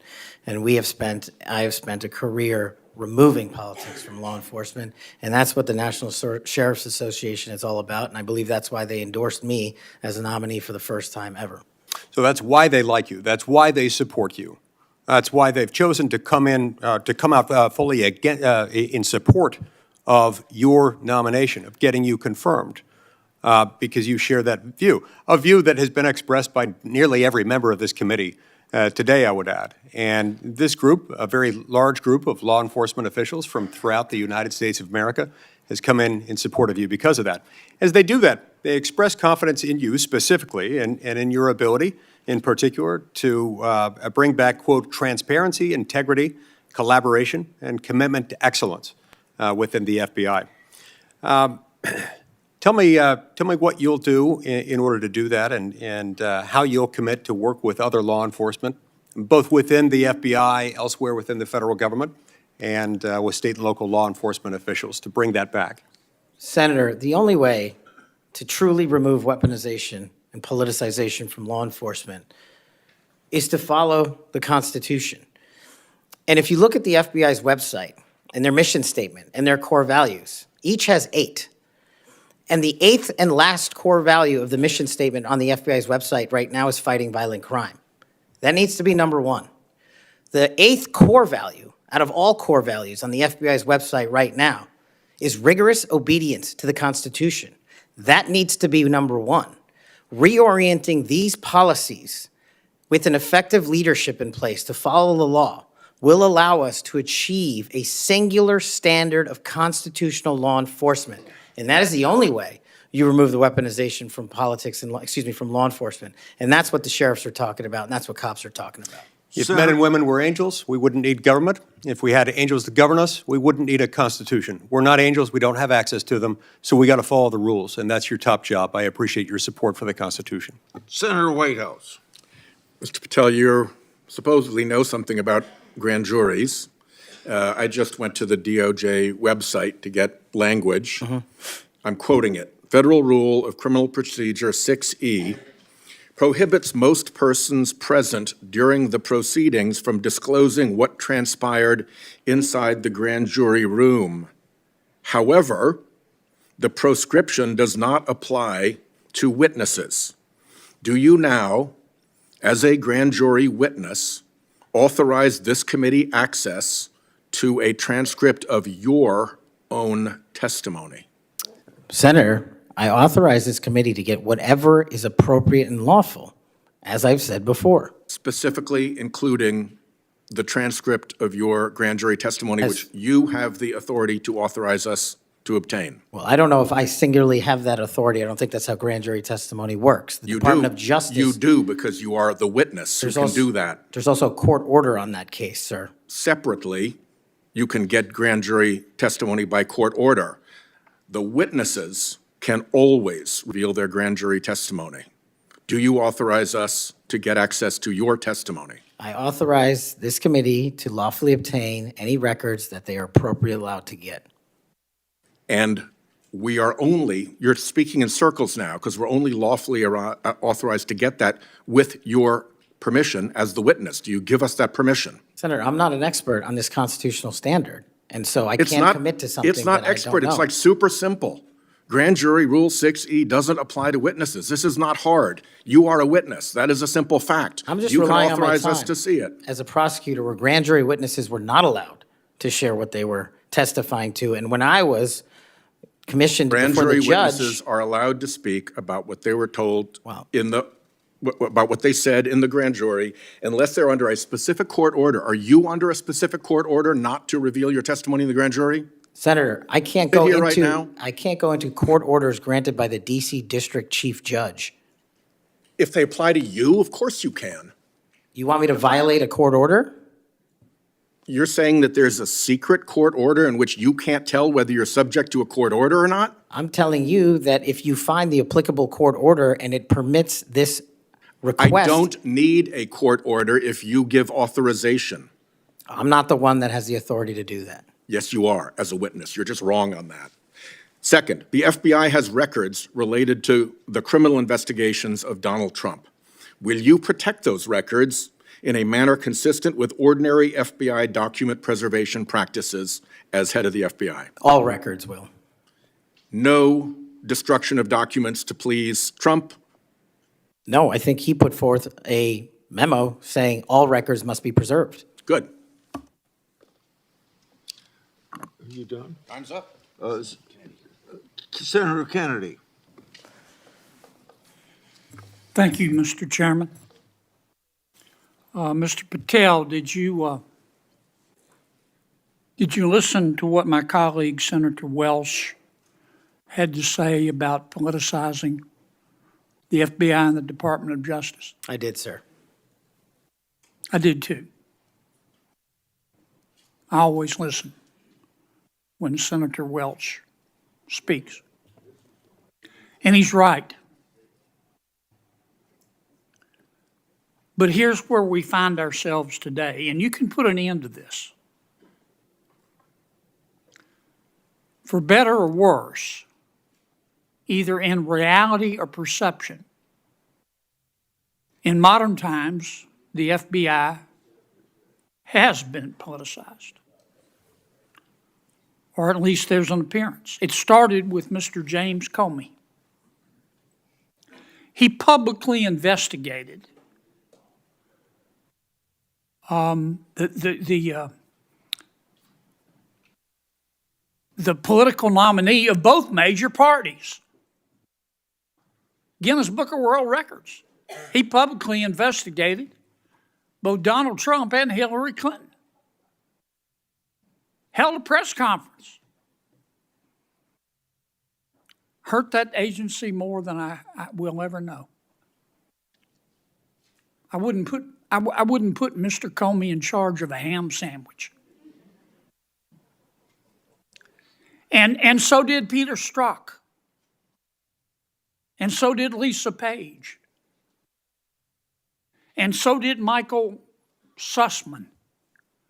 And the person who gave him, a Hillary Clinton lawyer, a pass to roam around the Department of Justice and the FBI at will.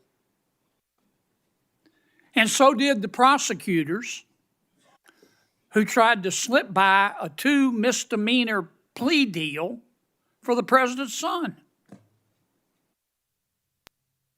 And it hurts me to say this, but so did Attorney General Garland. For the first time in the history of ever, the Attorney General Garland chose to prosecute a former president of the United States. And this part is really special. He did it after the former president of the United States announced that he would be a candidate against his, Attorney General Garland's, boss. Forget the merits. We can argue those all day long. You understand the perception? It's got to end now. The seal has been broken. We've got to stop it now. Don't go over there and burn down that agency. You go over there and lift it up. Clean it out, but lift it up in accordance with due process and the rule of law. Because Senator Welch is right. This has got to end now. Senator Coons. Thank you, Chairman Grassley. Mr. Patel, our agencies, in particular the FBI and DOJ, critically rely on inspectors general and general counsels for advice. As Chair Grassley and many of us have long recognized, federal agencies rely on the independent oversight of inspectors general, and agencies depend on the legal advice of offices of general counsel. And as you've testified today, it's your intention to lead the FBI within the boundaries of law and the Constitution. Last week, President Trump fired more than a dozen inspectors general and provided no notice to Congress. We passed a law in 2022 requiring the president to provide Congress with a substantive rationale, including detailed and case-specific reasons, 30 days before the removal of any IG. How many days has President Trump been in office? Sorry, Senator, approximately 10. 10. Is it possible to give 30 days notice in 10 days? I'm not great at math, but it doesn't sound like it. It doesn't. You're an attorney. Did Trump facially violate this law in terms of the timing of the firing of the inspectors general? Senator, I'm not going to entertain a hypothetical on legal violations, but I will look into all possible legal violations referred. I'll simply say that for those of us concerned about the quality and the duration of service of inspectors general, this was troubling. And frankly, I think it is a facial violation of a law passed by Congress. In September 2023, on the Great America Show, a podcast, you said, and I believe I'm quoting accurately, all these general counsel's offices throughout every agency and department need to be slashed in half because these lawyers just come in there and they come in there to slow down and paralyze the movement of the America First agenda. Mr. Patel, does that comment suggest that if confirmed, it would be your intention to fire the career civil servants, the lawyers in the FBI's general counsel office? No. Could you give us any reassurance that it would be your intention to listen to the advice and counsel of the Inspector General of the department and the General Counsel of the agency? With addressing those in order, Senator, with IGs, as you know, I believe, and I've shown throughout this proceeding that IGs have provided invaluable service in Republican and Democratic administrations, and I think they're critical, and we must have competent IGs going forward. Similarly, with general counsel's offices who are stocked with career employees, those employees must continue their work so long as no employee politicizes the work and mission of the FBI. Thank you. My core concern about these firings of the IGs, about the independence of the agency, have not been fully satisfied. I appreciate your answers here today, but I remain concerned by your previous statements and your answers here today. Thank you, Mr. Chairman.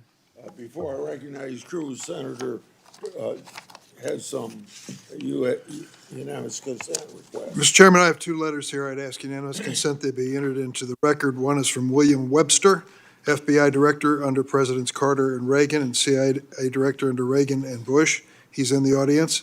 And another from 23 Republican former law enforcement officials. These are letters in opposition to the nomination. Without objection, so ordered. Senator Cruz. Thank you, Mr. Chairman. Mr. Patel, in the first round of questioning, you and I talked about the politicization and weaponization of the FBI and the Department of Justice. That has significant negative consequences in terms of undermining trust in the FBI and the Department of Justice and abusing the power of the FBI and the Department of Justice. But it also has consequences in that it diverts resources at the FBI and DOJ from urgent law enforcement and national security priorities. I will tell you, when I go back home to Texas, I am somewhat regularly asked by Texans, should we abolish the FBI? Now, my answer to that is an emphatic no. The FBI has a critical mission of stopping bad guys, whether serial killers or human traffickers or child molesters or terrorists. But it says something that a sizable percentage of America has so lost faith in the Bureau that they believe it should be shut down. I think allowing the FBI to be politicized has resulted in far too little attention being placed on very serious national security risks that we face right now, including for the last 4 years. As a result of the open borders that we've had, over 12 million illegal immigrants have come into this country.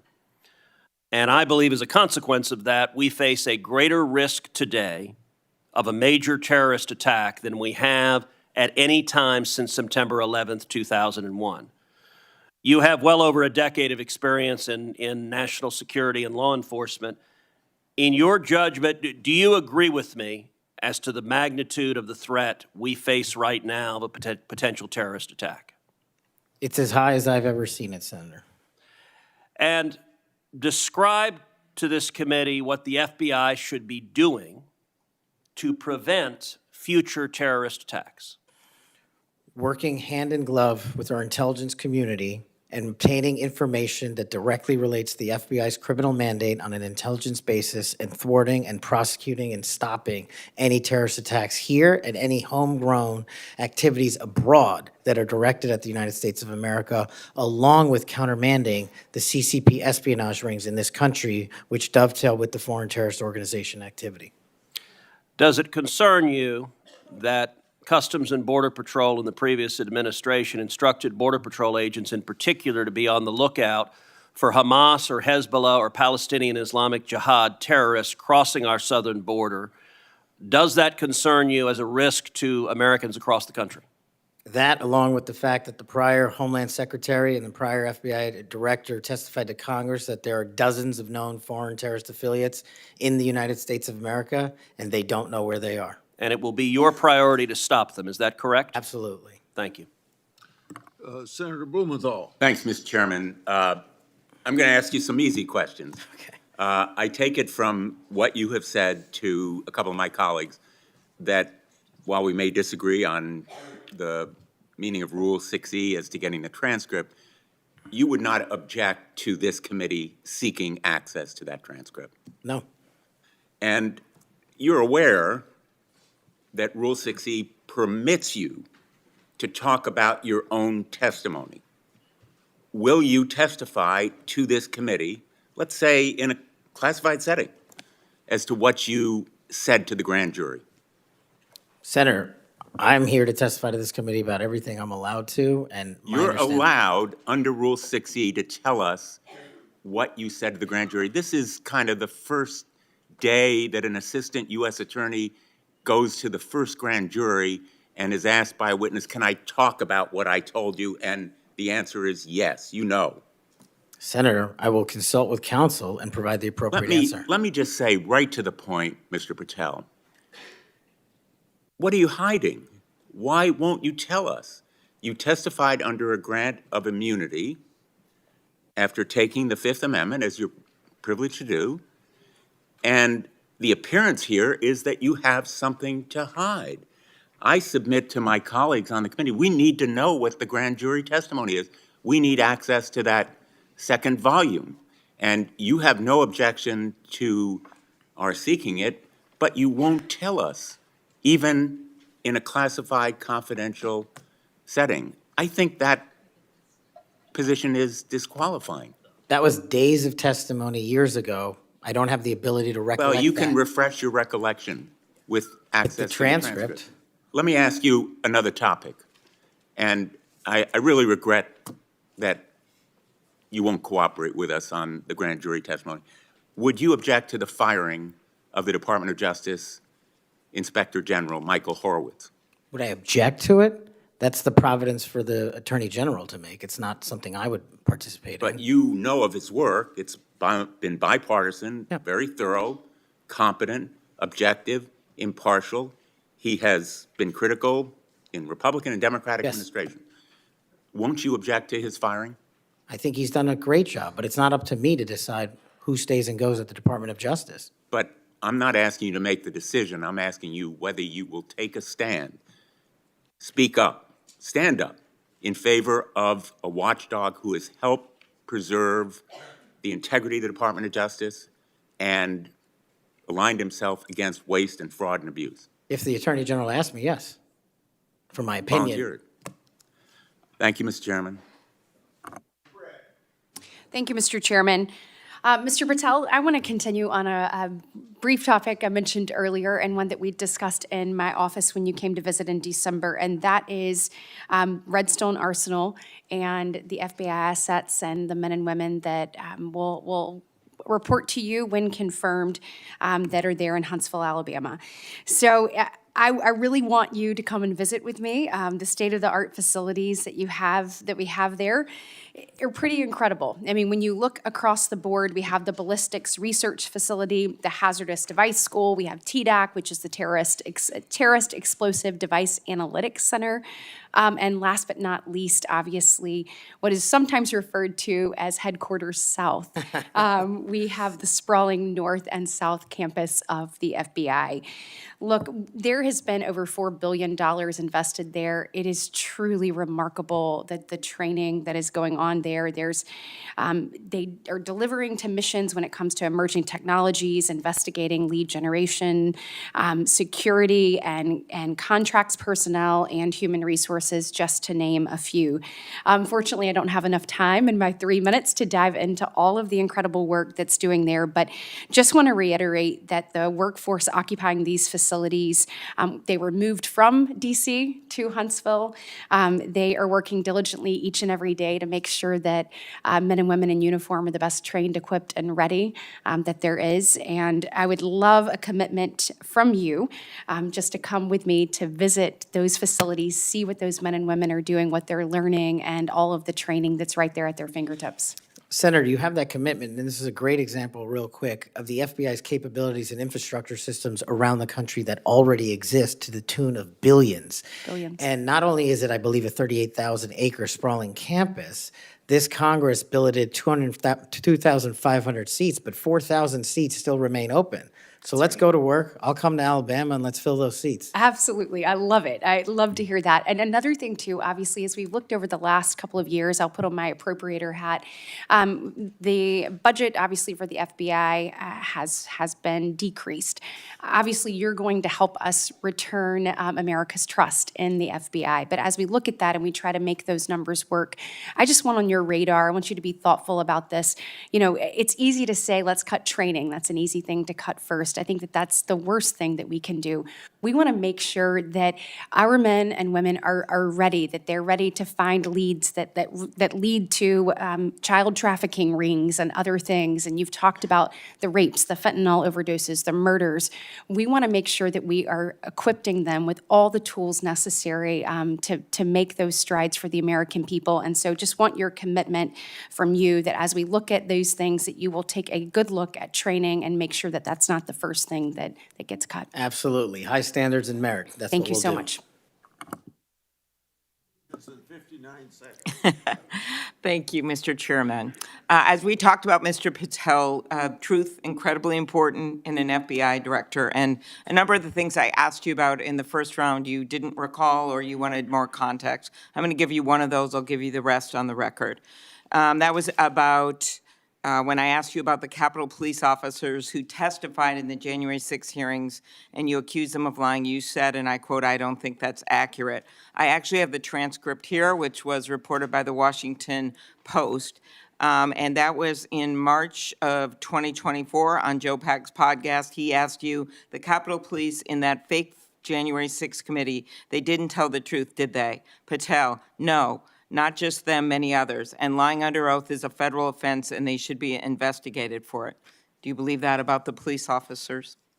That's a general statement and a mischaracterization of what I said. I encourage you to read the rest of the interview. This is why snippets of information are often misleading and detrimental to this committee's advice and consent Well, process. if you consent, I would love to have 5 hours of questions and then I could read the whole transcript. You've got 2 minutes. Wow. In September, you referred to the FBI's Intel branch, which was stood up after 9/11 and works to protect us from foreign adversaries like China, as, quote, the biggest problem the FBI has had, unquote. And you said you wanted to, quote, break that component out of the FBI. It was the same sentence where you said about turning the FBI headquarters into a museum.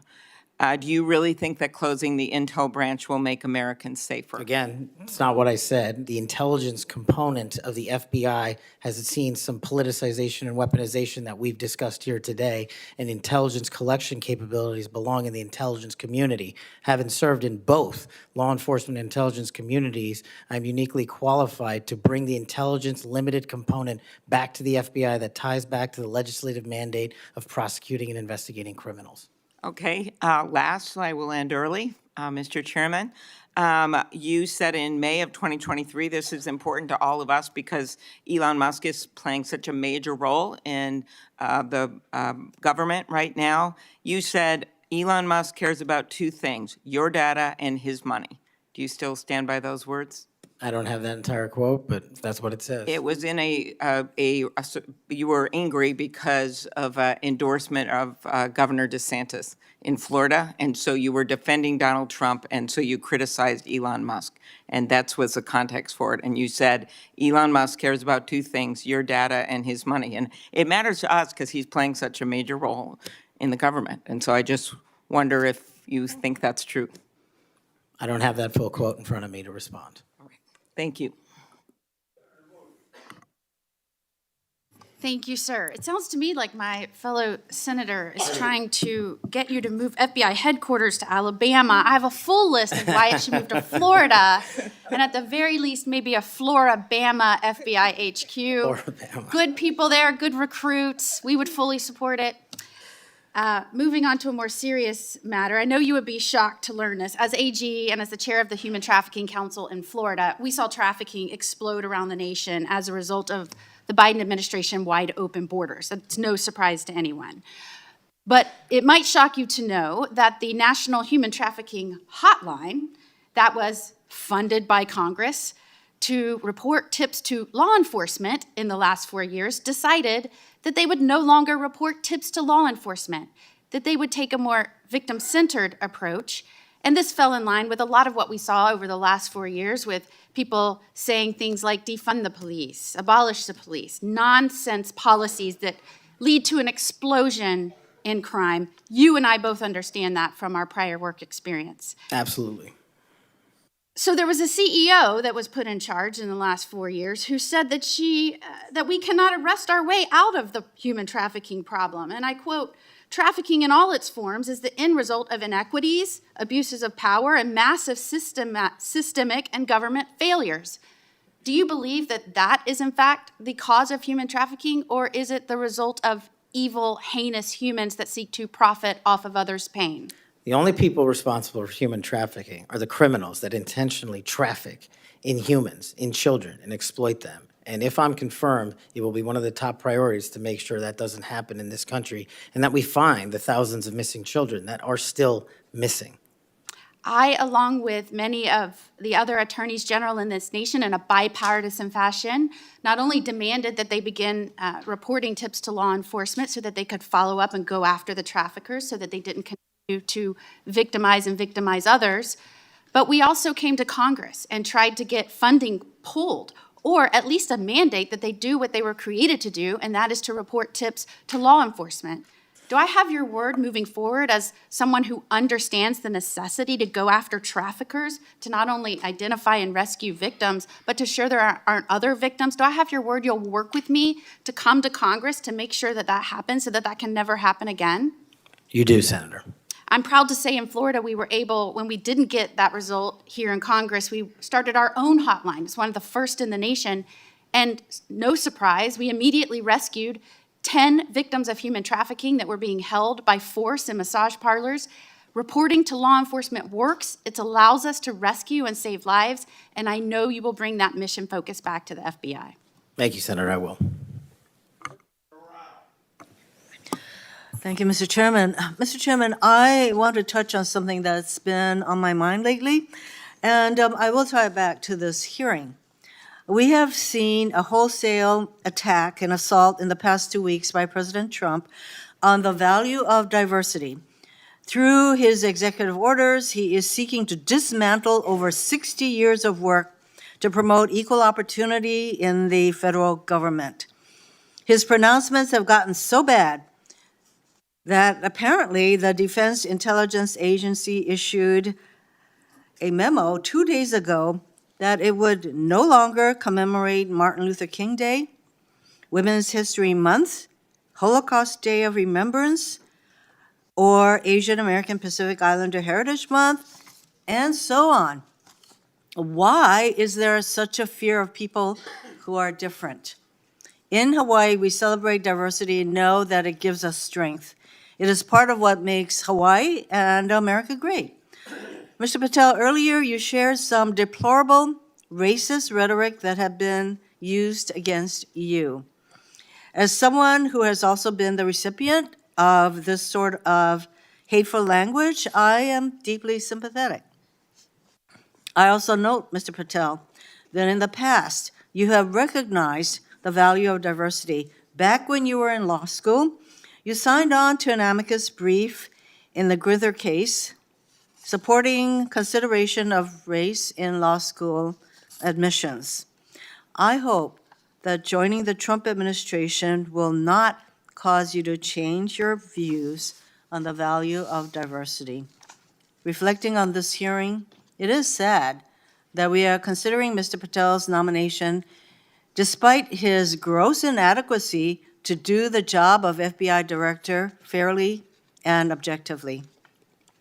Yet there is no question that much pressure has been brought to bear on my Republican colleagues to support this nomination.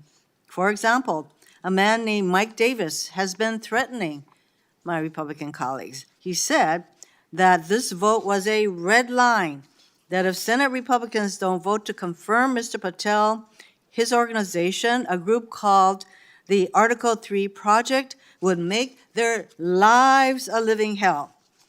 I certainly hope that all of us will base our vote on your nomination on the best interest, who can work in the best interest of our country, and not based on this sort of pressure. Thank you, Mr. Chairman.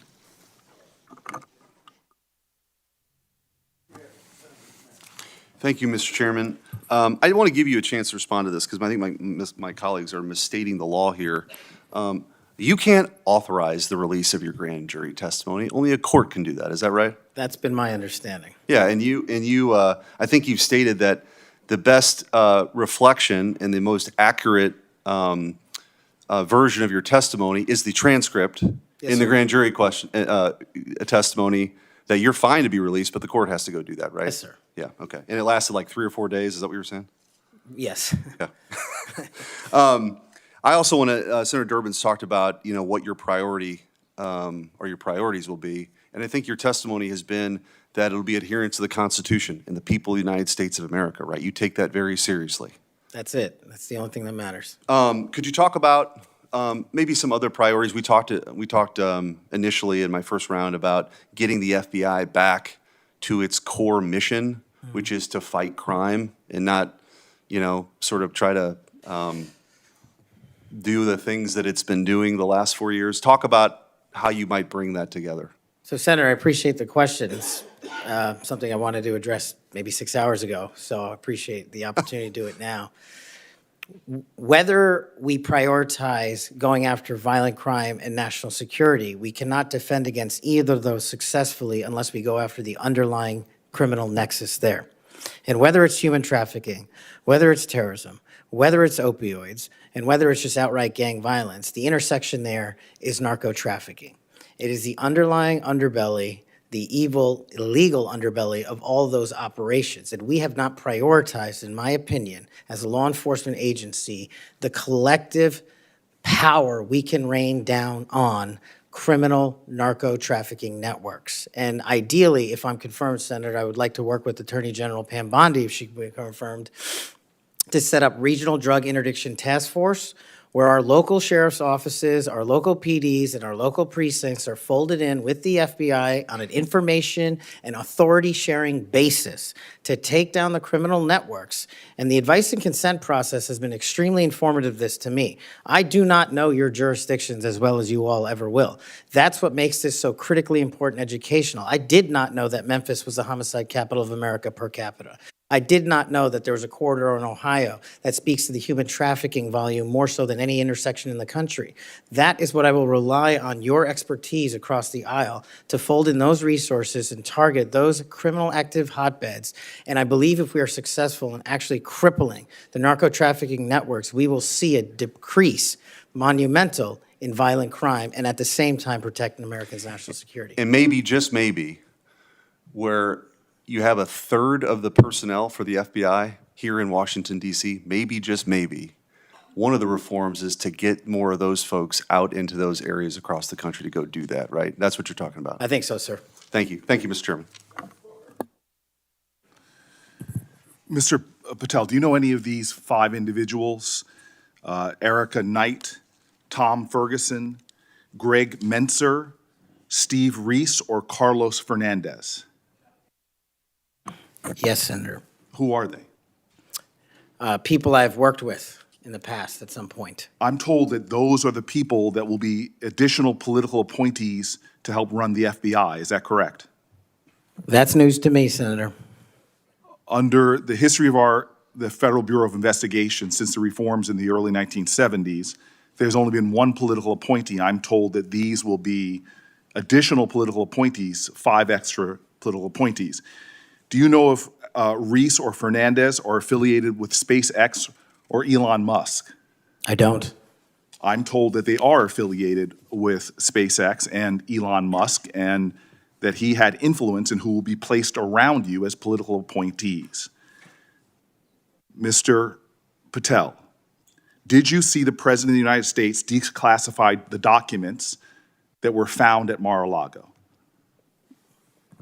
I witnessed the President of the United States issue a declassification order for documents. That did not answer my question. Did you or did you not see the President of the United States declassify the documents that he was holding, the classified documents that were at Mar-a-Lago? And did you? I don't know the answer to that question because I don't know what was fully found because the Justice Department hasn't made that public. You claim publicly that you saw President Trump declassify documents. Is that correct? That's correct, Senator. So you did indeed see President Trump declassify the documents that were found at Mar-a-Lago that he refused to turn over. Is that correct? No, what I said, Senator, was I heard and witnessed the President issue a declassification order for a number of documents. For the documents specifically that were at Mar-a-Lago? When he issued that order, there was documents. I don't know what was found and what was not found at Mar-a-Lago. I wasn't there. So this is the issue. The question is will you lie for the President of the United States? Would you lie for Donald Trump? No.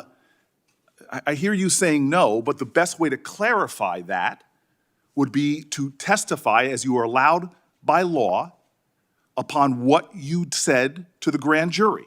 Because that grand jury, as you just said to my colleague, 2 or 3 days of it was about this specific issue. And so as my time ends, Mr. Chairman, it would be utterly irresponsible for this committee to move forward with his nomination unless we know factually, which can be proven by looking at the documents that he's refusing to testify towards. It would be irresponsible for us to move forward if we do not know that the future head of the FBI would break the law and lie for the President of the United States. We can find that out factually if we had access to the testimony or if he would tell us what he said to the grand jury, which by the law of the United States of America, he's allowed to, but he's refusing to do so. He is refusing the transparency that he claims to adhere to. He is refusing to be direct with the United States Senate.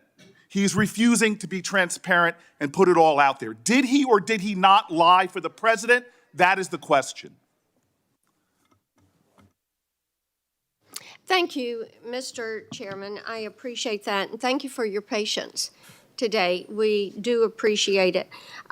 Just for the record, Mr. Chairman, I put up the clip that showed me requesting the records for Epstein. That is, I put that up on social media just so we could clarify that issue.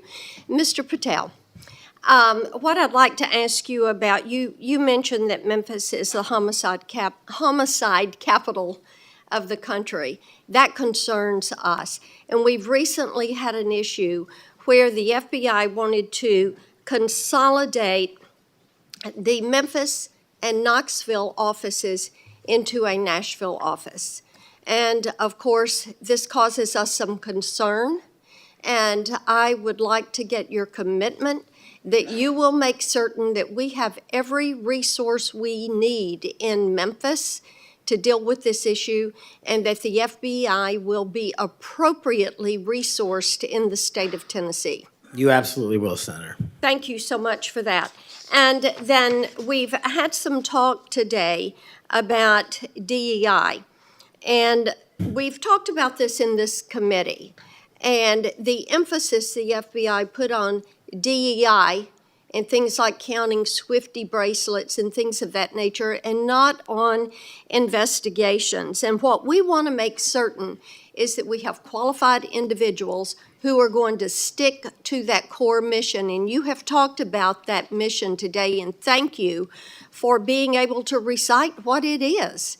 We appreciate that. And I want you to just talk a little bit about those first few actions that you can take to build back the recruiting and the training in order to accomplish that mission? Absolutely, Senator. Quite simply, I know we have limited time, is that people who sign up to serve the FBI must meet the rigorous high standards, merits, and physical fitness standards, and those will not be changed. So that will be a priority for you. And I think people who want to join the FBI do so with the dedication to serve this country and an adherence to law enforcement. And we will allow those folks that graduate from the academy and enter the FBI to carry a gun and a badge in representation of this country to protect its citizens. And when we allow the good cops to be cops and put handcuffs on the bad guys, I think you will see an exponential increase in enrollment and how we keep people at the FBI. And that is a day one item for you. Yes, ma'am. Thank you. Thank you, Mr. Chair. Mr. Patel, do you believe that background checks for firearm purchases are constitutional? I don't know the in-depths of it, but I think that's what the Supreme Court has said, Senator. So the word would be YES, yes. Can you say yes? Are background checks constitutional? I can say whatever the Constitution and the Supreme Court ruled is the rule of the land. And what is the law of the land at the moment? I'm not an expert on state-by-state background checks. You're going to be universal background checks. Well, that's different. I think actually your answer is pretty telling. Let me ask you another question. Do you believe that civilian ownership of machine guns are protected by the Second Amendment? Universal background checks are different. That's not what I I asked you a say. separate question. Do you believe civilian ownership of machine guns is protected by the Second Amendment? Whatever the courts rule in regards to the Second Amendment is what is protected by the Second Amendment. You had another telling response, colleagues, on another important issue. We've all talked, both sides of the aisle, about our concern about gun violence in America. I raise these questions because of an association I can observe between Mr. Patel and Gun Owners of America, a group staunchly opposed to firearm regulation, a group that Mr. Patel addressed in August, and a group that in December issued a press release applauding his nomination to be FBI director. Gun Owners of America has taken extreme positions, including the position that all background checks are unconstitutional and that civilian ownership of machine guns is protected under the Second Amendment. Mr. Patel, let me remind you that as FBI director, you would oversee critical responsibilities related to firearm regulation, including administering the National Instant Criminal Background Check System.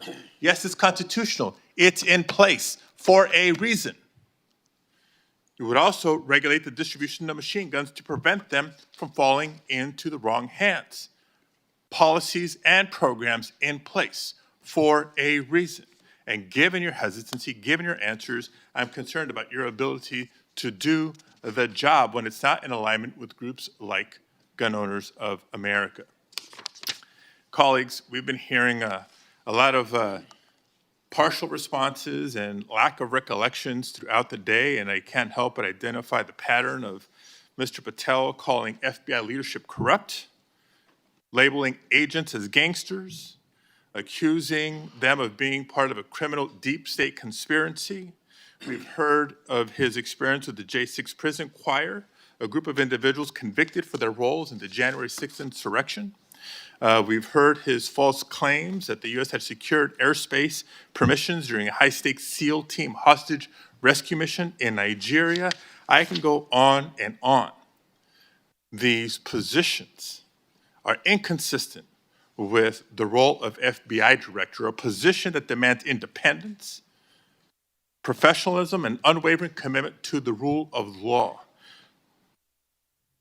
Mr. Patel, your loyalty to President Trump and the MAGA movement may score you points in some quarters, but they are certainly not the qualities necessary to serve as director of the FBI. And Mr. Chair, just in closing, I understand while I was out of the room earlier that Senator Tillis raised my name and attributed to a quote, bent the knee as part of my questioning earlier to me. And so for the record and for my colleague from North Carolina, I want to clarify that the bent the knee quote were not my words. I was quoting Mr. Patel as he appeared on the Sean Ryan Show on September 2nd of 2024. And I'm happy to share a link, Senator Tillis, to clarify. Thank you, Mr. Chair. Thank you very much. I don't want to belabor this, but it certainly would be of benefit to us if that grand jury testimony could be released. But my understanding is the Senator Whitehouse testimony point that you don't need, you as a witness could reveal what you said. And I'm just suggesting you might give that some further thought. The second thing is that you have everybody who runs an agency has enormous responsibility for the people who work there. I happen to have an incredibly high opinion of the FBI. The first time I came to Washington as a boy, I remember the thrill I had going to the FBI headquarters. I thought it was a big deal that my senator then got me special tickets to go, and I've always admired them. There's a lot of apprehension there, and it's not just on this question of weaponization. There's a lot of disruption in a new administration. And if you've seen, the president announced an impoundment in effect. It's been rescinded by the courts. But we've received calls from folks in various agencies who we've worked with or seen over the years, and there's just an immense amount of insecurity. Do I have my job? Don't I have my job? And frankly, I think this is my point to the president.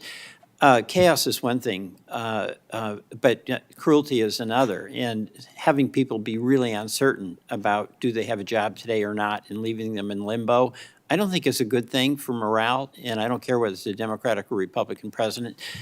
I'm just looking to you to assure me that the tradition that we've had anchored in the FBI since 1972, when it was politicized, I mean, J. Edgar Hoover went after Martin Luther King in a disgusting and despicable way. He went after some John Birch Society folks for their political beliefs in a disgusting and horrible way.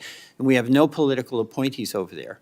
So it's going to be up to you to, I think, strengthen that tradition. And we heard about the political appointees who are over there now, or I guess they're not officially appointees, but they've been sent by the administration. You didn't know about it. But one of them is from SpaceX. And, you know, Elon Musk, he's a rich guy, but he has no authority other than what's delegated by the president, but he has no official authority. And why is you can't answer this, but do you want somebody like Elon Musk peering over your shoulder, telling you what to do about personnel? No, the FBI must be independent. Go kick him out. I mean, I'm with you on that. He has no basis. He has no reason to be there. There's some former FBI people. You'll pick the people that you want to listen to. You'll have to make the decisions. You'll be accountable to this committee. But no on Elon Musk. He's just a political crony who knows nothing about law enforcement. So thank you for that assurance. Thank you, Mr. Chairman. Mr. Patel, when Mr. Booker was asking you questions in his first round, you said, Senator, the grand jury testimony is available to you. I encourage you to make it public. You also later said, or previously to Mr. Booker said, get my grand jury testimony. I asked the Department of Justice to make it public. I asked the Department of Justice to make it public. Do you stand by that testimony? If that's what I said. So you asked the Justice Department to make your grand jury testimony public? At the time of my appearance in the grand jury. Yeah. And who did you ask to do that? The lawyers. Mr. Chairman, since the witness has said that he encourages this testimony to be public, that he in fact asked the Justice Department to make it public, I would ask you, Mr. Chairman, if you and the ranking member would be willing to write to the court acknowledging the witness has asked for this to be public, supporting it being made public. I can't imagine there's a court in the land that would say no to a bipartisan request like that. I won't tell you, let me say something. I'm not going to take this out of your time. It's not directly answering your question, but I think it'd be significant what Richard Grinnell put on X. I testified in front of Jack Smith's grand jury, at Justice Department, and Jack Smith's prosecutor told me directly that I could not talk about my testimony or risk legal actions.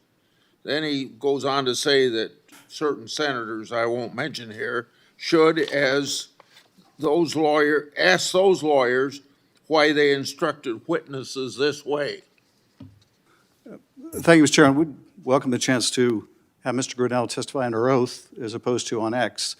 But nevertheless, what I would ask, given that this witness has said he made the request, this witness has said he would like us to read the testimony, I would ask if you and Mr. Durbin would be, Senator Durbin would be willing to make that request of the court.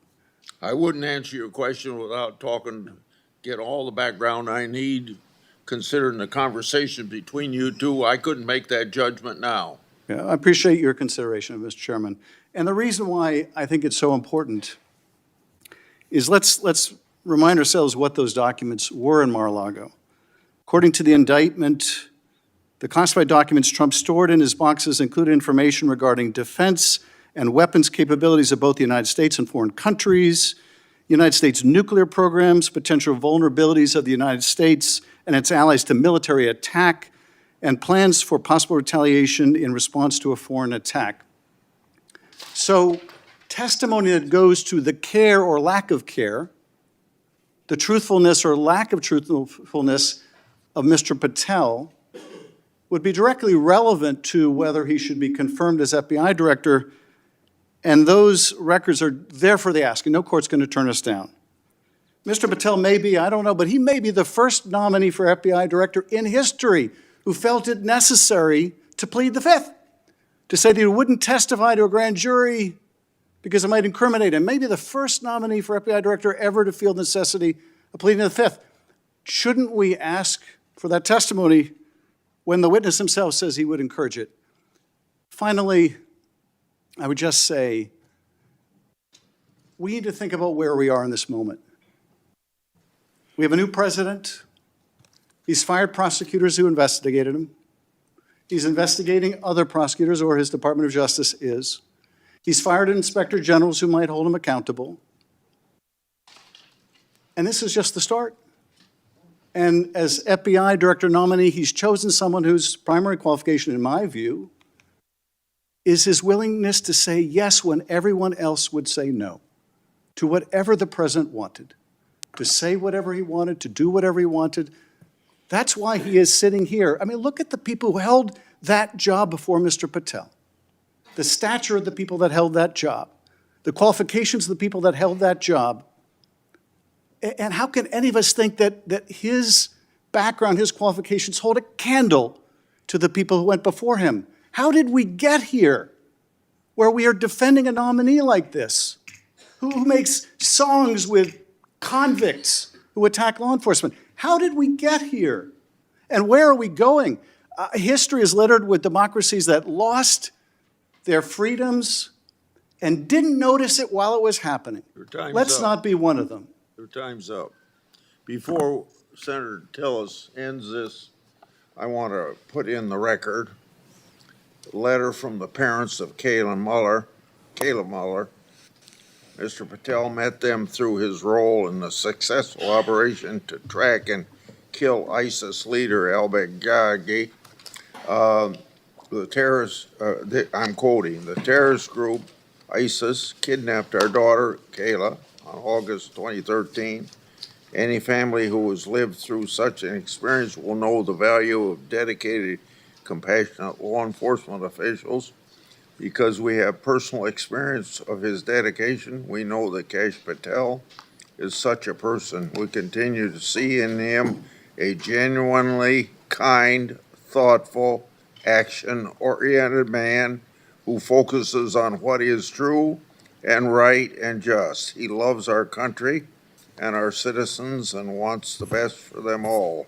He wants the country to do the best that it can. Without objection, I'll put their letter in the record. Senator Tillis. Thank you, Mr. Chairman. Mr. Patel, I think everything that I did to invest in knowing you better has been on display today. Congratulations. You've exhibited composure, knowledge of the subject matter that I think more than qualifies you for director of the FBI.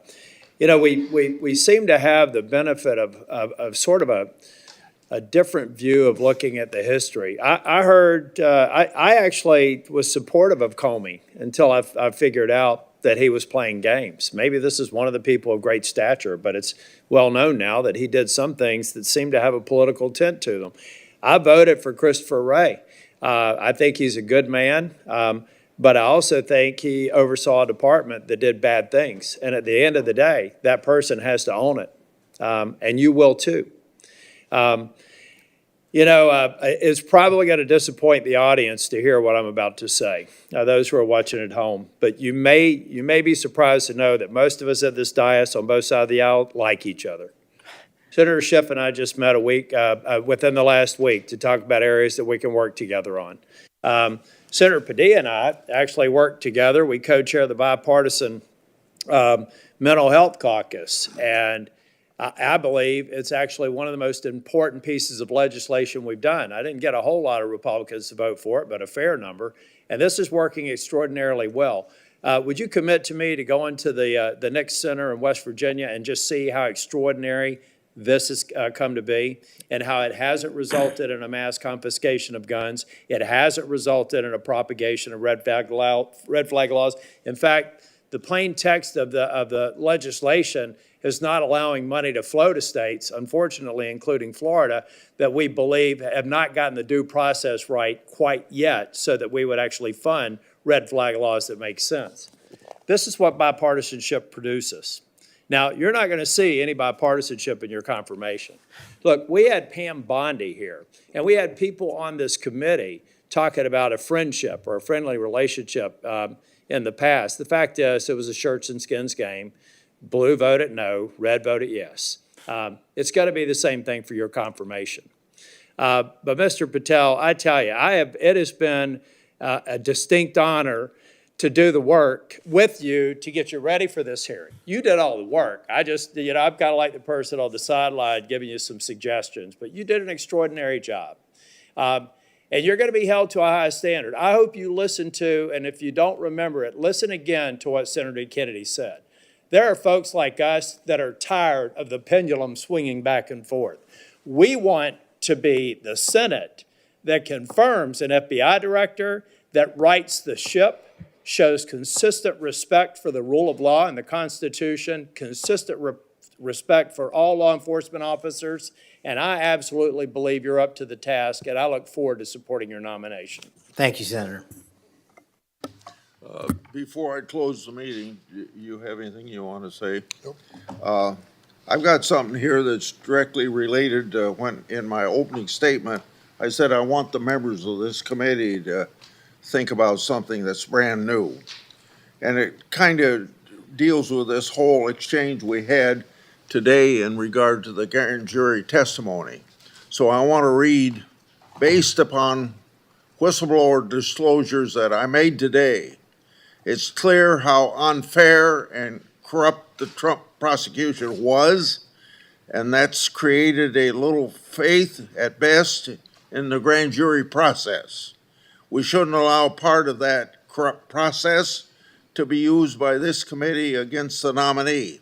An example, one document I made public today, DOJ officials literally concurred with Thibault to open the elector case against Trump, and that included a grand jury investigation. Jack Smith's lawfare efforts and its corrupt process should be what this committee investigates. Mr. Patel, thank you for your testimony today. Your family and friends who are here, I think you got to be very proud of him under these tough conditions because he got tough questions. I